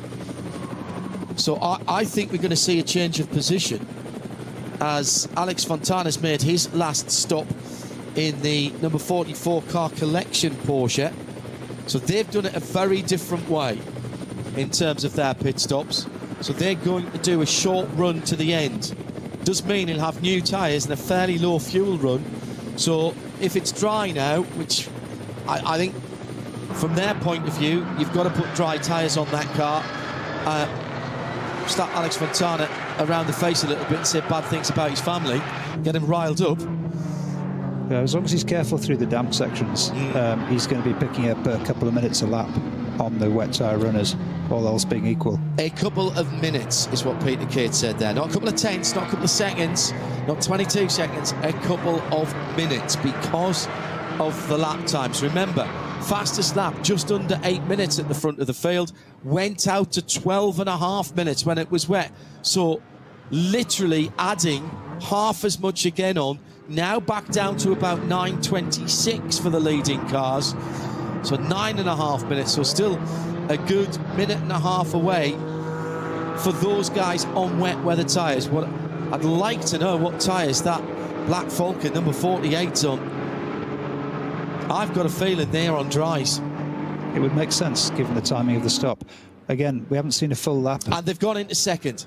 That number 48 car has now gone into second. He's overtaken Tim Heinemann and took 7 seconds out of him in that third sector. So that's a change in second for Mike Stursberg, the driver from Vermelkirchen, the German driver. And he's taking time hand over fist out of the leader as well. So there was 2 minutes between those two Falcon cars as they crossed the line. But in this lap, what was the third place car has taken 5, 7, that's 12, yep. Another 12, 19. He's taken 19 seconds in the first 3 sectors. And we know there's something up on Heinemann, isn't he? Yeah, he's still probably just under 2 minutes back. But Heinemann's got a decision to make here, with still probably, what have we got left? It's got to be, yeah, 4 laps. 4 laps. Does he go back on dry weather tyres and take the pit stop?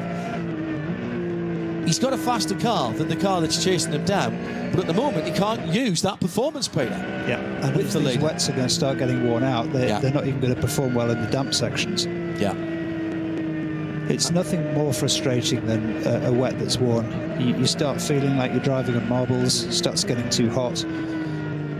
All of the advantages that it gave you before just become disadvantages. I'm told both Amazon and Booktopia have your book for sale in Australia. And hello to Trish Porter, who's in New South Wales, in Sydney, new, I have no clue what time of day it is. It reads just as well in the night, don't worry. Yeah. I'll be down your way in mid-February for the Bathurst. 12 hours. As in comes the leader. Could not give up any more time. They will not need... I don't think they'll need fuel. They might put a little splash in just in case. Yeah, they're hitting the fuel reset button. But this will be a fresh set of Falken tyres. What we're not seeing is what's going on. The number 4 now is the 3rd place car. The 2nd place car is the gold... Oh. The 3's come out. Was that just one tyre? Was it a puncture then? I think it was all tyres. They're just very, very quick. Yeah, because they've done so few laps. Right. Since the last stop. Right, let's have a look as they come out. Yeah. They're slicks. Yep. They've come out on slicks. Had to be done. They had the gap. Yeah. Whilst it was still about 2 minutes.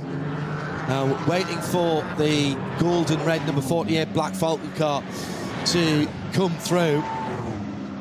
Yeah, there's another 8 seconds taken out of the leader in Sector 4. So that's 27 seconds. And the 46 seconds in the last sector. That is also going to be, let's see, it's probably even 4 or 5 seconds there. Oh my goodness. 11:29 p.m. in New South Wales. Hello, Jesse. Hello, Trish. Hello, Australia. I'll be watching the Ben 500. It's going on the DVR, actually. I'll watch a little bit of it early doors before we do the race tomorrow, and the rest of it I'll catch up on afterwards. So no spoilers tomorrow, please, if you don't mind. So there is the now 2nd place car that's gone through. I reckon, I'm sure he's ahead of the Falcon. Well, it's not showing that on the timing at the moment. It's showing us a lap down. I'm not sure that's correct. No, Stursberg is in 2nd. Stursberg is in 2nd. There it is. Heinemann's come into the pit lane. It's now corrected itself as he came to the pit. Correct. And the timing, the last lap, 9:02. Against the 9:35, yeah. So 33 seconds difference. They really had to make the switch. Correct. Otherwise it would have been that couple of minutes issue. So now, and that is slick tyres on that car. Those are slick tyres on that car. And that car's got nice warm slicks ready to go. Yeah. Now, the question now, and that makes me dive to another screen, is to see when that 48 car was last in the pits for Black Falcon, and therefore could it go? I think we said that car was in with under an hour to go. Yeah. Yeah. Right, let me have a little look. Yeah, they have been out. That was 5 laps. Did they change again there? So, yeah, the Falcon team car, Stursberg. When did that one end? Started. It's in play. Yeah, 48 minutes past the last hour. So an hour and 10. That's a bit tight. It's doable. But with the wet weather. But the wet weather might help them out. Yeah. It's still quite wet in this section here. Just one line. The question is, how quickly can the Falcon cars get their tyres up to temp? The start of the lap isn't the worst part, so what would you normally say around here to get a slick up to temp, half a lap? Yeah, I mean, they're coming out of tyre warmers, of course, and they're straight back on it. The Grand Prix lap, a loop, was relatively dry, so they shouldn't lose temperature out of the box. So what was across the line, 1 minute and 47, straight away 30 seconds of that is gone because of the pit stop for Joel Sturm against Sternberg. But in Sector 2, Joel Sturm was 5 seconds quicker than the black Falcon car that is chasing him. So we said, didn't we, that the Falcon car's got more performance, they just couldn't use it.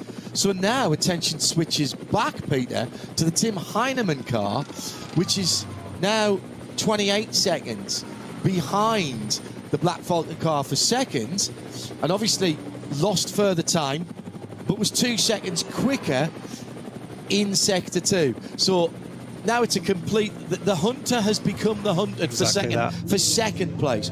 I think the 3 car and Joel Sturm and the team, they had to do it that lap, otherwise they would have been under pressure. So I think they've timed it about right, and they'll get to the end.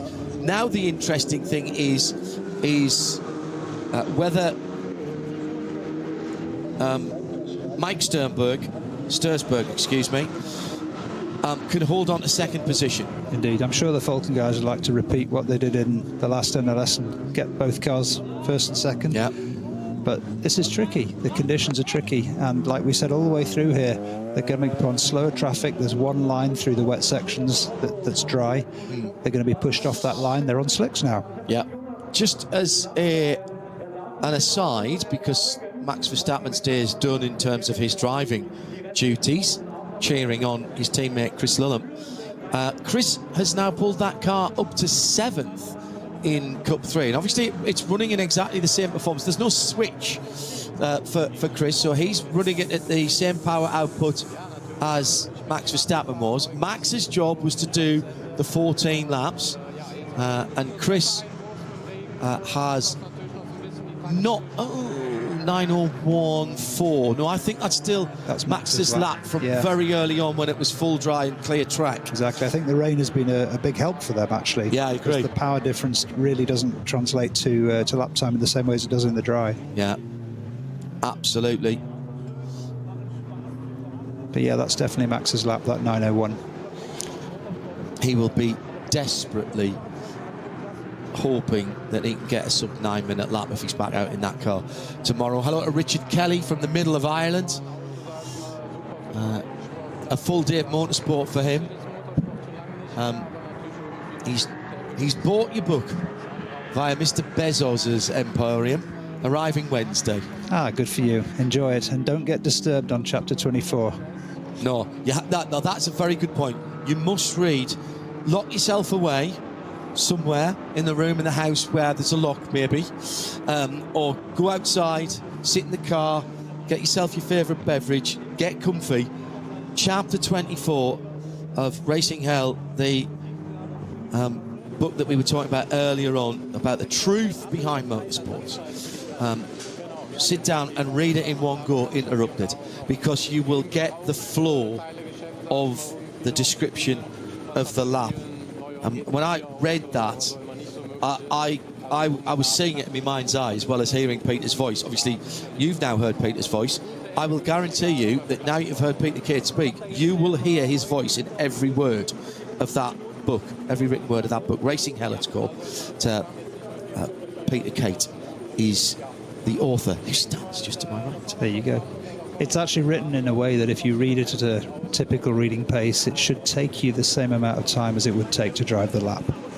Yeah, I broke the lap record because I read fast. That's good. That's good. If you read it slower, it was raining. How about that? Very good. At RSL_studio, we're back doing this again tomorrow. Same time, same channels. Do use the official channels. It's very helpful for the organisers. A little bit of pass here, 9:40 going through. Is that a pass for position? And look at the draft from the third car in that line there.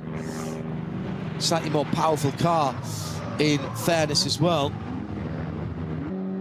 But my goodness, you do get a big aerodynamic advantage. Oh, I like that light blue with the white stripes. So coming through the two Cayman Cup cars. There's the 940. Yeah. And what was the other one? I couldn't see the yellow. number. Is it the 944? Because if it is, I think that's just a change of position. Yeah, I think they've just. Yeah, was. look. No, 945. 945. So the 945 is further back down. Okay, because these are running very close to each other. Yeah. No, it's 945. Okay. 945 and 940. It's the 944 that he's that the 940 is chasing, and he's, well, he was only supposed to be a 10th up the road. Is that the car that went through before them? In that case, then, with that big run, must have been. As usual, Cup 3, very close. Ah, very competitive. Always, always competitive.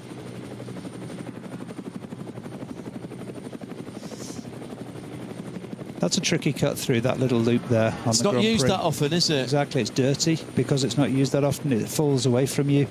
Camber picks up as you exit. You tend to get a bit of oversteer as the front picks up grip.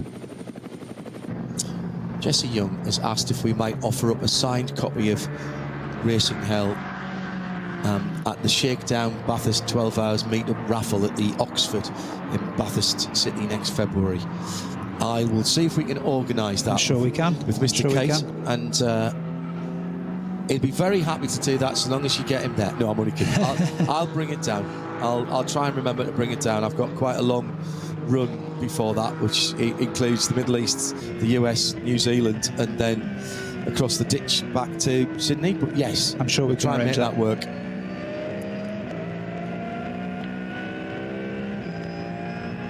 Yeah, the ultra endurance races, we talked about these before. The Marathon de la Route from 1965, which was 82 hours. 1966 to 1970, 84 hours. 1971, 96 hours. And in 1970, one of the winning drivers was one Helmut Marko in a Porsche 914-6. Some serious stuff. That was on the full track, on the Gesamtstrecke. Crazy. 96 hours. I don't even want to know how this day to work. I suspect substances that you wouldn't be allowed today. I'm sure somebody will correct me, but I think I remember Fangio, before he was circuit racing, was doing Argentine rallies of 5 days on his own. Yeah, and all competitive through that time. Yeah. Hello to Basil. Thank you very much indeed for the kind comments about the coverage. Must give some kudos to our Nürburgring TV team and our German colleagues as well. They're down there in the pit lane, whereas Peter and I are in the Global Broadcast Centre, so a lot of information being passed up by Oliver and Michael and our German colleagues as well, working on the German stream, with a reminder that anytime you want to watch the NLS, the past races, or watch them live, go to the official YouTube channel, support the creators. And also for tomorrow's race, if you want to catch the early running for qualifying, that's on the German channel. All the times are there. Same for the 27th, which is when we expect Max Verstappen to be back, but racing a GT3 Ferrari. So just a sort of public information there. So let me check the times now. So that was a 9:01 from the Black Falcon last time around. So actually has taken more time out of Joel Sturm, the leader. So the second half of the Nordschleife was clearly a better run for Mike Stursberg. And the gap now is only a minute and a half. 9:23 to 9:01. Now, some of that is because of the pit stop, coming out the pits. So let's see. No, he's losing time now, though, as Sturm continues, Joel Sturm at the head of the field. He's also now only 40 seconds ahead of the charging Tim Heinemann. His first 2 sectors, Heinemann's first 2 sectors, quicker than both the cars ahead. Yeah. The 5 seconds gained, so 10 seconds gained, 5 seconds in each of the first sectors on the second place, and to 4 seconds on the leader.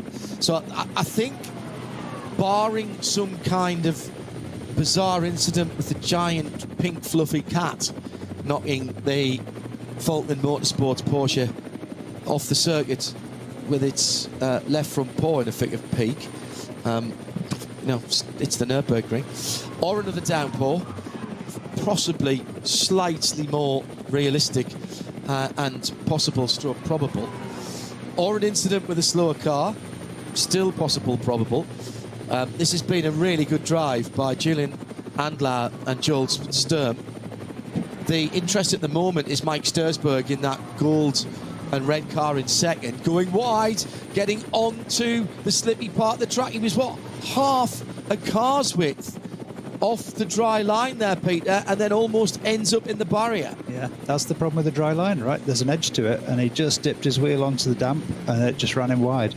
Yeah, outside wheel onto the damp, loaded side of the car, zero grip. Didn't panic, though, didn't brake. Used the steering. On and off the steering. Bit of throttle. Yeah. Come on, I can get you round. I can get you round.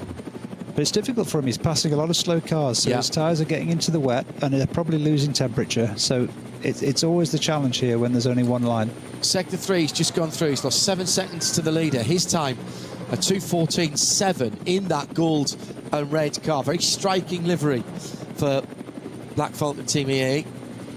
And we'll wait a moment or two to see what Tim Heinemann could do. He's taken 10 seconds of the 39 that he needs to catch. There'll be a couple of laps at the end of this one.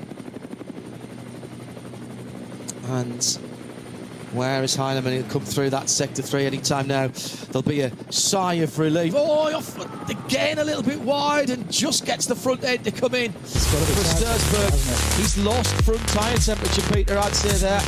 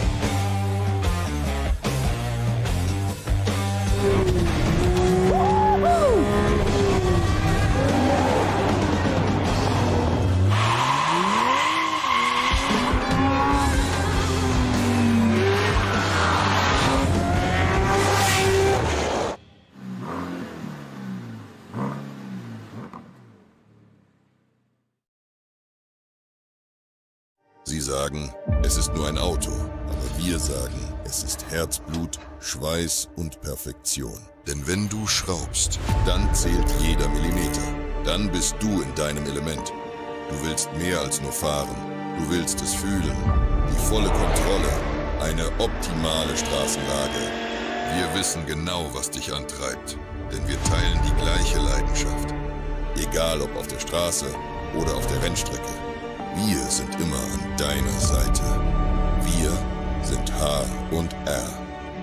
Offizieller Partner der Nürburgring Langstrecken-Serie.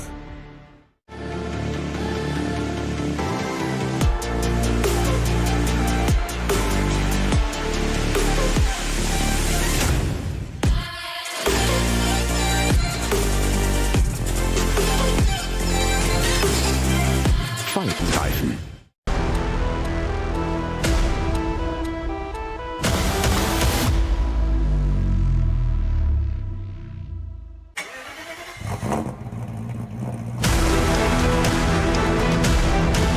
Hol dir jetzt dein eigenes Motorsporterlebnis nach Hause.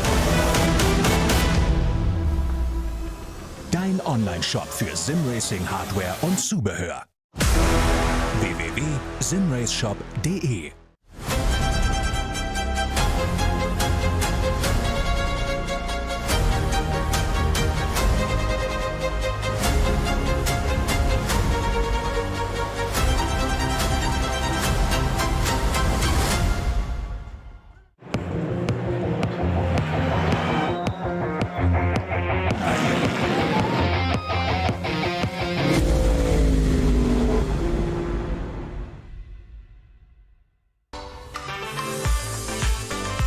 Liebe Fans, Lovely fans. besucht uns auf unseren Social Media Kanälen, Follow us. Auf Facebook, Instagram, YouTube und TikTok. Willkommen bei der NLS.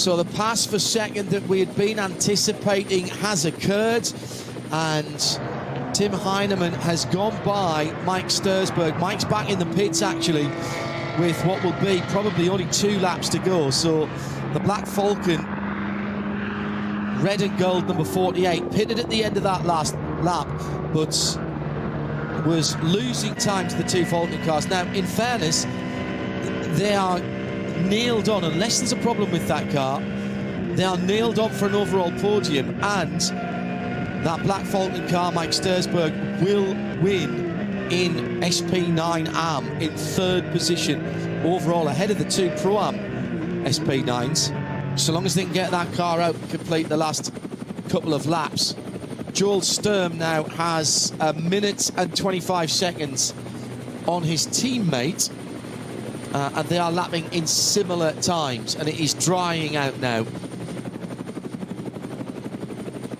The Falcon team have played a blinder, and you've got to say, though, both of these drivers, Joel Sturm and Tim Heinemann, when they were told, no, you can't pit now for wets, you're going to have to go 1 lap longer because we haven't got the fuel, they must have gone, are you kidding me? That last lap before they came into the wets, they've subsequently changed again, but that last lap was one of survival, and both of those drivers did an absolutely stellar job. And it's made all the difference, hasn't it, as we see now? Yeah. I mean, as it stands, if they'd gone on 1 lap earlier, they still would have had to change, and it would have been slightly less dangerous. By the way, we were talking about the Marathon de la Route. If you want to see some bizarre, and thank you to Tim Walters for this, I'm going to retweet this from RSL_studio, but some very bizarre rules for the Marathon de la Route. Remember, that was at one stage a 96-hour race. No, absolutely not. Before anybody suggests it, no. We haven't got enough people. You don't get enough marshals nowadays to be able to do the shifts, I don't think. And we haven't got enough people to do shifts in the studio. So we do the first 12 hours and the last 12 hours, go on holiday in the middle. So Falcon have played this one about perfectly, Peter, and they've had a good season so far in the NLS. Traffic, of course, always a part of it. That's the class-leading Audi that they're about to go by. He's got the luxury of a bit of a cushion now. He can take his time behind these cars. No risky dives up the inside. No. It's just a question of reading what the car's going to do in front of you and looking for the safest possible opportunities.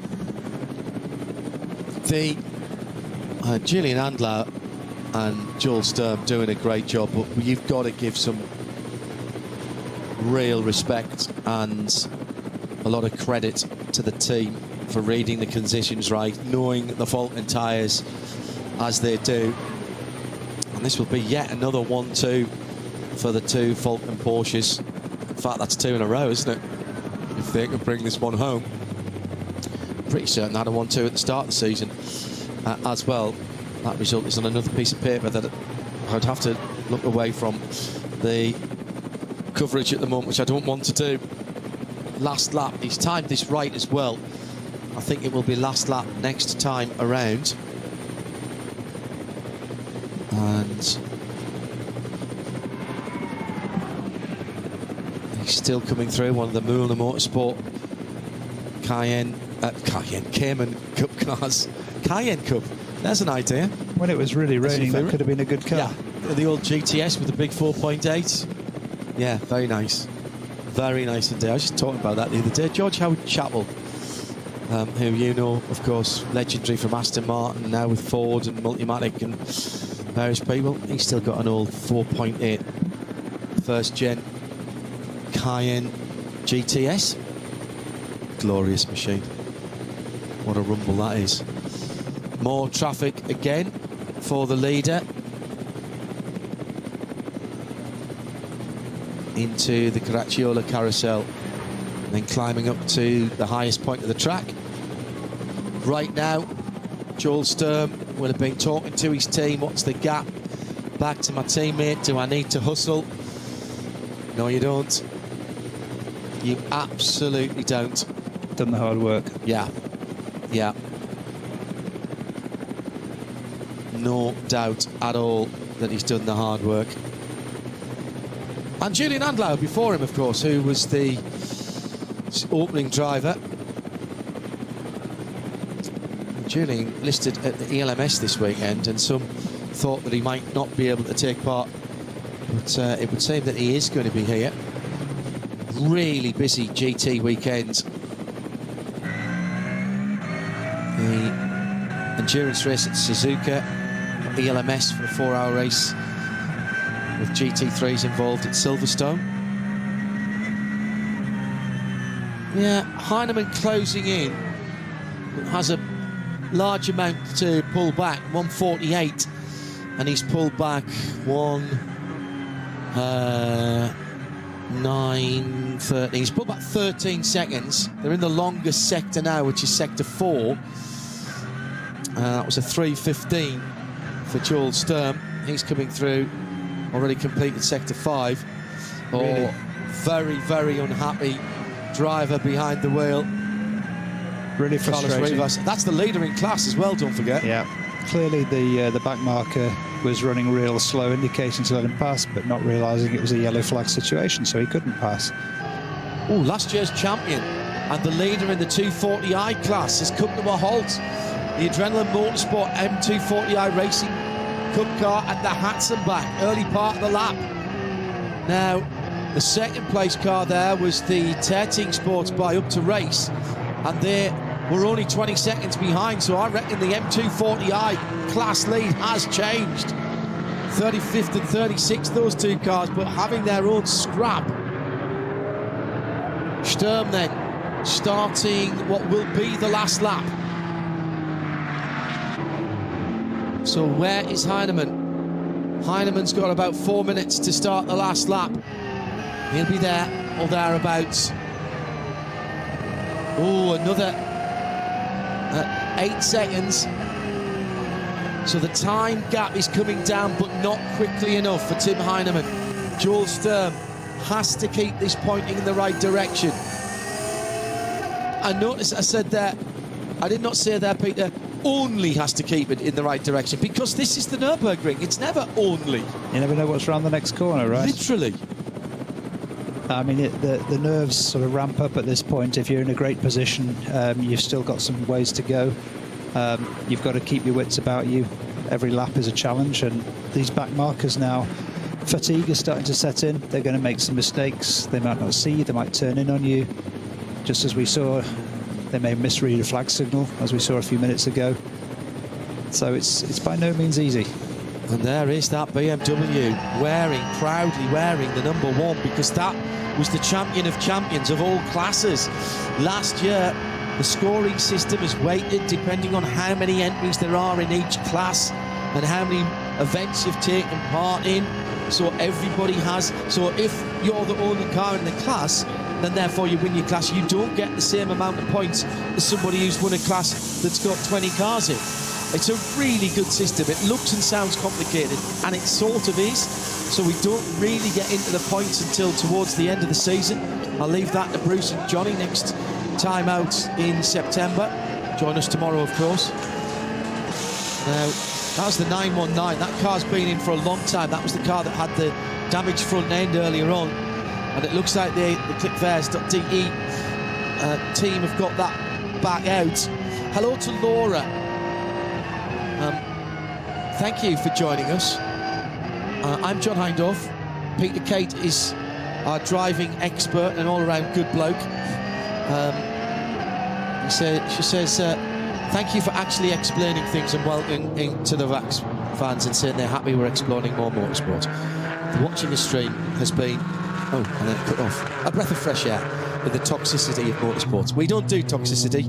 This is sports car racing. We welcome everybody in, Laura, and we celebrate the diversity of motorsports, and we never say anything is better or worse. We just say it's different, and what we want to do is explain the differences and celebrate them.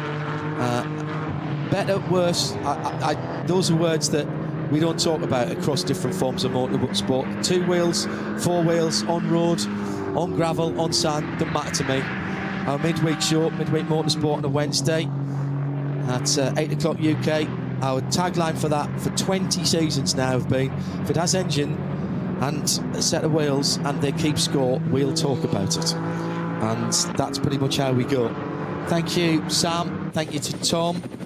Yes, I did used to do the WEC TV until about 2014, 2015, but we never stopped doing the radio. And the only live free coverage of every WEC event, and Le Mans as well, of course, for Radio Le Mans. Again, the only live English language, live free, uninterrupted English language coverage of the world's greatest motor race. And of course, we're here for the Nürburgring NLS and the Nürburgring 24 as well, which runs to the same sort of rules, but is not part of the championship. Well, actually, the 2 qualifying races this year were part of the championship, which is somewhat unusual. And if you like what we do, we also cover some classic events as well. With Peter Auto, we'll be down at Bathurst early part of next year, and we also do very similar series where GT3 cars the top, which is the Creventic 24H series. Next round of that coming up is the Barcelona 24 hours last weekend. Actually, same weekend as the next NLS race, but that finishes on the Sunday, so you can tune in on the Sunday morning maybe. Watch the start and then tune in on into the overnight and onto the Sunday morning. And of course, for many years we've been the voice of IMSA as well, IMSA TV and IMSA Radio, which is also now available on YouTube as well as IMSA.tv. All live, all free, and uninterrupted for the most part. So thank you for your kind words. If you've enjoyed a bit of sports car racing, this is very, very different to anything else. But if you're getting the hang, think you're getting the hang of multi-class racing, this is the most classes we have on track anywhere in any series. So when we go to the WEC, there's only 2 classes. IMSA have between 2 and 5 on track, and 2 and 4 on track now, sorry. So please come and talk to us again. The number 1 car didn't come to a halt on its own, I'm hearing. The number 320 was involved there as well. And you can always get in touch with us here at RSL_studio.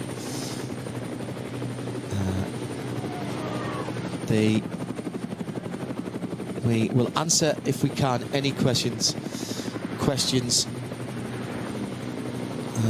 that you have to try and enhance your understanding, enjoyment and enthusiasm for the sports that we are covering. There's no such thing as a daft answer or a daft question. So please, ask away. Come back tomorrow as well. We'll happily talk you through any questions, points arising you have from what you've seen today. Well, Falcon to be the class of the field today. Rain or shine, as the Verstappen car just goes a lap down with his teammate in it there, another lap down, but cruising to a mid-field finish in class. Last time I looked at still 7th for Chris Lullum. Yes, that's an amazing result. That's a really good. Qualified 6th in the wet, with Max doing the qualifying, then starting the race doing the first 14 laps, and Chris will have done 10 laps or thereabouts. But Falcon, with their drivers, with their setup, with their pace, with their tactics, they've had all the right cards and they've played them all in the right order. Can't argue with that today. And that's as about as good a run in difficult conditions. We saw both of the cars off with wheels on the grass at various stages. But in round number 7 of the NLS for 2025, it is the number 3 crew of Joel Sturm and Julian Andlar who will win from their teammates in the number 4. The gap's going to be somewhere over a minute at the end. And congratulations to them for this first of 2 races this weekend, the double-header. And the winners of the 65th ADAC ACAS Cup, the 4 hours. It's another 1-2 for Falcon. Get a feeling their championship is going very nicely.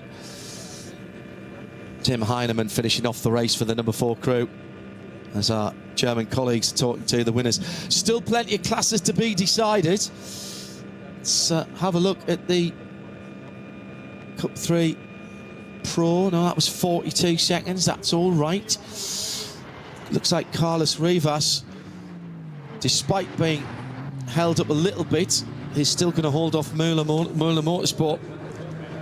Here's the second of the Falcon guys coming through now. Falcon cars coming through now.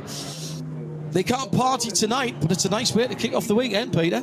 Indeed, indeed. Interesting, their lap times are still well off a full dry time, so that last few laps on slick's real challenge, just to keep your head and not make any mistakes.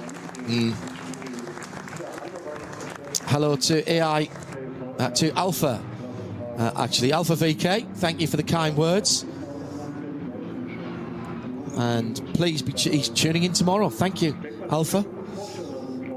Now it's a little more of a wait for Stursberg. So we promised you 4 hours, and we're already 4 hours and 5 minutes into the race. So we've covered that off. Now, battles in the other classes. We need to keep an eye on this. With the Cayman class, definitely the Cup 3 car was getting closer. That was... Where's Heike gone? Yeah.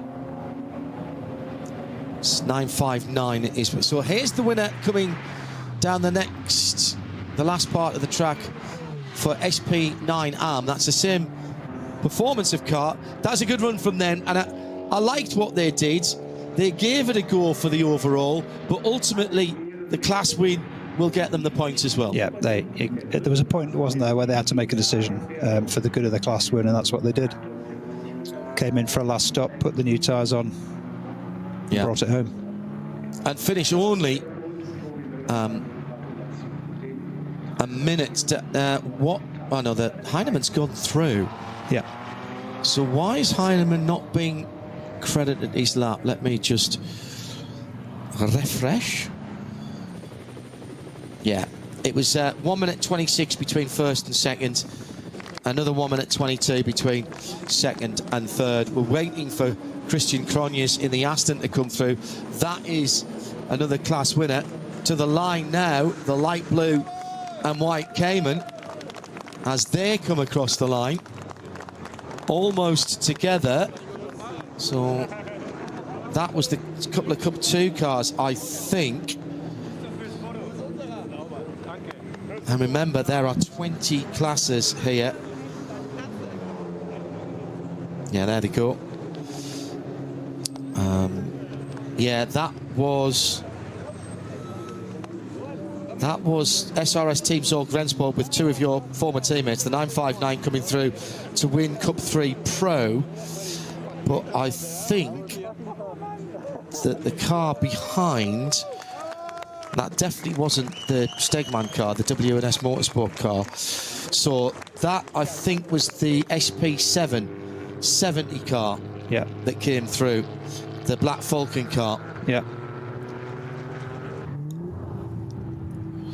So still waiting to hear if there's any penalty applied for that incident that took out the number 1 car earlier on. Oh, puncture right at the end for... Well, now that's after the checkered flag, or at least the car is after the checkered flag. Again, in one of the Porsches. Let me very quickly run down some other winners as they're coming to the line. Hyundai Elantra number 467 wins its class. I'll just catch up from where we were. BMW FK Performance Motorsport wins SP8T in 18th position. SP7, the Black Falcon number 70, Porsche.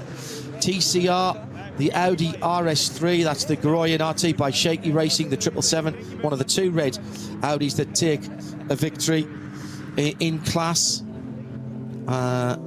AT3, only 8 seconds at the line between the two Max Kreuzer Racing Audis, 10 and 333. AV Racing by Black Falcon win the SP10 ARM category in the 163 and 32nd. BMW 240i class. So that was the P13 Sports by Up to Race, who got that. They inherited that at the end with the demise of last year's champion and the car that was leading the class. So 36 for the 680 will give them the top step of their podium. The VT2 rear-wheel drive class, the number 500 Adrenaline Motorsport BMW takes the victory. Adrenaline multiple winners always in that class. They're number 540th position. The Hyundai i30N wins Cup 2 AM, the number 913. Who else have we got as a class winner? Keep on going down, John. So be him not. Yeah, the V5 Porsche Cayman, number 440, class winner, was down in 56th position. BMW 325i class, just a minute between the first 207, wins it in 61st position from the 111 in second. That's the Breakel Racing car. V6 Adrenaline Motorsport Cayenne S, the number 396, much more of a road car based formula for those guys, slightly older cars as well, 981s and 982s. 460 VT3 was there, winner, the Kevin Sports and Racing 335R. Right behind them, the H2 winner, the Honda Civic Type R, which I don't think we saw actually, the 611. BMW M2 Club Sport 888 won their class for Hoffer Racing in 82nd position. SP3 was won by the number 275 BMW 318 Ti Cup, just ahead of the 254 SP4 winner in a 325 Ci. Lots of BMW classes, as you might expect here in Germany. With the 320 AT2 Four Motors Bio Concept car, that's a Porsche GT3 Cup running on biofuel. There was a 8 or 10 car class for those cars here this weekend. The V3 class was taken by the number 529 in 94th place for the BMW 318i. The 321 Audi, we mentioned, they were their class winner for Garoyan Racing by RT by Shaky Racing. And there's one more. Where's the H4? There it is. H4 class, Hoffer Racing, BMW, a mighty old E46 M3. And the family Kroll out there who we watch all the way around the world. The 605 then coming in 109th position and taking their class victory, albeit in a class of one, but they got it to the end.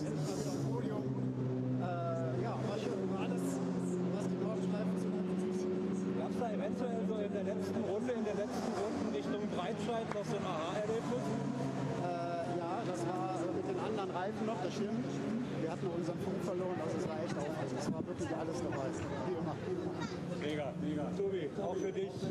Rang 3, ich meine, du hast ja noch das Cup-Auto gefahren. Fass mal so den Tag in 2 Sätzen zusammen. Da gibt es eigentlich nicht viel zu sagen. Ich glaube, es war ein mega geiler Tag. Ich hoffe, Carlos ist durch und wir haben heute auch wahrscheinlich noch die Cup 2 gefahren. Aber jetzt auf dem Gesamtpodium zu stehen mit den beiden hier, das ist geiger. Kann ich dir jetzt sagen, was mir mein Regisseur gesagt hat? Du bist durch, ihr habt gewonnen. Super. Freue mich für dich. So, wo ist denn der Dritte im Bunde hier? Mustafa Mehmet Geier. P3, congratulations. Thank you very much. Tell me something about your race.